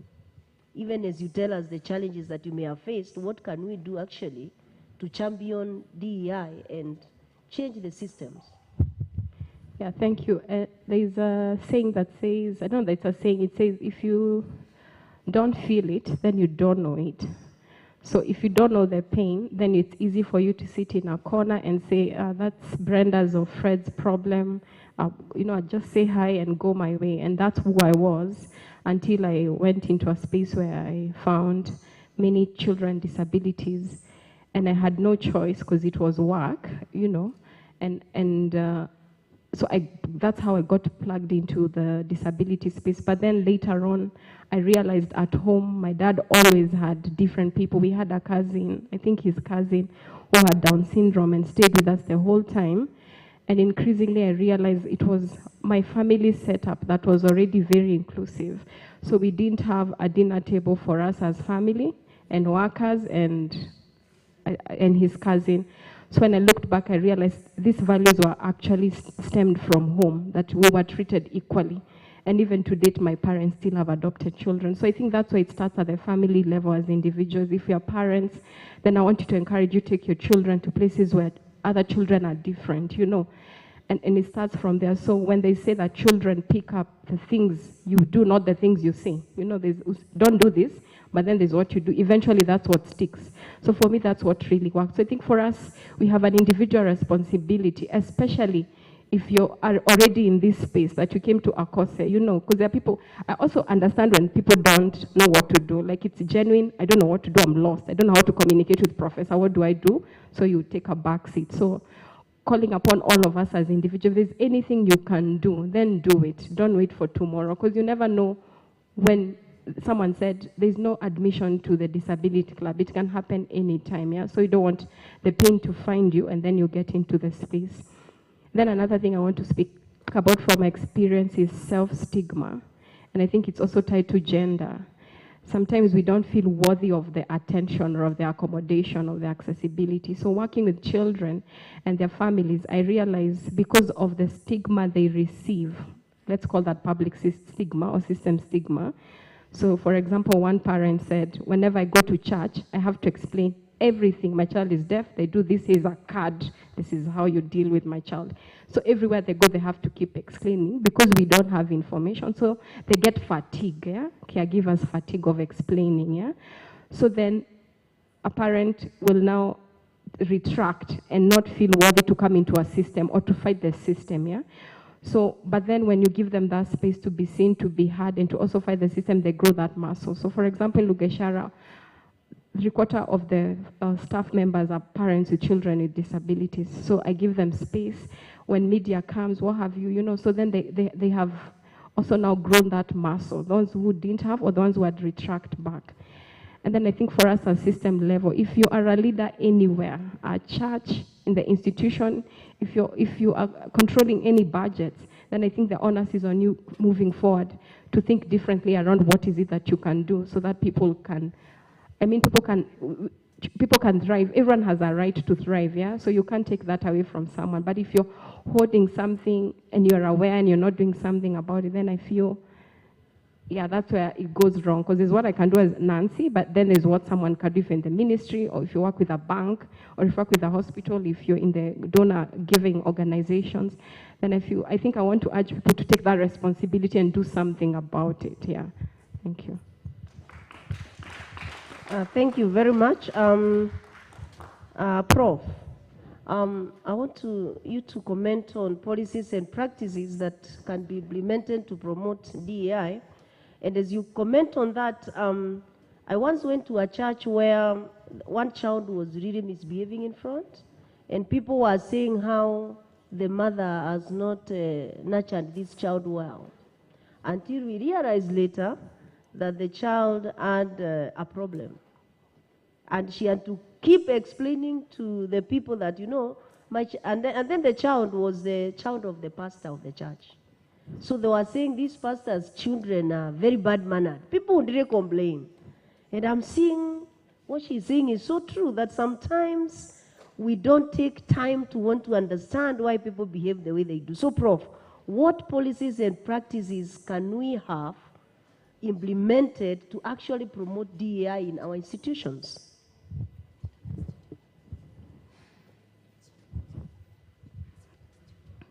I will talk as a former director of special education and policy maker. First of all, in Kenya, we need to push hard for the 5% of appointment and elective positions to be given to persons with disability. Meaning right now, the government is trying to make sure that the 5% of positions in government or wherever are for persons with disability. But how? How have we fulfilled that? That is one policy area that we need to push hard to make sure that we benefit from the 5%. For example, at the University of Nairobi or where you work, how many people with disability are there? For example, in multimedia, where you come from, how many deaf professors are there or lecturers? How many visually impaired are there? lecturers on mobility. So we need to make sure that the 5% is fulfilled. We have to keep pushing for that one. Secondly, is to expand the categories of persons with disability. The category I mean, first of all, I'm deaf, for example, someone who is blind, physically impaired. Fourthly, mentally retarded or intellectual disability. Those are the traditional groups. But right now, we have to expand to about 14 that have been accepted by the Ministry of Education. During the census, we seem to focus on the traditional 5, meaning that you get a few number of people with disability. In 2009, the number of persons with disability was very high, but when it came to 2019, the number was very low. What happened? That is a big gap. So because the financial allocation is based on the number of persons with disability, if we get a few, then we get a little allocation. So what I'm saying in short is you need to expand the number of the groups of persons with disability to add the others, like autism, which is an emerging group, then Down syndrome, among others. That's secondly. Number 3, we must enmesh disability issues in the policies and legal instruments. Enmesh meaning that we need to strengthen them there. If you write a policy related to social entrepreneurship, keep thinking about us and keep us in mind. Are we there or not? If you at the university, are we there or not? And sometimes we write policies, statements in just passing. Sometimes we take one sentence. We have to be very brave to expand from the 5 to 14. That way we are able to count many people with disability. Thank you very much.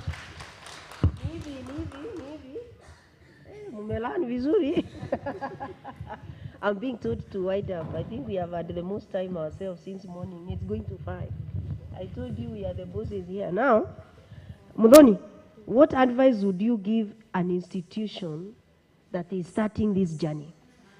That they have not been doing it and they want to do it, because there are people here who may.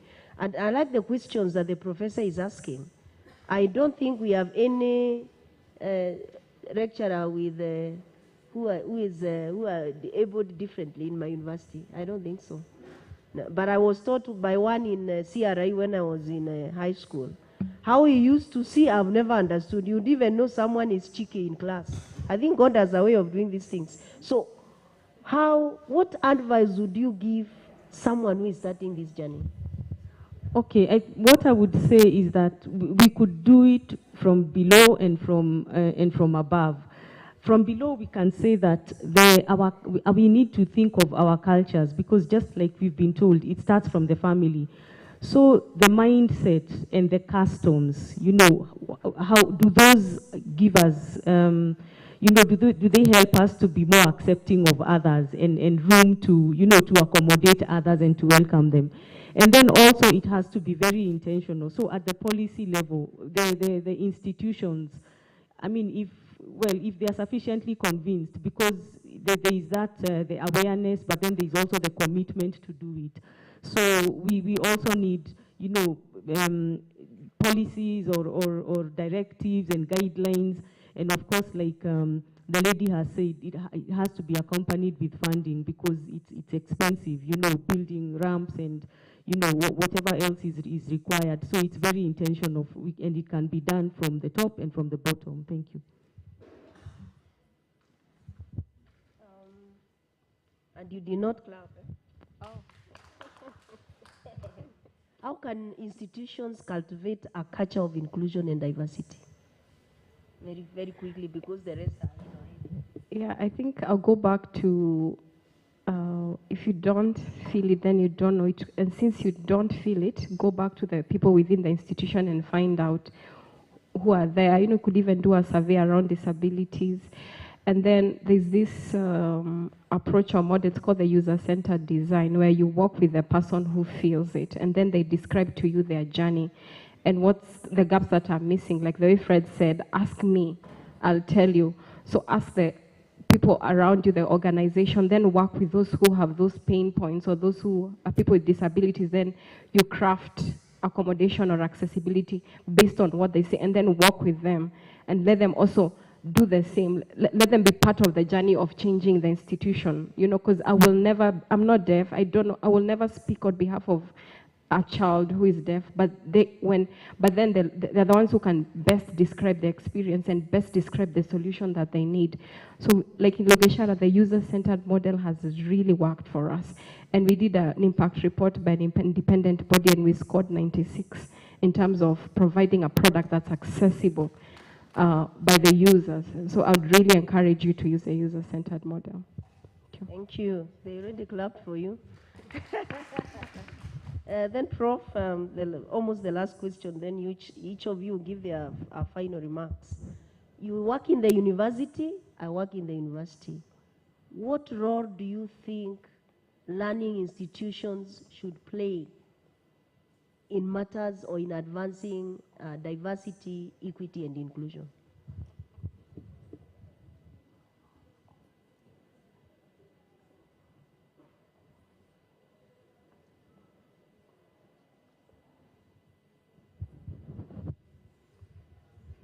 We start with having a will to admit students with special needs. Without the will, then we may tend to fail. Let me share with you my experience. When I went to America, I transferred there from when I was in Form 3. But when I got there, I found out that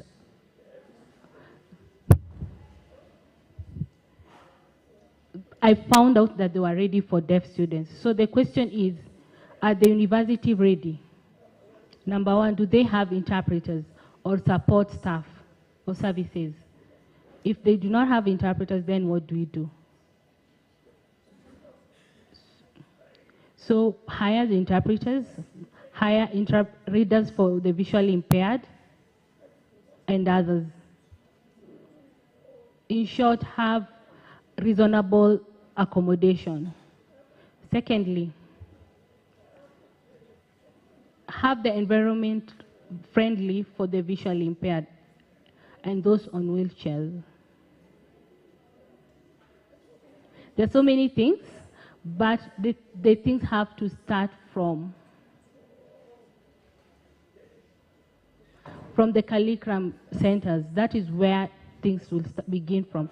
So how can we lower the entry grade, for example? How can we give students with special needs more time for the examination? Those are the issues that are done at the Kenya Institute of Curriculum Development. They are adopted by the panels, they become policies. And now they're in the Basic Education Act. So the reason why we are giving them more time is to make them able to finish the assignment. And the other one is affirmative action. We have to have affirmative action for students with disability and also for lecturers and staff. Almost all must have affirmative action. We do not expect them to be equal like you, no. We are a little behind, we lag behind. Perhaps locusts have eaten some of our time. So you have to give us to make up for that. So you need to add us more time. So in short, the universities should have policies in place before the students with disability come in. Have interpretation services, readers for the visually impaired, and so on. Thank you. Your closing remarks with a minute each, and then we'll be done. Okay, I'll take less than a minute. Like I will say again what I said, there are two levels of this. There is a self and there is a system. So you'll need to, a mindset shift, and also the shift of customs, and that's the self. And then of course there is a systemic level, and we are here in a social entrepreneurship conference, and that's about, changing from, from the roots, from deep down. And the devotion we had this morning, Dr. Shuru told us about if we really tap into who we are as Africans, it's about participation, it's about sharing, and it's about belonging. So DEI is about being, proper Africans and going back to our roots. Thank you. Oh, clap. Yeah, first of all, I think I want to congratulate you for choosing this session. I'm sure you're interested to learn. So since now you have learned, although I'm not a teacher, although the children call me Teacher Nancy, now I think I urge you to go do something about it. Just act, however small, just do something about inclusion. Yeah. Thank you. Prof, your closing remarks? Speaking as a deaf person, I think that there should be support for us as professionals with disability. We can become good consultants because we know where the shoe feels pain, where we feel pain. So we need to support us, then we can be able to give better advice. Do not leave professionals with disability out. You can include them in your area, like in policy and other areas. Wow, thank you so much. Let me finish by saying, take home, they are human. Tell your neighbor they are human. Sasa namna gani? Number 2, go and do something about it. Isn't it? And number 3, it starts with you. Thank you so much and for being here and for being very good listeners and attendees. I wish you a good time for the next session. Asanteni sana kwa Kiswahili, kwa Kizungu na Kimombo. Thank you very much. All right. Asanteni sana. Thank you. Thank you. Thank you so much, Prof. Thank you, Nancy. And thank you, Modoni. Thank you so much.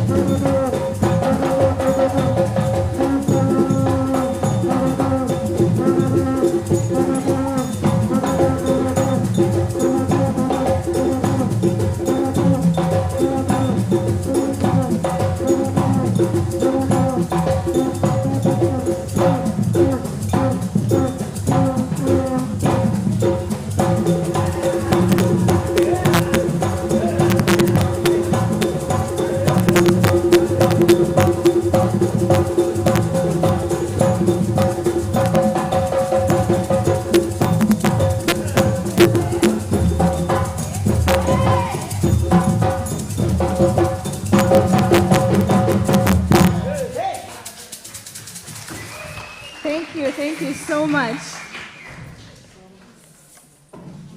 That was lovely, wasn't it? Please, if you're outside and would like to join us for the last plenary session, I invite you back inside. I give folks a few minutes to...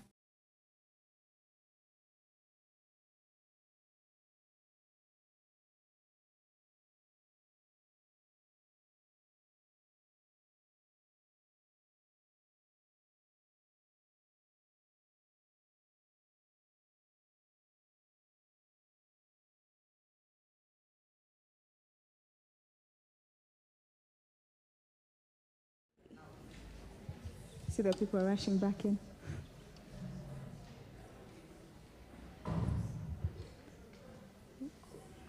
Okay, so our last plenary session is on well-being and mental health, the quality of work life. And for that, we'll have 3 showcases from Dr. Moka Lantam, who is a founder and CEO of Checkup Medical Hub, and he's also an Ashoka Fellow. So I invite you, Dr. Lantam, to come to stage and join us.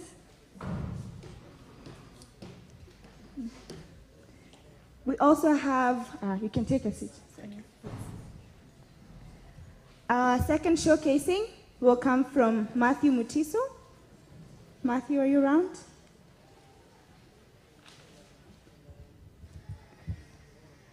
And then Matthew Mutiso is the founder and ED of Coalition Action for Preventive Mental Health. And our third showcasing will come from Anne Wahinya. Is Anne Wahinya in the? Yes. And Anne Wahinya is the program manager at Global Trauma Project. So at this juncture, I would like to invite Dr. Lantam to start showcasing his presentation. Can you give him a round of applause? Thank you. Yes. Thank you, Abigail.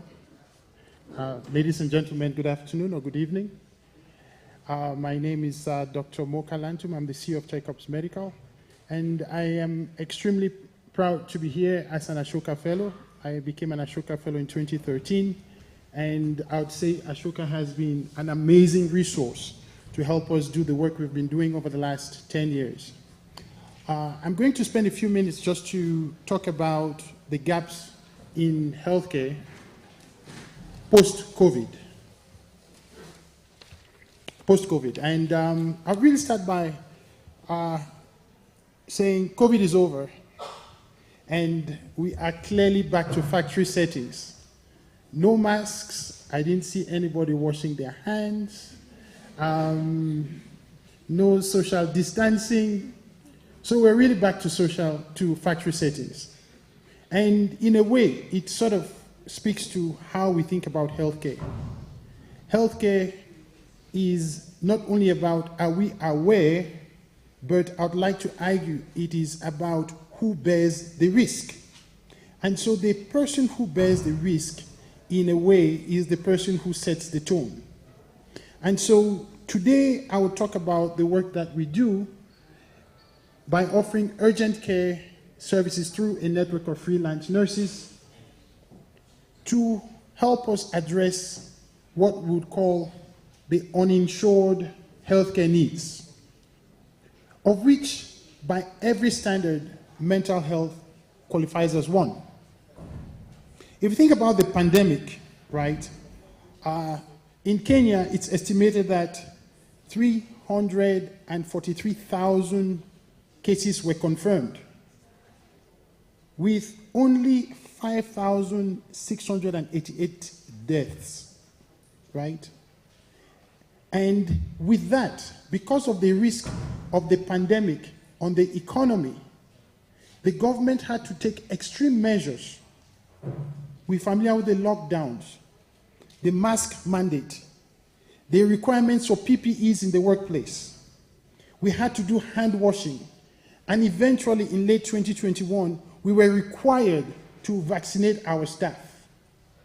That is the extent to which the government assessed the risk and took decisions.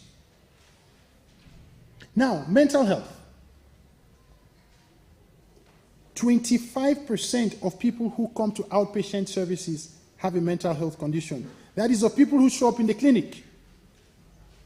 40% of people admitted in hospitals have a mental health condition. So if you kind of think about it from the perspective of the decisions and the ownership that happened during the pandemic, the question then becomes, who owns the risk of mental health? And I'd like to argue from this work that the decision lies in our hands. So, if you think about mental health as well as other conditions which are co-associated with mental health. This would be considered uninsurable risks. That means they are affecting too much of a population where it no longer makes sense for an insurance cover to take care of, including the National Health Insurance Fund. If 25% of people who walk into every clinic every day have a mental health condition, then let's set the expectation clearly. There is no way NHIF would cover for mental health, because that means every day 25% of the population is generating a bill, a claim. So the question becomes, as we think about it, what must we do? And when we think about mental health or the spectrum of conditions which we would characterize as uninsurable health needs, you have essential healthcare for the elderly. Every worker in our organizations is worried about the healthcare of their parent. That is a trigger for mental health. The occupational risks of farmers, they're exposed to pesticides, fertilizers, dust particles, either while in transit or in the market. They are exposed to particles from cow dung or chicken poop, right? Who takes care of that risk? Learning disabilities. If you talk to teachers, in every class, about 10 kids who they can't control. Back in the days, they were called stubborn. Now they have learning disabilities. 10% of every child in a classroom has a condition that needs some medical attention. Can that be insured? Painful periods, for thinking about it from a gender-sensitive perspective.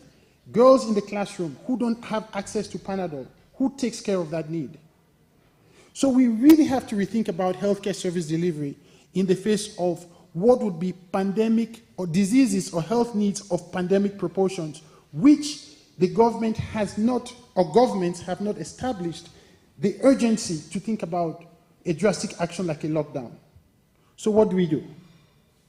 Next slide, please. And so if you think about who bears the risk, at the national and the private health insurance level, they are willing to accept risks for, let's say, inpatient stay. And that's why you might have a psychiatric cover. Or acute conditions in the primary healthcare settings. And with Linda Mama, antenatal and maternal healthcare services. For conditions like HIV, AIDS, TB, malaria, that affect a population because of the risk of spread, you have now donor partners that come in and provide subsidized services for free. Next slide.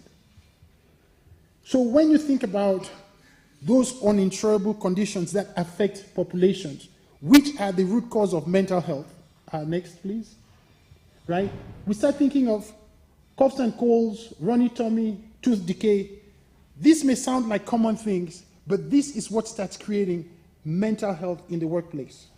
Anything that has the potential to make one feel internally displaced is a risk factor for mental health. Any situation that says, I may not belong, is a condition for mental health. Lifestyle disease support. We have pain, substance use, hypertension, vision issues. Many workers have undiagnosed visual conditions, and they are treated as poor performers. It threatens their livelihood. But what we are also seeing is that most people are worried about the health care of their parents. And so you have now an ecosystem, next slide please, whereby over 15% of the population that is insured, which we call the informal sector, are now having to own the diseases they carry. And so we have to think about a healthcare delivery system that seeks an alternative approach, because if we have to wait for these persons to get into the healthcare system, they wait for severe conditions and they are hospitalized. And that's why you have disproportionate amount of hospitalizations amongst informal workers in the healthcare system. So who are these informal employers? A lot of you in the room employ people. You have SMEs, you have NGO organizations, you have startups, but all of us are in our homes, we're employers. We employ house helps, we employ guards, we employ drivers, delivery guys, the boda guy whom we call to deliver stuff to us. Those are people who we indirectly employ. Farmers, school traders. So, what do we do about them? Next slide, please. The economic burden of this population in terms of healthcare is twofold. They get the double whammy. On the one hand, they cannot take time away from work because a cough and cold could mean 2 days away from work, which is 2 days of lost wages. We have estimated on average a market trader could lose $35 to $50, that is 3,500 to 5,000 shillings worth of sales a day if she stays home because of a cough and cold, which technically, if you go by the pandemic guidelines, she should not be in the market with a cough and cold. They borrow money to pay for care. They are unsure which clinics to go to. The clinics where sometimes are not affordable, the good ones, and they are not sure even which labs and medications to buy. So it's a state of absolute uncertainty, and that is a trigger for mental health. When they go to the clinics, long wait times, the transport cost, the actual cost of healthcare, the poor quality of medicines, and the fact that their benefits under NHI for those who do have is limited is a big risk factor for mental health. Next slide, please. And so, what we have tried to design to say, what can we do to support the small to medium-sized enterprise with a service plan that really helps early identification of risk factors that are associated with mental health or actual mental health, and support them so they can readily have access to a healthcare provider without the risk of losing wages when they're in a sickness episode. So we look and say, okay, the average wellness, if we retail the price, worth 7,500 shillings, they can be checked for common conditions which could affect their ability to do work. And we could help them identify mental health risks. They have access to a general practitioner, if you one slide please, walking or by phone. So if you're feeling low, you can call a doctor. You do not have to leave your workplace. If you're feeling uncertain about the job certainty, you can call and speak to a doctor. That is something that your insurance cover will not allow you to do. And if you need essential tests, for example, last week we did for one company that has factory workers, we did over 1,000 employees and 48% had UTIs, of which 95 were women. Think about the level of distress amongst the workers. So access to essential tests. So total market value of 35,000 shillings with discounted medicines, and for those with chronic conditions, they're enrolled. And we can now use their NHIF cover while they are at work to offer them medication while they're at work. Now, this is the plan that we have designed for blue-collar workers. Next slide, please. And so our early data is showing that it helps companies reduce lost time away from work. If you ask a market trader, how many times have you, in the last 6 months, on our program, have you left your workplace to go to the clinic? It's none. They are very satisfied. Then it helps them better use their NHIF cover, and it helps reduce medical claims for a few clients who also have private insurance. So it's important for us to really think about how we're going to deliver healthcare in a situation whereby mental health requires an almost constant access to a medical provider. Next slide, please. And so really we are relying now on a network of nurses whom we want to be able to dispatch within 30 minutes to the workplace, to the market, to the to farms, to go meet fundis, so that they can access care without having to leave their workplace. Because the cost of leaving the workplace is more than the cost of healthcare. Next slide, please. So it really starts with just calling. They don't have access to internet, some of them. They don't have, they may have literacy barriers. So just call, don't fill out any form, just call, and the process starts. And it really makes it easy. So far, we have done over 70,000 patients, and the results are phenomenal. Satisfaction, convenience, and we have not had to pass a new mandate. And our hope is that we can work with channel partners. We've had some conversations with folks in the room to figure out how to make this service affordable or financeable, because it's a financing conversation. And back to the question is, who bears the risk when this person has a mental health condition? My answer it is the employer to put in measures to make sure that the staff can call a doctor on demand without having to lose a shilling of wages or to lose their business. Thank you very much.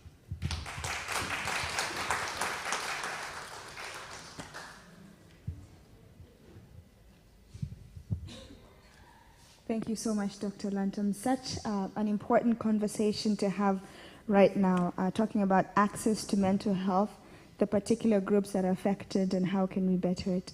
Now I'd like to invite Matthew Mutiso to share with us his presentation.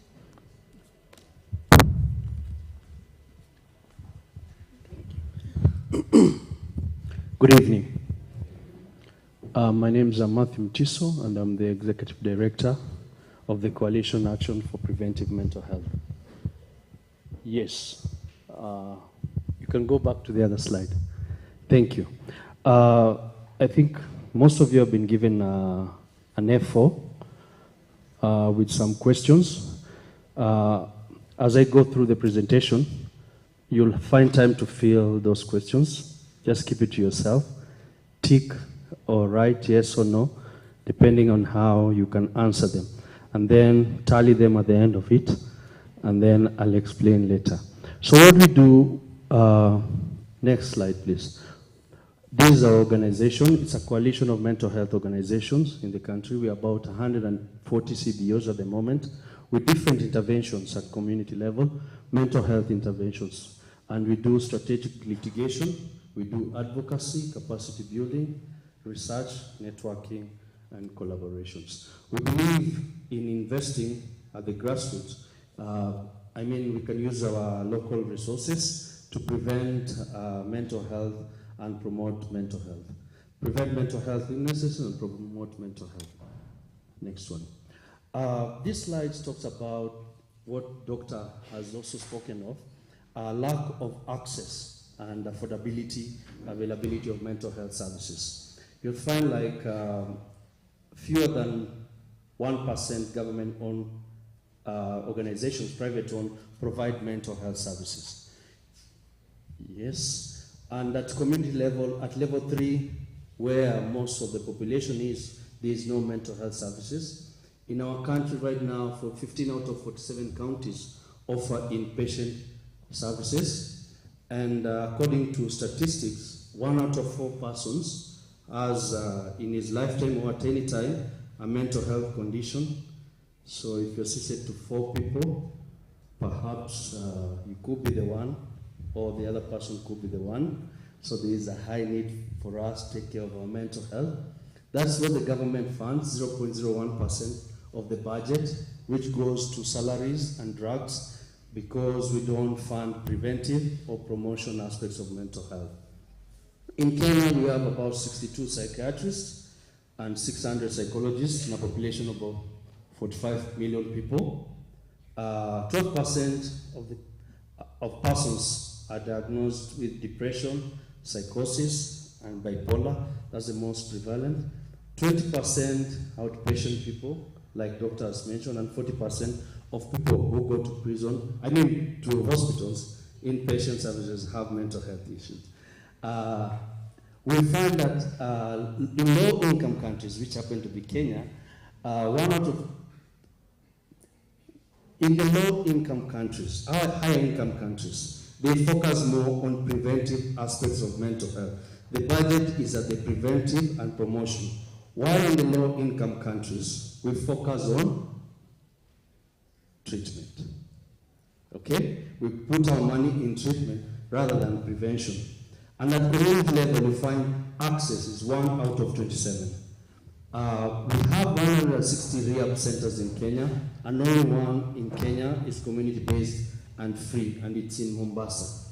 So our intervention, we looked at the prison population and tried to understand the relationship between mental health and crime.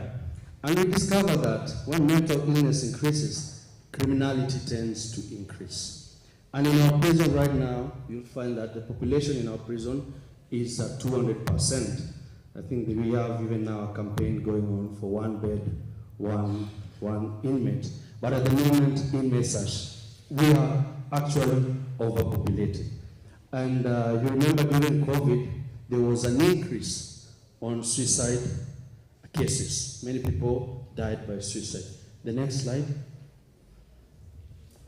This is a study that was done by the CDC, Center for Disease Control, in the 80s in the US. and he talked about adverse childhood experiences, the form I've given you. And it says that adversities that happen to a person between the ages of 0 to 18 years increase an affinity towards crime, or at later stage, doctor has mentioned some of those things, it will increase other negative health outcomes as you grow. Because between the ages of 0 to 18, a person has a lower resilience. And these adversities happen sometimes within our household. They look like divorce, they look like homelessness, they look like parental mental illness, they look like alcoholism and drug abuse in the family, emotional and sexual abuse in the family, domestic violence, maternal depression, bullying, and so on, within the household. Within your environment, they look like climate crisis, wildfires in some areas, smokes and all that, natural disasters, earthquakes, and so on, conversations on climate change and mental health. Within the community, they look like discrimination. When you're discriminated within those age, if you're below 18 years, they look like historical trauma, intergenerational, from one generation to another. They look like community violence, lack of social capital and mobility, racism in some other contexts, poor water and air quality, pollution again, lack of jobs, substandard wages, poverty, and so on. These adversities have an ability to reduce individuals, communities, entities' resilience. And what happens? The next slide, please. This is what happens if there are no interventions. I've talked about those. They are called S's, 3 realms of S's: parental neglect, abandonment, such kind. What happens is that how they affect us when a child is growing in the early childhood. A kid tends to have a sort of poor emotional regulation. Sometimes we call them stubborn kids, or kids who cannot be held, or kids who are just chaotic. Their brain starts developing poorly. For example, if a kid is in a home state where there's an alcoholic father or mother, that kid always looks timid. Their brain, and because also there'll be a lot of lack of sleep, because there's always noise in the house, their brain start performing poorly. Within the formative years of maybe 3 to 10, they start having behavior problems. The kids start lacking empathy. They start having relationship problems, lack of trust for adults, because maybe the kid has been sexually abused, they have been bullied, they have been beaten, and so on. At teenagehood, you'll start finding the person having poor self-image. You'll find them seeking attention, attachment problems, can't relate either with the opposite sex, they isolate themselves so much. They start becoming manipulative, or they are prone to be manipulated. They start using drugs and substance abuse. At this age, they start experimenting with cannabis, with muguka, with kakwota, all those kind of things. At that point is where you'll find also teenage pregnancies happening, because they're also experimenting sexually. As a young adult, addictions are so now into them. What it creates now is an affinity towards crime, because this person maybe at this point, they have dropped out of school for one reason or another, either because there's a parent who died, there's a conflict in the home, they've run out of home, so on and so forth. There's sexual behaviors that are funny, or maybe they are, with that word, I won't say. There's a level of imprisonment at this point, either as a teenager or as a young adult. You'll find them in prison. And more often, those who get pregnant or enter in relationship, they end up having unplanned marriages, because now it happened. It never becomes a choice. You're living by chance. And as you grow into adulthood, those diseases that Dr. has spoken about, they start manifesting. Cancer, diabetes, hypertension, high blood pressure, arthritis, dementia, amnesia, stroke, and so on and so forth. In the meantime, you can be filling that paper I've given you, and then you just keep your score to yourself. And the next slide.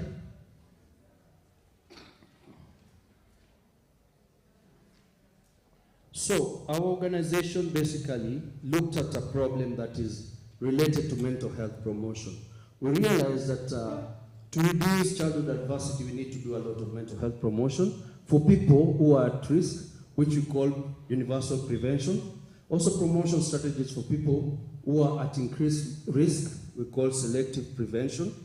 Universal promotion and prevention could be for all of us. Those who are at increased risk, the children, mothers, and so on. Mental health also promotion, indicative promotion for people who have gone through lived experiences. Why? Because we need to reduce stigma.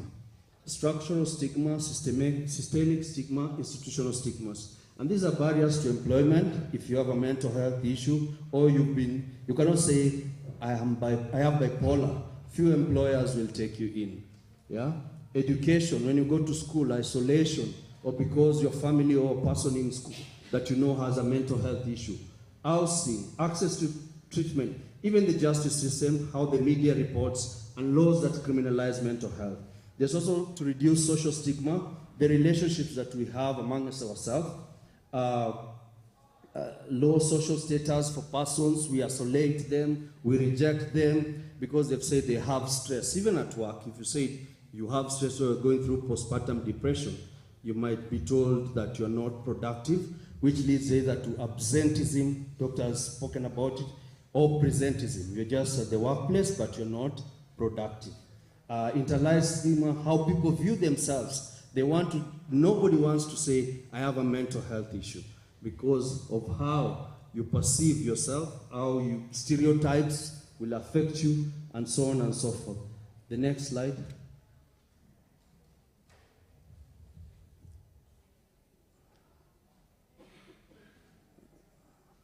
So what are we doing?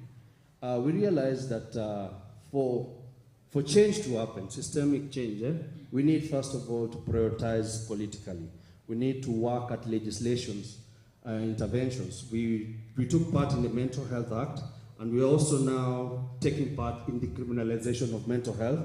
We are litigating, we are in court over, for example, the Suicide Act, which criminalizes persons who attempt suicide. You know that's a crime in Kenya. If you attempt suicide, you'll be jailed for 2 years instead of being taken for rehabilitation. If you have an addiction, maybe you are smoking, you've seen the addiction for us, we look at it from the point of pain. If you are caught with maybe marijuana, you'll be taken to prison rather than a rehabilitation center. So we are looking at laws that are criminalizing mental health. And then we're looking at addressing various intersections of mental health with the SDGs, either education, nutrition, and so on and so forth. Even integration of mental health into the universal health care. We are looking at justice reforms. We're engaging the justice sectors, the judges, the magistrates, to reduce what we call sanism. These are prejudices and stereotypes that come into the courts from society. I've talked about litigation. We are looking at having trauma-informed courts, alternative to incarceration. Rather than having people in prison, let's take them to communities and rehabilitate them, which we call restorative rather than retributive justice.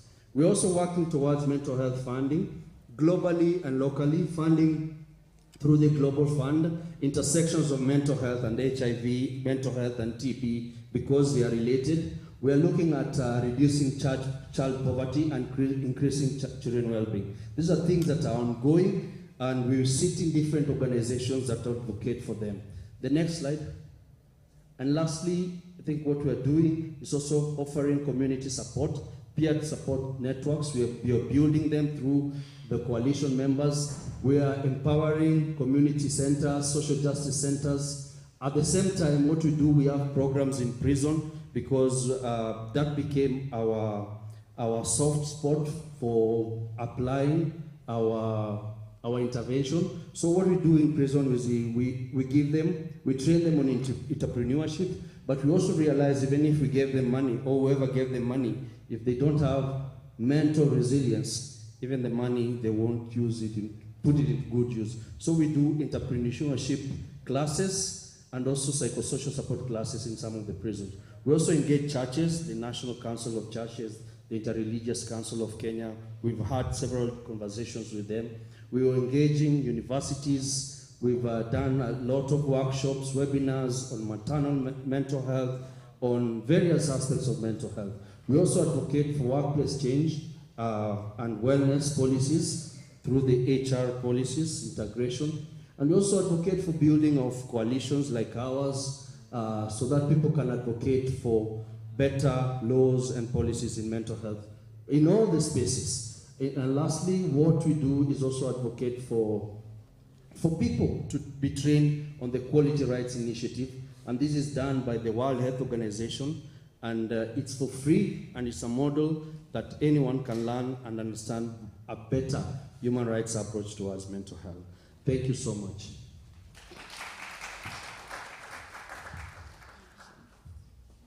Thank you, Matthew.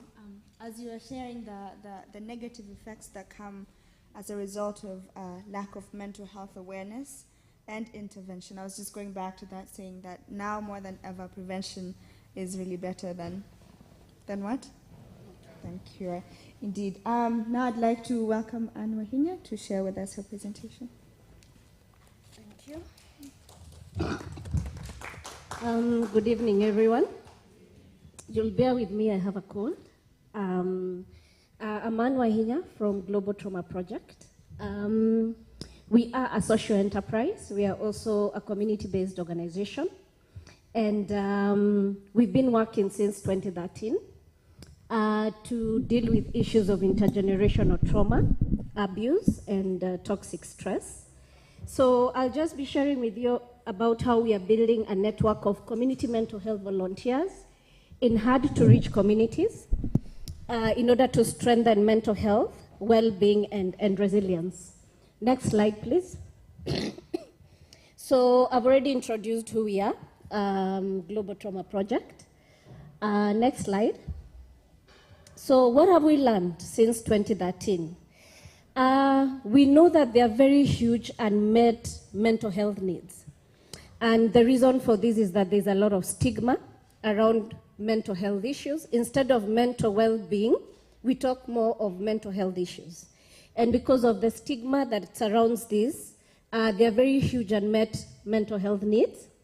And they present differently based on context.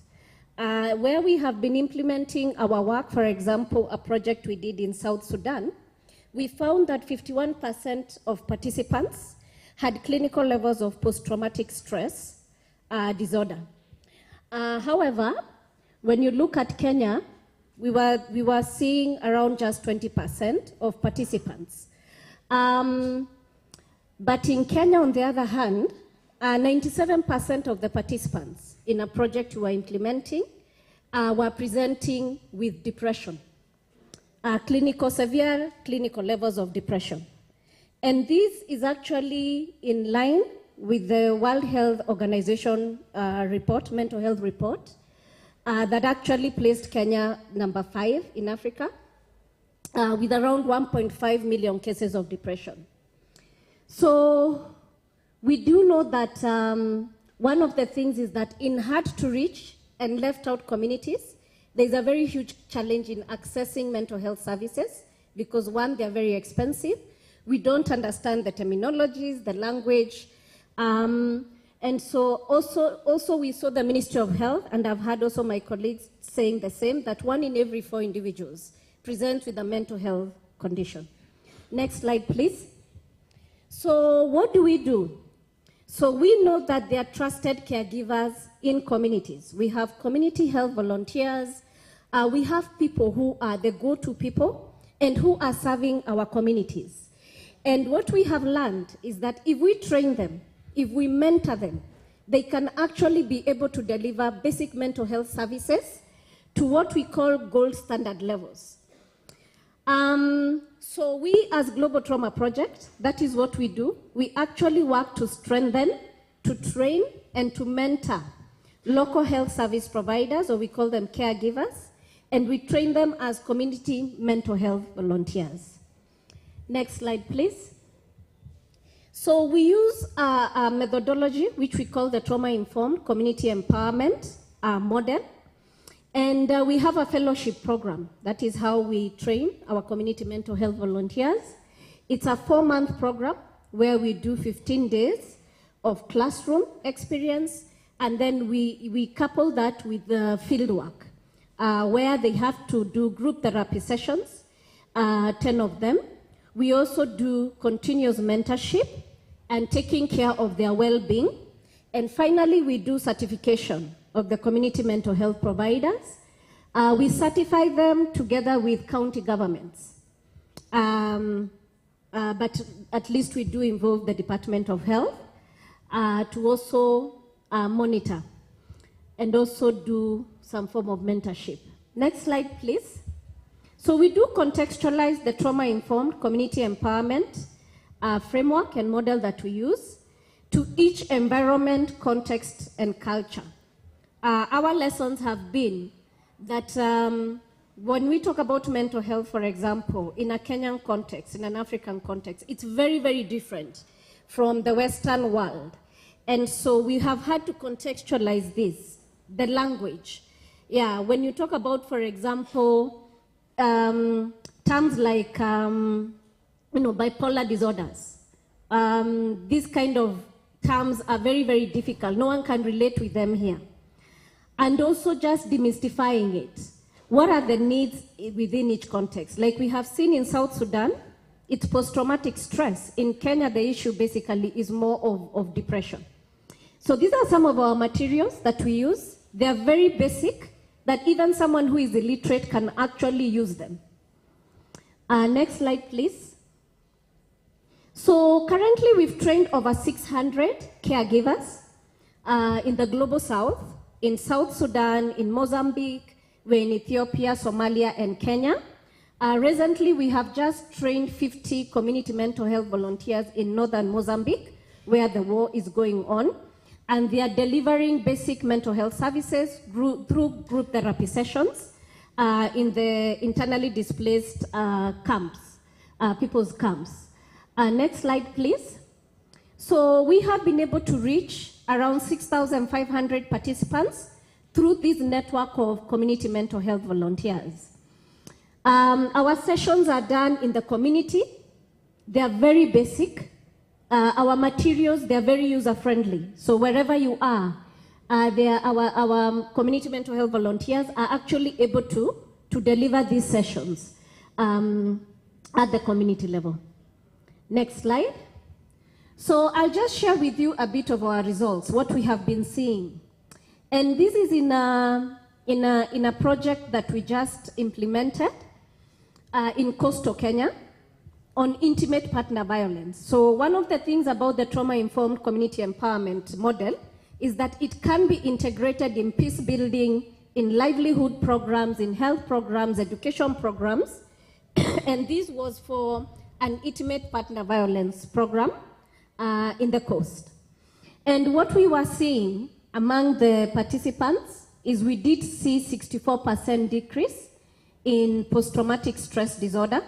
And here we were using international standard measures. One of them is the ACEs that was just shared by Mr. Mutiso. That's one of the standard measures, Harvard Trauma Questionnaire, Patient Health Questionnaires. And then in depression, we were seeing a 55% overall decrease. And the gold standard is usually 5%. So, you know, when we see 55% overall decrease in depression, then we know that we're doing the right thing in training our community mental health volunteers. In aggression, we were actually seeing around 62% reduction in physical aggression. And then we were seeing 90% becoming less aggressive towards their spouse or partner. And 69% who are starting to say that reporting perception of intimate relationships as healthy. And also we were seeing 26% decrease in emotional dysregulation, meaning that, you know, emotional dysregulation, as Mr. Mutiso was saying, is linked to aggression, violence, and many other factors that affect our mental well-being.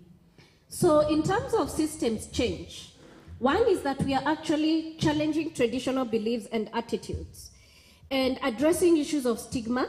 One, that it is only a psychologist or someone very high level who can deliver mental health services. We do have community mental health volunteers who are actually delivering basic mental health services. And this has actually made it possible to access these services in very hard to reach communities and to make them more affordable. So, it also has resulted in saving of costs, both for the client, right, and for the entire mental health system. Because like you saw the data that Mutiso was sharing, that we have very few psychiatrists, very few psychologists, and these services are very, very expensive, and in most cases, inaccessible. So one of the things, as I finish, next slide, we also have one more physiological measure. We call it the heart rate variability. And we were seeing a 15% decrease in critical heart stress. And today, I'm glad to say I'm here with my colleague Dennis. And if you do want to have your heart rate variability checked, we'll be setting up, and we can do just 3 minutes if you're interested. But basically what we do is that we use a device which we are able to check levels of critical heart stress in terms of the amount of stress your body is carrying and how well your body is able to deal and manage that stress. So that is something we should be able to do for a few people after this. Finally, this is one of our tools, a sample tool, for example, that we use. We call it the sticks and bricks. And basically, it's a check-in tool. We check in on our own well-being. And the sticks, they represent the amount of stress that you're carrying. And so basically, when I'm doing a check-in, I'll be saying, for example, today, right now when I'm here, I feel like I'm in between a 2 and a 3. That's me. On another day, I'd probably be at a 1. And I'm able to explain why. Why do I feel I'm like at a 2.5 heading to 3?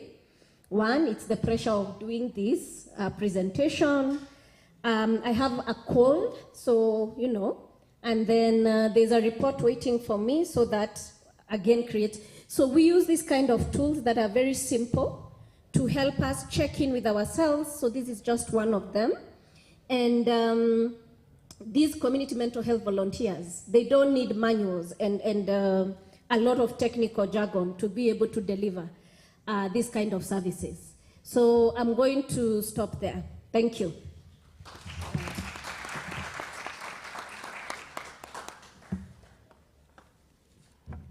Thank you so much, Anne. I think one of the recurring messages for me is the power of our local communities and how we have to tap into them as a resource to really look at the mental health pandemic that's affecting our countries, our continent today. So now we'd like to have a more in-depth discussion, and we'll have panelists join us on stage for that. So as I call your name, please join us up here. For the panelists, we have Dr. Eleleta Abe, the lead research and coordination at Belarisu Foundation.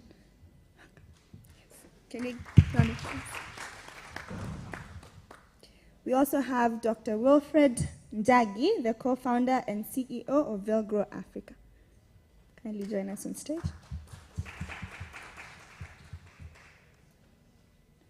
All right. In addition, we have Clive Angweni, training manager at ICA Lion Academy. Thank you. Welcome. And then another panelist, Naum Monari. She's a nurse, manager at, social innovator and founder at Banner Care. And now to lead us in that conversation, I'd like to invite our moderator, Dr. Beatrice Kairuki.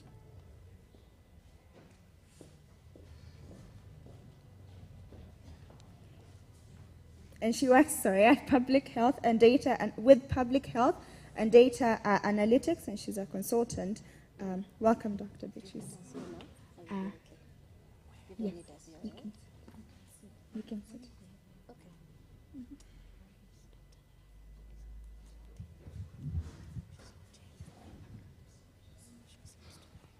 Is Dr. Leah from Madison here? Please come up. Sorry. Let me introduce her. Thank you. Thank you. Dr. Leah from Madison is also a member of the panel.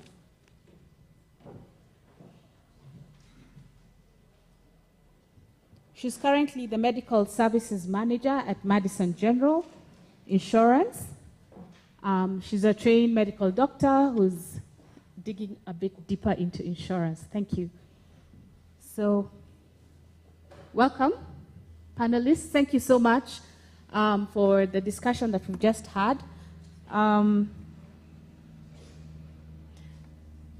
think because we're talking about the ecosystem for mental health, allow me to, 1, introduce myself, 2,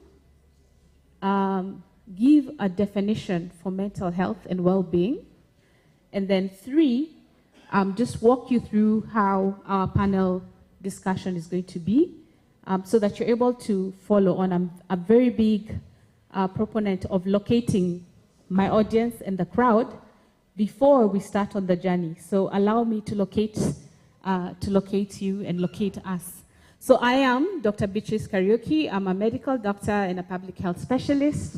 I am in non-clinical practice, and my area of focus is public health, analytics, and digital health. So I'm hoping that eventually this discussion we shall end up about digitizing mental health services somewhere. Now, definition was the second thing, right? So a definition for mental health. First, let me ask, if you're healthy, mentally healthy, stand up. No, I didn't say if you're unhealthy. I said if you're healthy, stand up. Oh my gosh. And the panel, if you're healthy, stand up. Like everybody in the room who thinks they're mentally healthy, stand up. Be bold, be brave. I know Matthew has given you a questionnaire to fill. Ignore the questionnaire for now. Just stand. Well done. All right, have a seat. So mental health is a state of mental well-being that enables people like you and me to cope with the stresses of life, realize our abilities, learn well, and work well, and contribute to our community. WHO definition. Okay? So, we're able to cope with the stresses of life, realize our abilities or potential, learn well, and work well. If you're mentally healthy, please stand up. Again, with that definition. Well done. Please note Dr. Moka of preventive health put it. So the way our session is structured, sorry, if I was a teacher, I would be moving people around so that we have a flow, but it's okay. So we have 3 groups of people with us on stage. We have people who deal directly with patients. Their organizations deal directly with patients. So we'll talk a bit about patients. Then we have groups of people or organizations represented where people deal with the providers. So they work with the healthcare organizations. So we'll call those the providers. And then the third group is those who deal, who are in the health space as payers or financiers, people who provide payment solutions. So those are the 3 groups of people that we have represented here. Now, our earlier conversation focused greatly on 3 key things within the ecosystem. First is availability and affordability, as put forward by Matthew and by Dr. Anne. And then Dr. Moka talked about risk and financeability of commercial solutions for this mental health space. So amongst our providers, you will see those providers who are dealing directly with patients and providers who are dealing with other the health professionals. You will see people speaking in the space of social enterprises, but you'll also see people speaking in the space of commercial enterprises. I have found you. Now let me introduce you to the people who are speaking to those aspects. So we have our people dealing with patients directly. We have Dr. Eleta from Belarisu Foundation.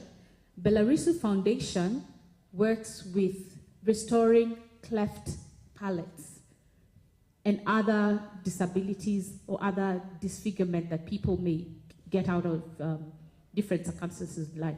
So she'll walk us through that population of people who have experienced stigma from having a cleft palate. Then the second person in that space is Anne Wahinya, who's already presented to you, trauma. Those who have trauma. So these two groups of people are talking to people who already have a big exposure and are either already diagnosed with a mental health condition or they're at a very high risk. So they have an indicated intervention. Then we have our providers. In that space, we have Naom Monari, who is with Benacare. She's a founder of Benacare. They provide home-based services for people who need them, whether you're sick, you're in a recovery period after a surgery, you're old, and Naomi will be speaking to us about the providers. People who look after people who are in a space where they've lost their independence and the mental health of those people. The second provider, now speaking about it from an organizational perspective, is Wilfred Njagi. Wilfred is from Vilgro, and they invest in startups. So he will take us through the journey of an entrepreneur, all right? And then the last two groups are pairs, but they're also the people who are in the general preventive space that Matthew talked about. So you, I, everybody else who's not at a higher risk than anyone else in the population. We have Clive from ICEA, Lion. He will talk to us about some of the protection, how financial protection can prevent you from stress. And we have Dr. Leah Wainaina from Madison. She will also take us through some of the initiatives in that space. We're together? Okay, so let's start with our providers. And I'll start with you, Dr. Eleleta. Okay, I think there's just one mic. I'll just pass it on. And Dr. Eleleta, could you just tell us a little bit more about Belarisu and your experiences with meeting mental health needs for children and families who've already been exposed to some of the risk factors at that early age? Thank you so much. It's audible? Okay. So my name's Zereta. I'm a medical doctor by profession, also a public health practitioner. Today I'll be representing Belarisu. I'm actually representing Belarisu because both co-founders weren't able to attend this event. They're currently conducting a surgical outreach in Angola, which is scheduled to take place for about a week. So going into the details about Belarisu, we'll also be talking about our surgical programs as well. So the term Belarisu means beautiful smiles. Our programs are centered around providing free surgical care to children born with cleft lip and palate. As Dr. Beatrice mentioned, we also do reconstructive surgeries for other deformities as well, particularly around craniofacial abnormalities. So cleft, to give you a bit of a background about cleft, it's an opening in the lip, the gum, or the palate that happens during early pregnancy, which causes children to be born with that particular defect. And aside from the obvious facial defect, these children also have several other medical complications. Like I mentioned, because of the gap, they're not able to feed well, so most of them end up having nutritional complications. Because of the gap, they're not able to articulate and enunciate their words very well, so they end up having speech problems. They also have dental problems. Because of the gap, their teeth are not able to form normally. And then now, in line with the theme of this discussion, it also predisposes them to having psychosocial issues as well. Because being an obvious facial defect, it causes them to be isolated and stigmatized and ostracized by the community, and even by their own families at times. So to speak a bit about our work with psychosocial condition, the thing about cleft is, one, dealing with this condition as a sub-Saharan nation, we know that mental health isn't really given a priority.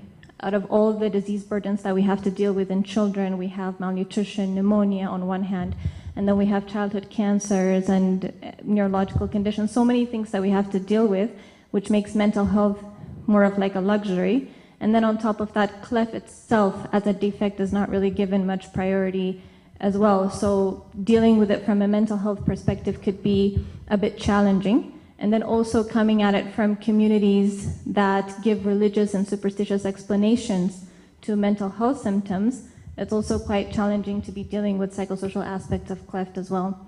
And then most of our patients being children, you know, with adults you can use so many approaches to deal with mental health issues, but when it comes to children, now you're forced to become innovative with your approach. So one of the methods that we've been able to employ quite successfully in Ethiopia, we're also trying to upscale these programs in other regions where we work as well, is an art-based therapy, where we bring children with cleft, both before repair and after repair, and mingle them with children who don't have cleft. And then we put them in this creative space where they're able to get in touch with their creative senses. It could be performance arts, it could be theatrical arts, it could be circus, it could be music, anything of that sort. So when we put them in that space, now the focus becomes the performance, now the focus becomes the art, it's no longer the cleft. And so these children are now able to be in a space where they don't focus on their cleft, but they're able to focus on their creative space. And by extension, now the community, when they see them performing these things, they're able to understand that these children are not defined by their deformity, but rather defined by who they can be. So this program allows these children to be empowered to find their abilities and allow themselves to be reimagined by the community beyond their defect. So in the interest of everyone's time, I'll wrap it up there. Thank you. Okay, thank you. Mr. Matthew, please join us on stage. Yes, Matthew Mutiso. So our next provider who will speak briefly, because she had a presentation, is Anne Wahinya. And Anne Wahinya presented the Global Trauma Project. Again, just take us through what your organization, how has it innovated in that space, and what are some of the gaps that are there in terms of being your model being financeable? Yeah, thank you. So as I had shared, because Global Trauma Project, we are dealing more with the service providers. We are more interested with caregivers. And I know sometimes everyone asks, why do you say the word caregivers? It's because as GTP, we are actually interested in everyone in this room, everyone who is out there providing services, reaching other people, leaders in their own fields, because then the kind of mental well-being we are talking about is for everyone, but there is so much stigma around the fact that when we think mental health, we think on the extreme end, you know, and it's either someone who is crazy, mad, I don't know, we call them all kinds of names, but we are just generally interested in general mental well-being. And in targeting local service providers, the biggest gap is actually funding for basic mental health services, because like my colleague has said, The challenge is that no one is willing really to fund mental health startups, for example, or something that doesn't have evidence-based. So first of all, the model has to get to a place where it's evidence-based, which we have. But on the other hand, the only way you can fund, and what we have seen works, is integrating mental health services into other services, into other programs. This is what works. This is what funders are willing to fund. You integrate mental health into HIV, you might get some funding. You integrate it into livelihood programs, workplace programs, but when it is standalone as a service, we haven't found people who are willing to invest in that. And so mostly we have been in providing these kind of services. For example, in war-torn countries, it's been integrated in violence extremism programs, but on standalone is where we have the hugest gap for mental health funding. So we need more evidence, probably, to show, we don't need to keep integrating for it to get funding. So this is the hugest gap. And of course, getting a proof of concept. Everyone will ask you, where is the proof of concept that this works? But also, mostly like for us, what has worked is that it has been integrated into other existing programs. Okay, thank you. And also highlighting the providers, the caregivers. So it's a great segue into the area of caregivers. We have Naum from Benacare, who deal with home-based care services. And now maybe you can just briefly tell us about your organization and the role of caregivers or health professionals in that space where they're looking after people who've lost their independence, whose mental health may be at risk, and mental well-being may be at risk.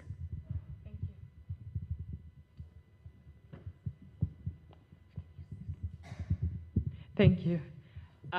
So as she said, my name is Naum, and I'm the founder of Benacare, which is a social enterprise that is based in Nairobi, Kenya. And what we do is we tackle the economic and emotional costs of long-term hospital stays for patients and their families. And how we do this is by building a large network of healthcare workers where we connect them to patients that are in need of care nearest to them. And we mainly also focus in rural Kenya, where when one family member is in need of long-term care, another family member is often available to step into the caregiving shoes and provide untrained care. So on this type of care, we provide training on the basics of caregiving to these caregivers, where upon training, they are able to step confidently into their shoes and provide supportive care for the patients, while Benacare only comes in for clinical care and service monitoring. So since 2017, we've been able to work with more than 9,000 healthcare workers, and more than 30,000 families have been impacted by what we do, because we've saved them more than 50 million in healthcare costs. I'm so honored to be here with one of our funders and supporters, Will Grow Africa, that have funded us over the past few years, and we have also received support from IDRC and Making More Health, which is also here, as well as Ashoka and Global Citizen. Now, if I'm to briefly speak about the role of these healthcare workers in this space, in the mental health awareness space, number one, I'm speaking from the perspective of an employer of thousands of nurses and a nurse as well.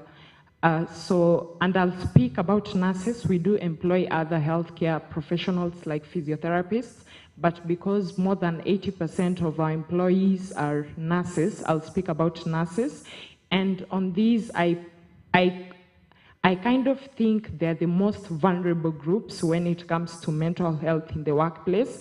And this is because of the daily stressors that they encounter as they go to work, starting from they face death every day, where they have to watch people die, or they have to watch things happen helplessly when they cannot actually help it.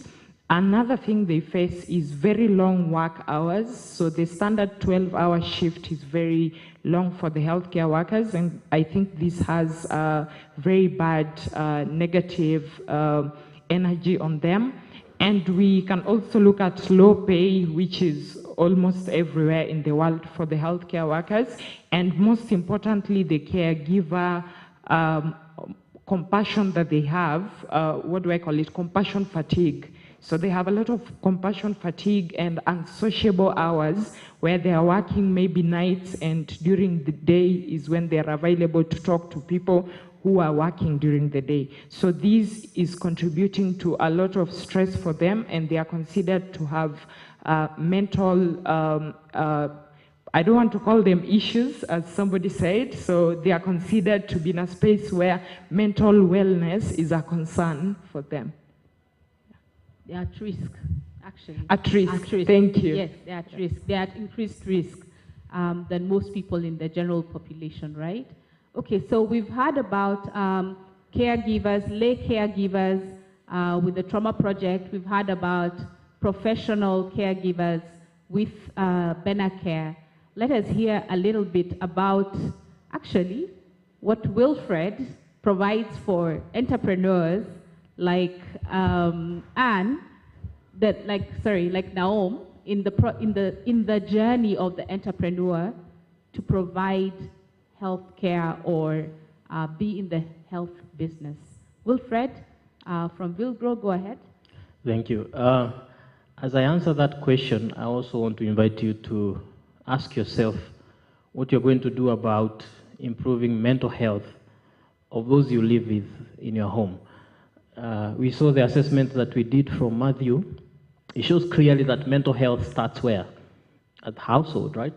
So as I answer what I'm doing for startups, I also want you to answer for yourself, what are you doing about mental health of those you live with, your siblings, your parents, so that we can make it better. It's one area we can't ignore. So at Vilgro, I wish we could have done more than what we're doing, but one of the things we've been looking at is these are occupational health and safety checklists that we tried to implement with some of the, we did a pilot with about 4 or 5 startups. This was a comprehensive checklist built by Argidius Foundation, one of our funders, and it was looking at the occupational health you provide for those that work for you. And we did it for our startups, where we asked, and this was just after COVID, are you providing the PPEs for your healthcare workers, for example, if you are Benacare? Are you taking care of other occupational health hazards and issues that then become trigger points for mental health, right? We saw during COVID a lot of mental health issues experienced by nurses and caregivers, yeah, because it was taking a toll on them, working under pressure, seeing people die, and these stressor levels, as we saw in the, I like the check-in of the lady carrying firewood up to a point. So at what point does it break, right?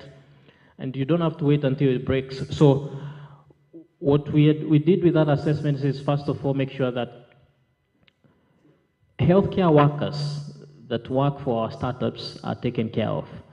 And by doing that, then we are sure that they will offer better care to the patients. The other thing we've been trying to look at is we are currently looking for a consultant or a provider that can also look at now the founders themselves. You saw when we were asked, you're the one who asked how we are doing mentally, and you saw Mocha remained seated.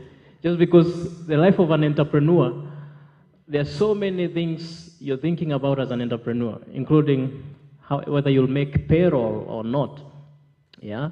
Whether you're going to be able to raise that round of funding. It's a real issue that affects how founders, startup founders, show up and how they run their companies. It's something we're looking at Vilgro internally. So if you know any providers that can help us with that solution, please send them our way. Thank you.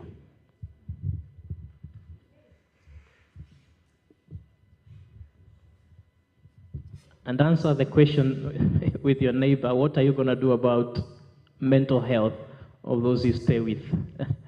Thank you. Okay, you know, I used to laugh at people who always doing this thing, check one, check two. Today I find myself in that position, yeah.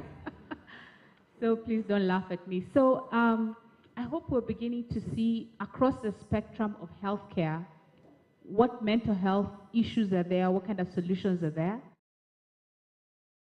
And that this is a university institution that really focuses on entrepreneurship in the social space. One of the questions I want us to keep in mind, even as we listen to the next group of people, is Dr. Moka's question: who takes the risk, and how do you make it financeable? So far, we've heard about integration, integrate it into HIV, integrate it into violence and war-torn area programs, integrate it into restorative interventions for cleft. So how do you make it financeable as a standalone in whatever, and that's a question to all of you to keep in mind even as we continue the discussion. So the next two people represent organizations that classically would be categorized as pairs. We'll start with ICEA. For them, today I think the focus of the discussion with ICEA will be around us, protection of the general public who are not at an increased risk. And Clive, welcome, you can take us through that. What is your organization doing? What are some of the innovations? What are some of the maybe two take-homes that people can go with?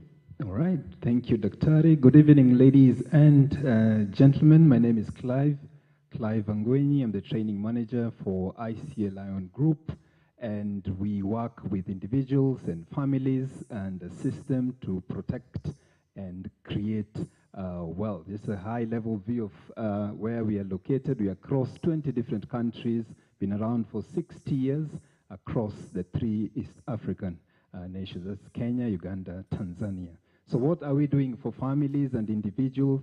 Before that, Daktari, allow me to lay foundation, lay the runway for us to take off.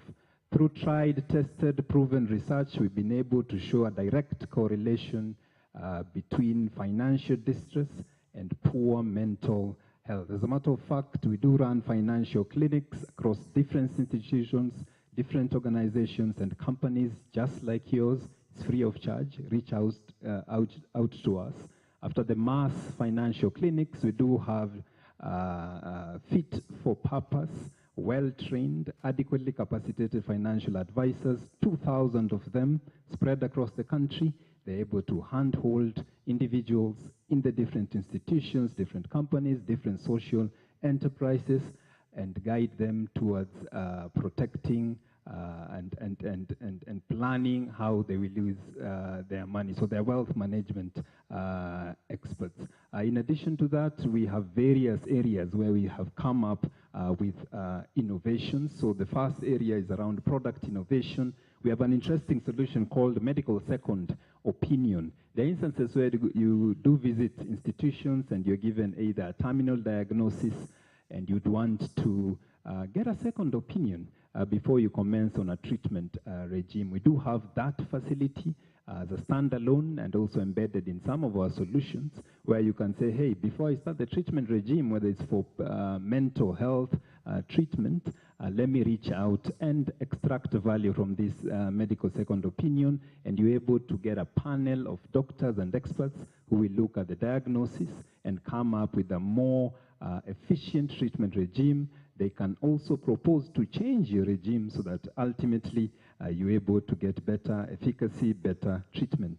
We also do have service innovation. I've mentioned that indeed I've come with well-trained financial advisors. Please find time to speak to them in the booth out there. We usually say, if you are in this room and there is someone who depends on your income to survive, then the responsible thing to do today and tomorrow is to speak to a financial advisor. The third one is technology innovation. We do have digital systems that enable you to access our services wherever you are. So we are able to reach out to as many people as possible in a non-discriminatory way. Our service cuts across. Then the fourth thing is marketing innovation. So over the years, insurance has been one of those, insurance and financial services solutions have been one of those things that need to be debunked, demystified. More often than not, I sit in panels and people say that financial advisors, financial experts use very, very technical languages. So we are simplifying that process. As a matter of fact, we want to come to your nearest village, nearest ward, and speak about insurance and finance in your local dialect. So that's the area we are doing marketing innovation around. And last but not least, Daktari, we are big on working with communities, big on working with social enterprises. So we do have corporate social innovation through our financial clinics. Please, if you are interested, go to a booth, register. It's for free. We will come speak to your people about money in a very practical way. We are very passionate about personal finance management. And as I started by saying that financial distress, poor personal finance management is directly linked to poor mental health. Asante.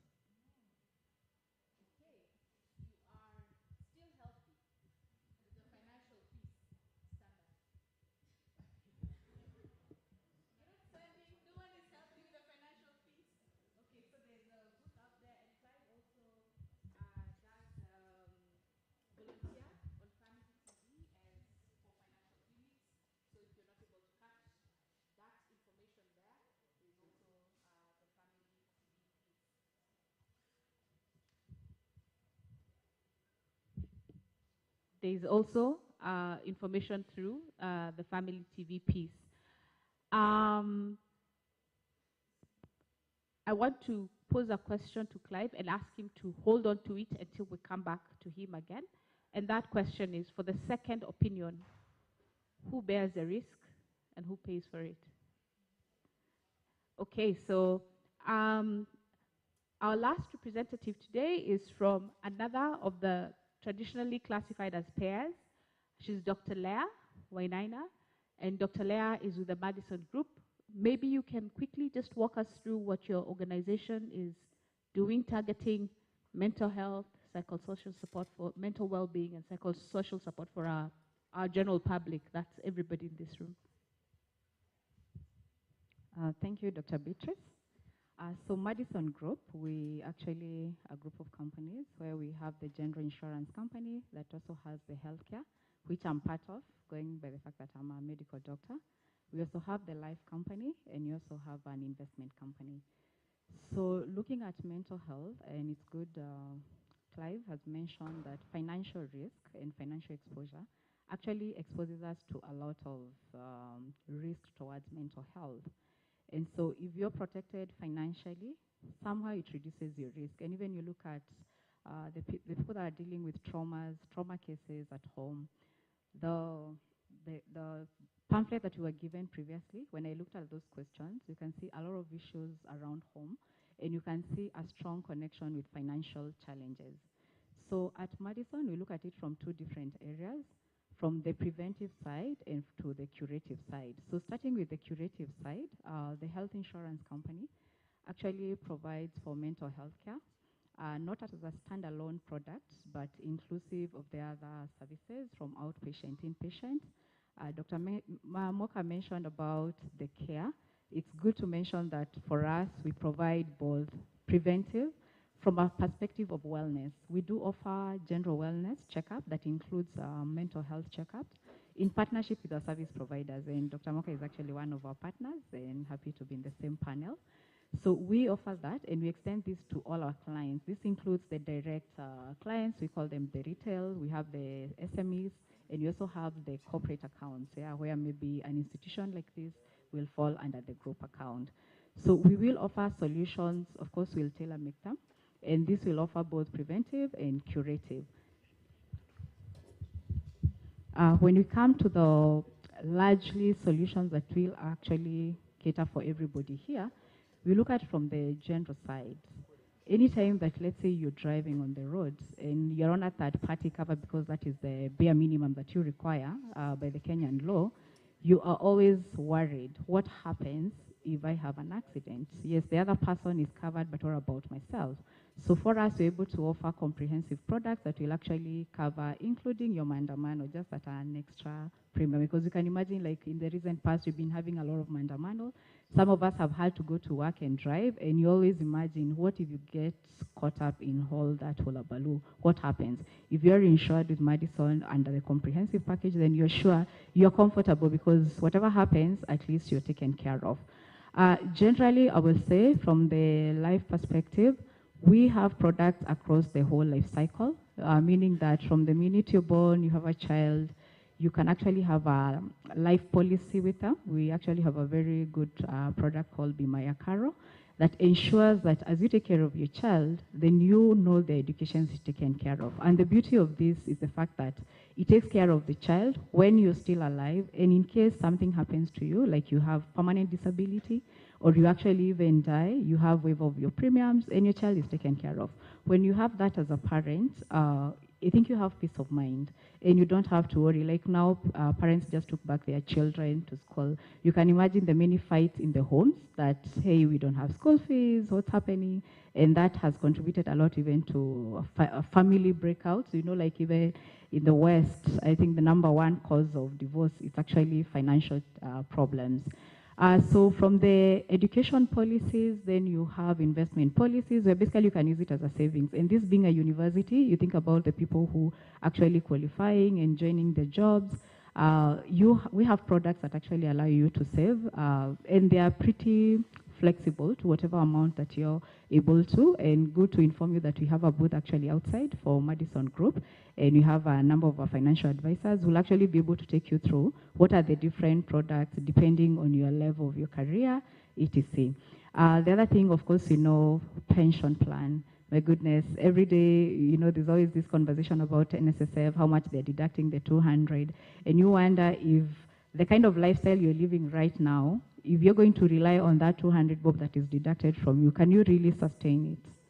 We know that people, once they retire, there's actually a high death rate when people retire. Reason because there's a change of lifestyle. You're not able to sustain. Maybe you used to have a club membership.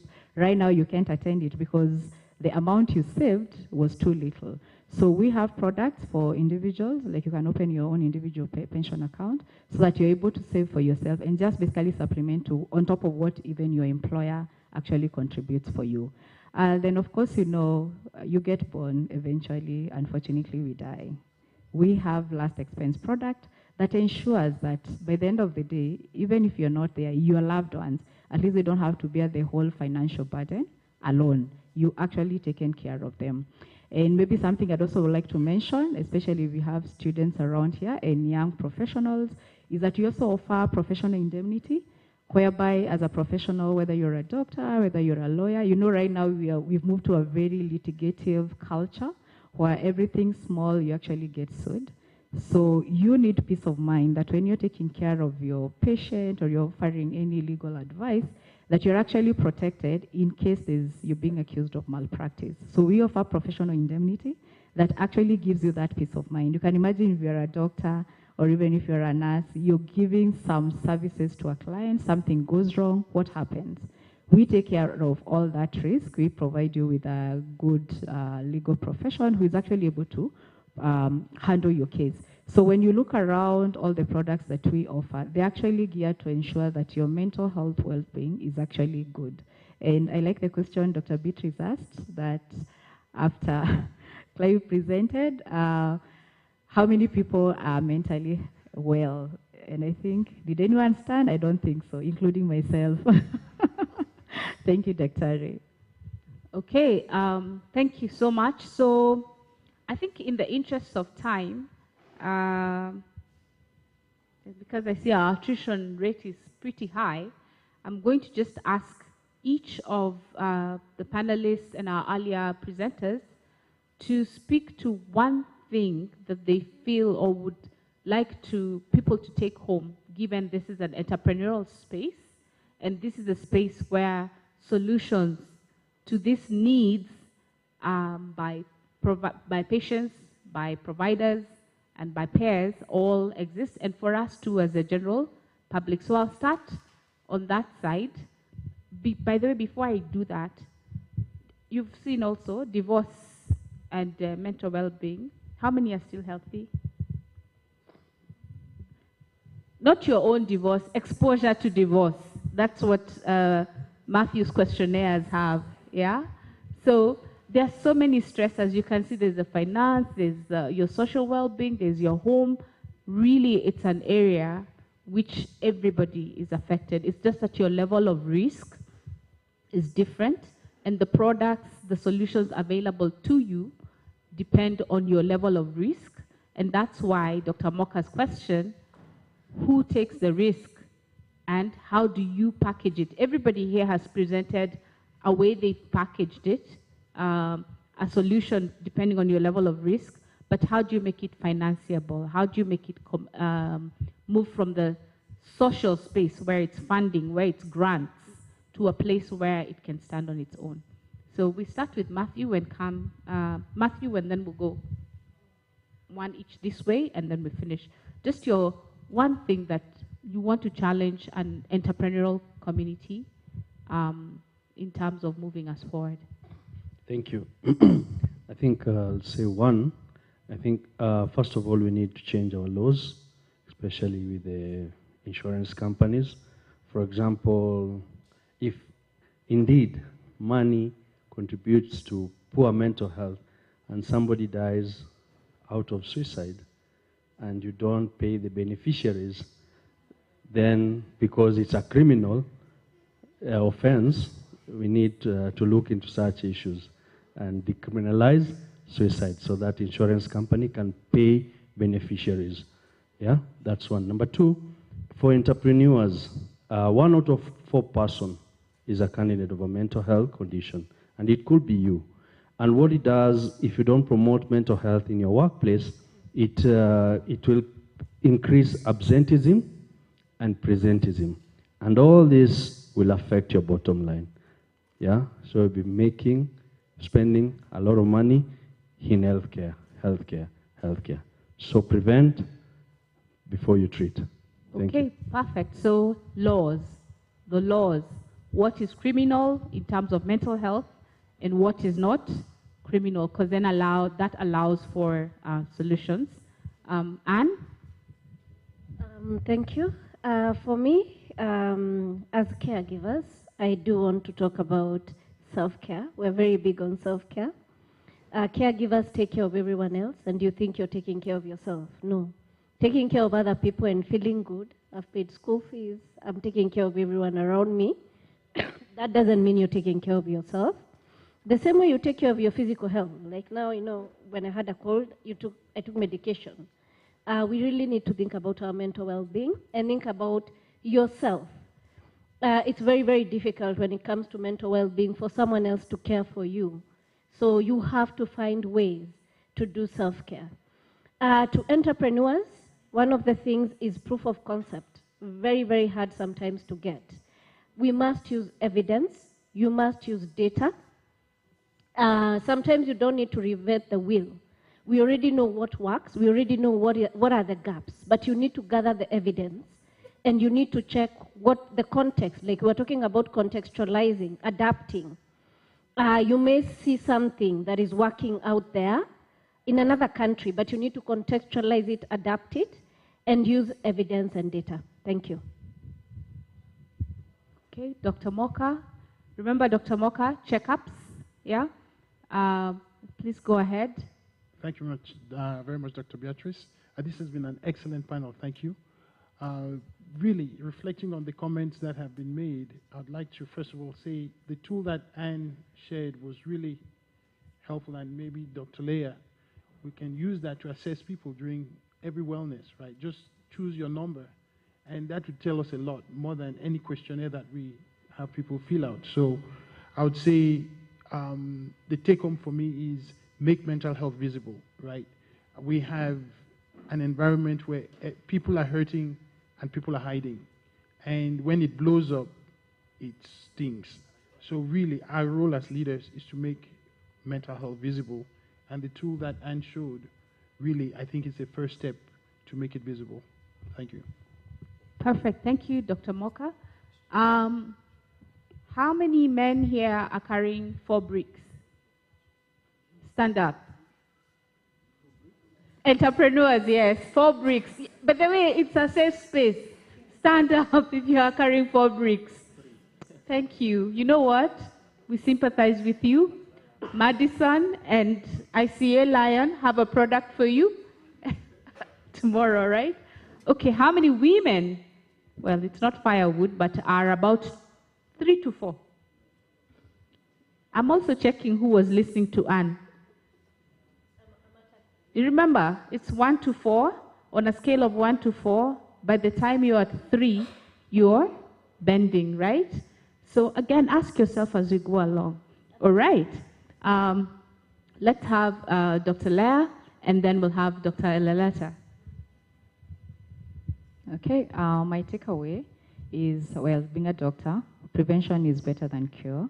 So all of us, we need to take care of ourselves, save while we can, ensure you have some form of health insurance, because, you know, without your health, you're not going to be able to do anything. When you're without a healthy employee, even for the entrepreneurs who are here, who have maybe 2 or 3 employees, ensure that they're actually well taken care of, because the minute they fall sick, and especially all of us that who have households in the house, you truly know you're going to take care of that bill. So, and at Madison, luckily, we have a product for everyone. So let's take care of ourselves. And for the men, I think the men have a big challenge in talking to someone. Actually, for us, you're so far a toll-free line in partnership with our providers, where basically you can talk to somebody, because mental well-being, you don't have to wait until you actually break into depression, clinical depression. It's that simple. You start being withdrawn, you're not talking to people, you're not enjoying the things that you love. At that point is the point to seek help, because you still have some form of insight. So I'll really, really talk to the men here. Please talk to somebody. The good thing, it's over a phone call, so there's anonymity and it's safe. Thank you.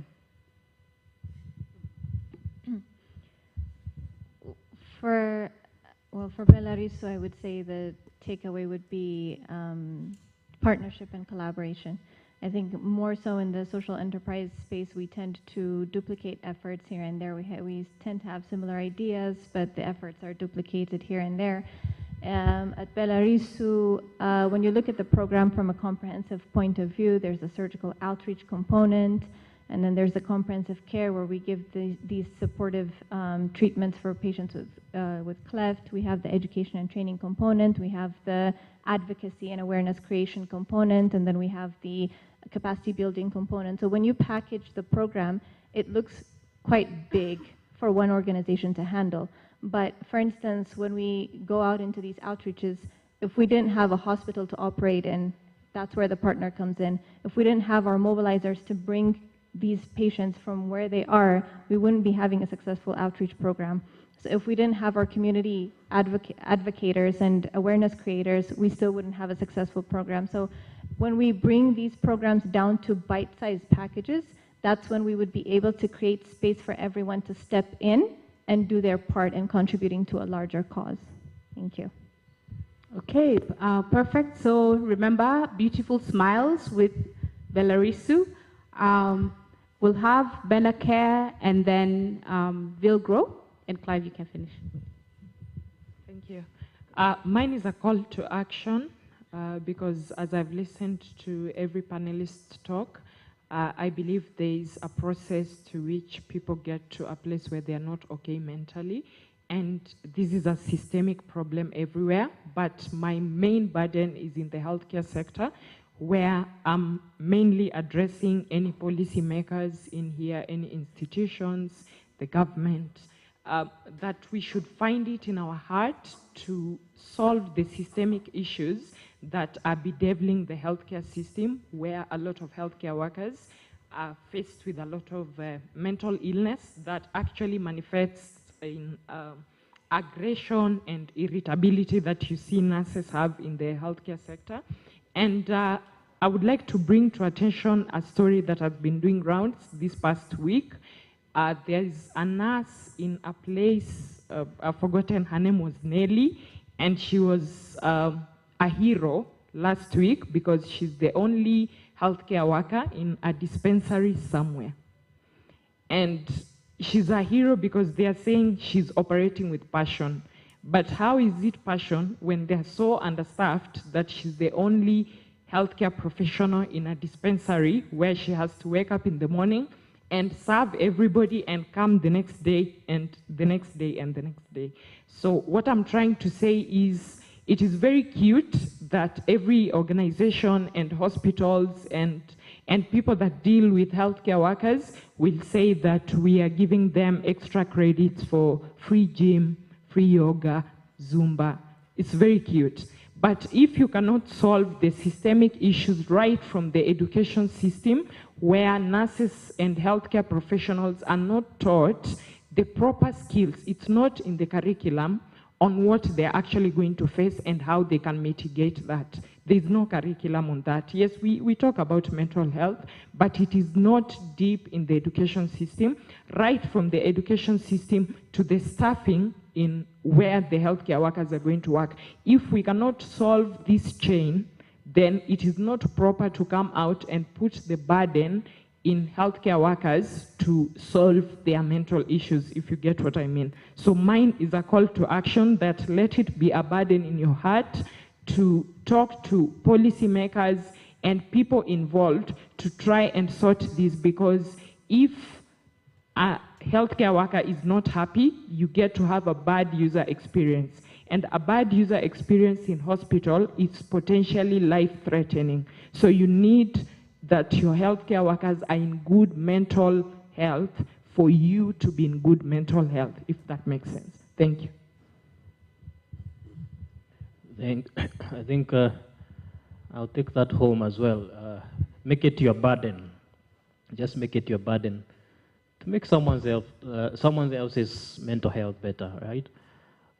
If you look at unemployment rates in Kenya, we have like, I don't know, 10, 15 million people out there without jobs.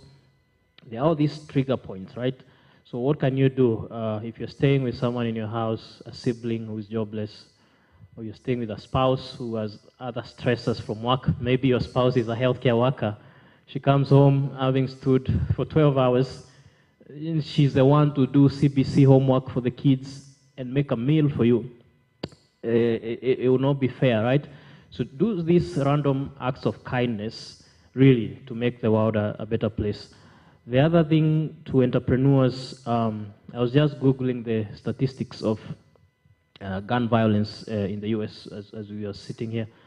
And I was saying this year alone, up to May, almost 14,000 people have been killed. So that means this is just Q1. So by the end of the year, you're talking 50,000, 60,000.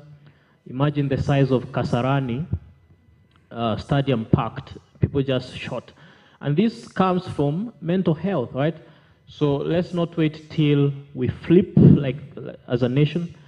And some of the solutions we build here, I am very confident they can scale and help the rest of the world. These countries, if you build something for Kenya, Kenya is like ground zero. If you build something that works for a developing country, you can scale it very easily to other nations that are in need. And so as an entrepreneur, I would also be looking at, when I'm building a mental health app, which other markets should I be looking at? Thank you. All right. Thank you so much, Doc. I think before I deliver my closing remarks, it would be a great disservice for my brother here if I don't unpack what the suicide clause is in insurance, and I believe across different companies. Now, the suicide clause only is in place to avoid moral hazard. Believe me, if we didn't have suicide clause in the insurance sector, we'd have the suicide rates increase.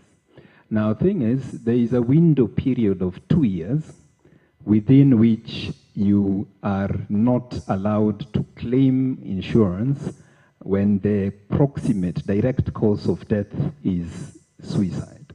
We have recorded cases of many people using moral hazard to be able to cash in on the sum assured. So it's there for protection purposes, for regulation purposes. And I do believe, of course, that sentiment that you've shared has been taken in good stead, because indeed we are also socially responsible to ensuring suicide rates are do dip. You did ask me who bears the risk when it comes to medical second opinion and any other insurance policy that ICA Lion offers, and who pays for it. I will do this by defining what insurance is. Insurance is a transfer of a risk from an individual who can't afford the risk. The risk could be death, disability, disease, lack of money to invest for the future, and lack of sufficient funding or planning for retirement purposes. So transfer of a risk from an individual who can't afford it to an institution that can afford to take care of the risk when the risk happens. So who bears the risk? Absolutely, 100% ICA Lion Group. Who pays for it? You do get to pay for it as our client. In closing, I want to give a clarion call to all social entrepreneurs in the house. The social enterprises you run are not physical infrastructure. They're not the desks, the laptops, the furniture, the brick and mortar, the offices that you work in. The social enterprise you run is the people that you work with. So protect your people. How do you protect your people? Give us access to your organizations. It is free of charge. It's called a financial clinic. We will come speak to them about money in a very simple, practical way. We have tools to help them manage their personal finances better. And just to quickly highlight the research that we did, we spoke to many employer institutions and HRs. People who deal with people and culture told us this. The challenges that they face are decline in productivity, disengaged workforce, poor mental health, low creativity levels by staff members, increased need for salary advance, and the last one was negative staff attitude towards challenges. Now, guess what? All these challenges are tied to financial distress. Let's come to organizations. Let's make your people financially well-being, and you'll start seeing their productivity levels go up. Thank you, Dr.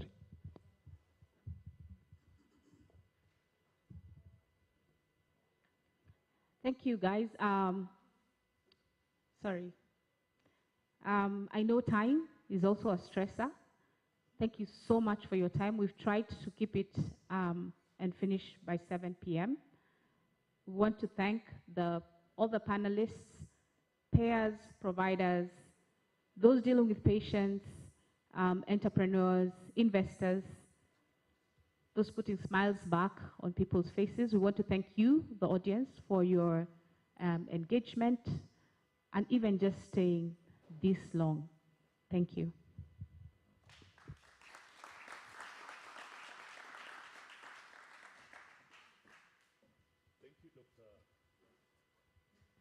We need to clap for Dr. Beatrice. She has run the biggest panel today. Okay, and thank you very much, our panelists. It's been a very rich session. To the audience, you are a power audience. You sat until the end. Okay, this is where we distinguish boys, girls, and from men and women. Now we will invite our panelists to start closer in front here so that we do a group photo. As that goes on, friends, we thank you for being with us today. We are starting tomorrow morning at exactly 8:30. If you could come earlier, so much the better, so that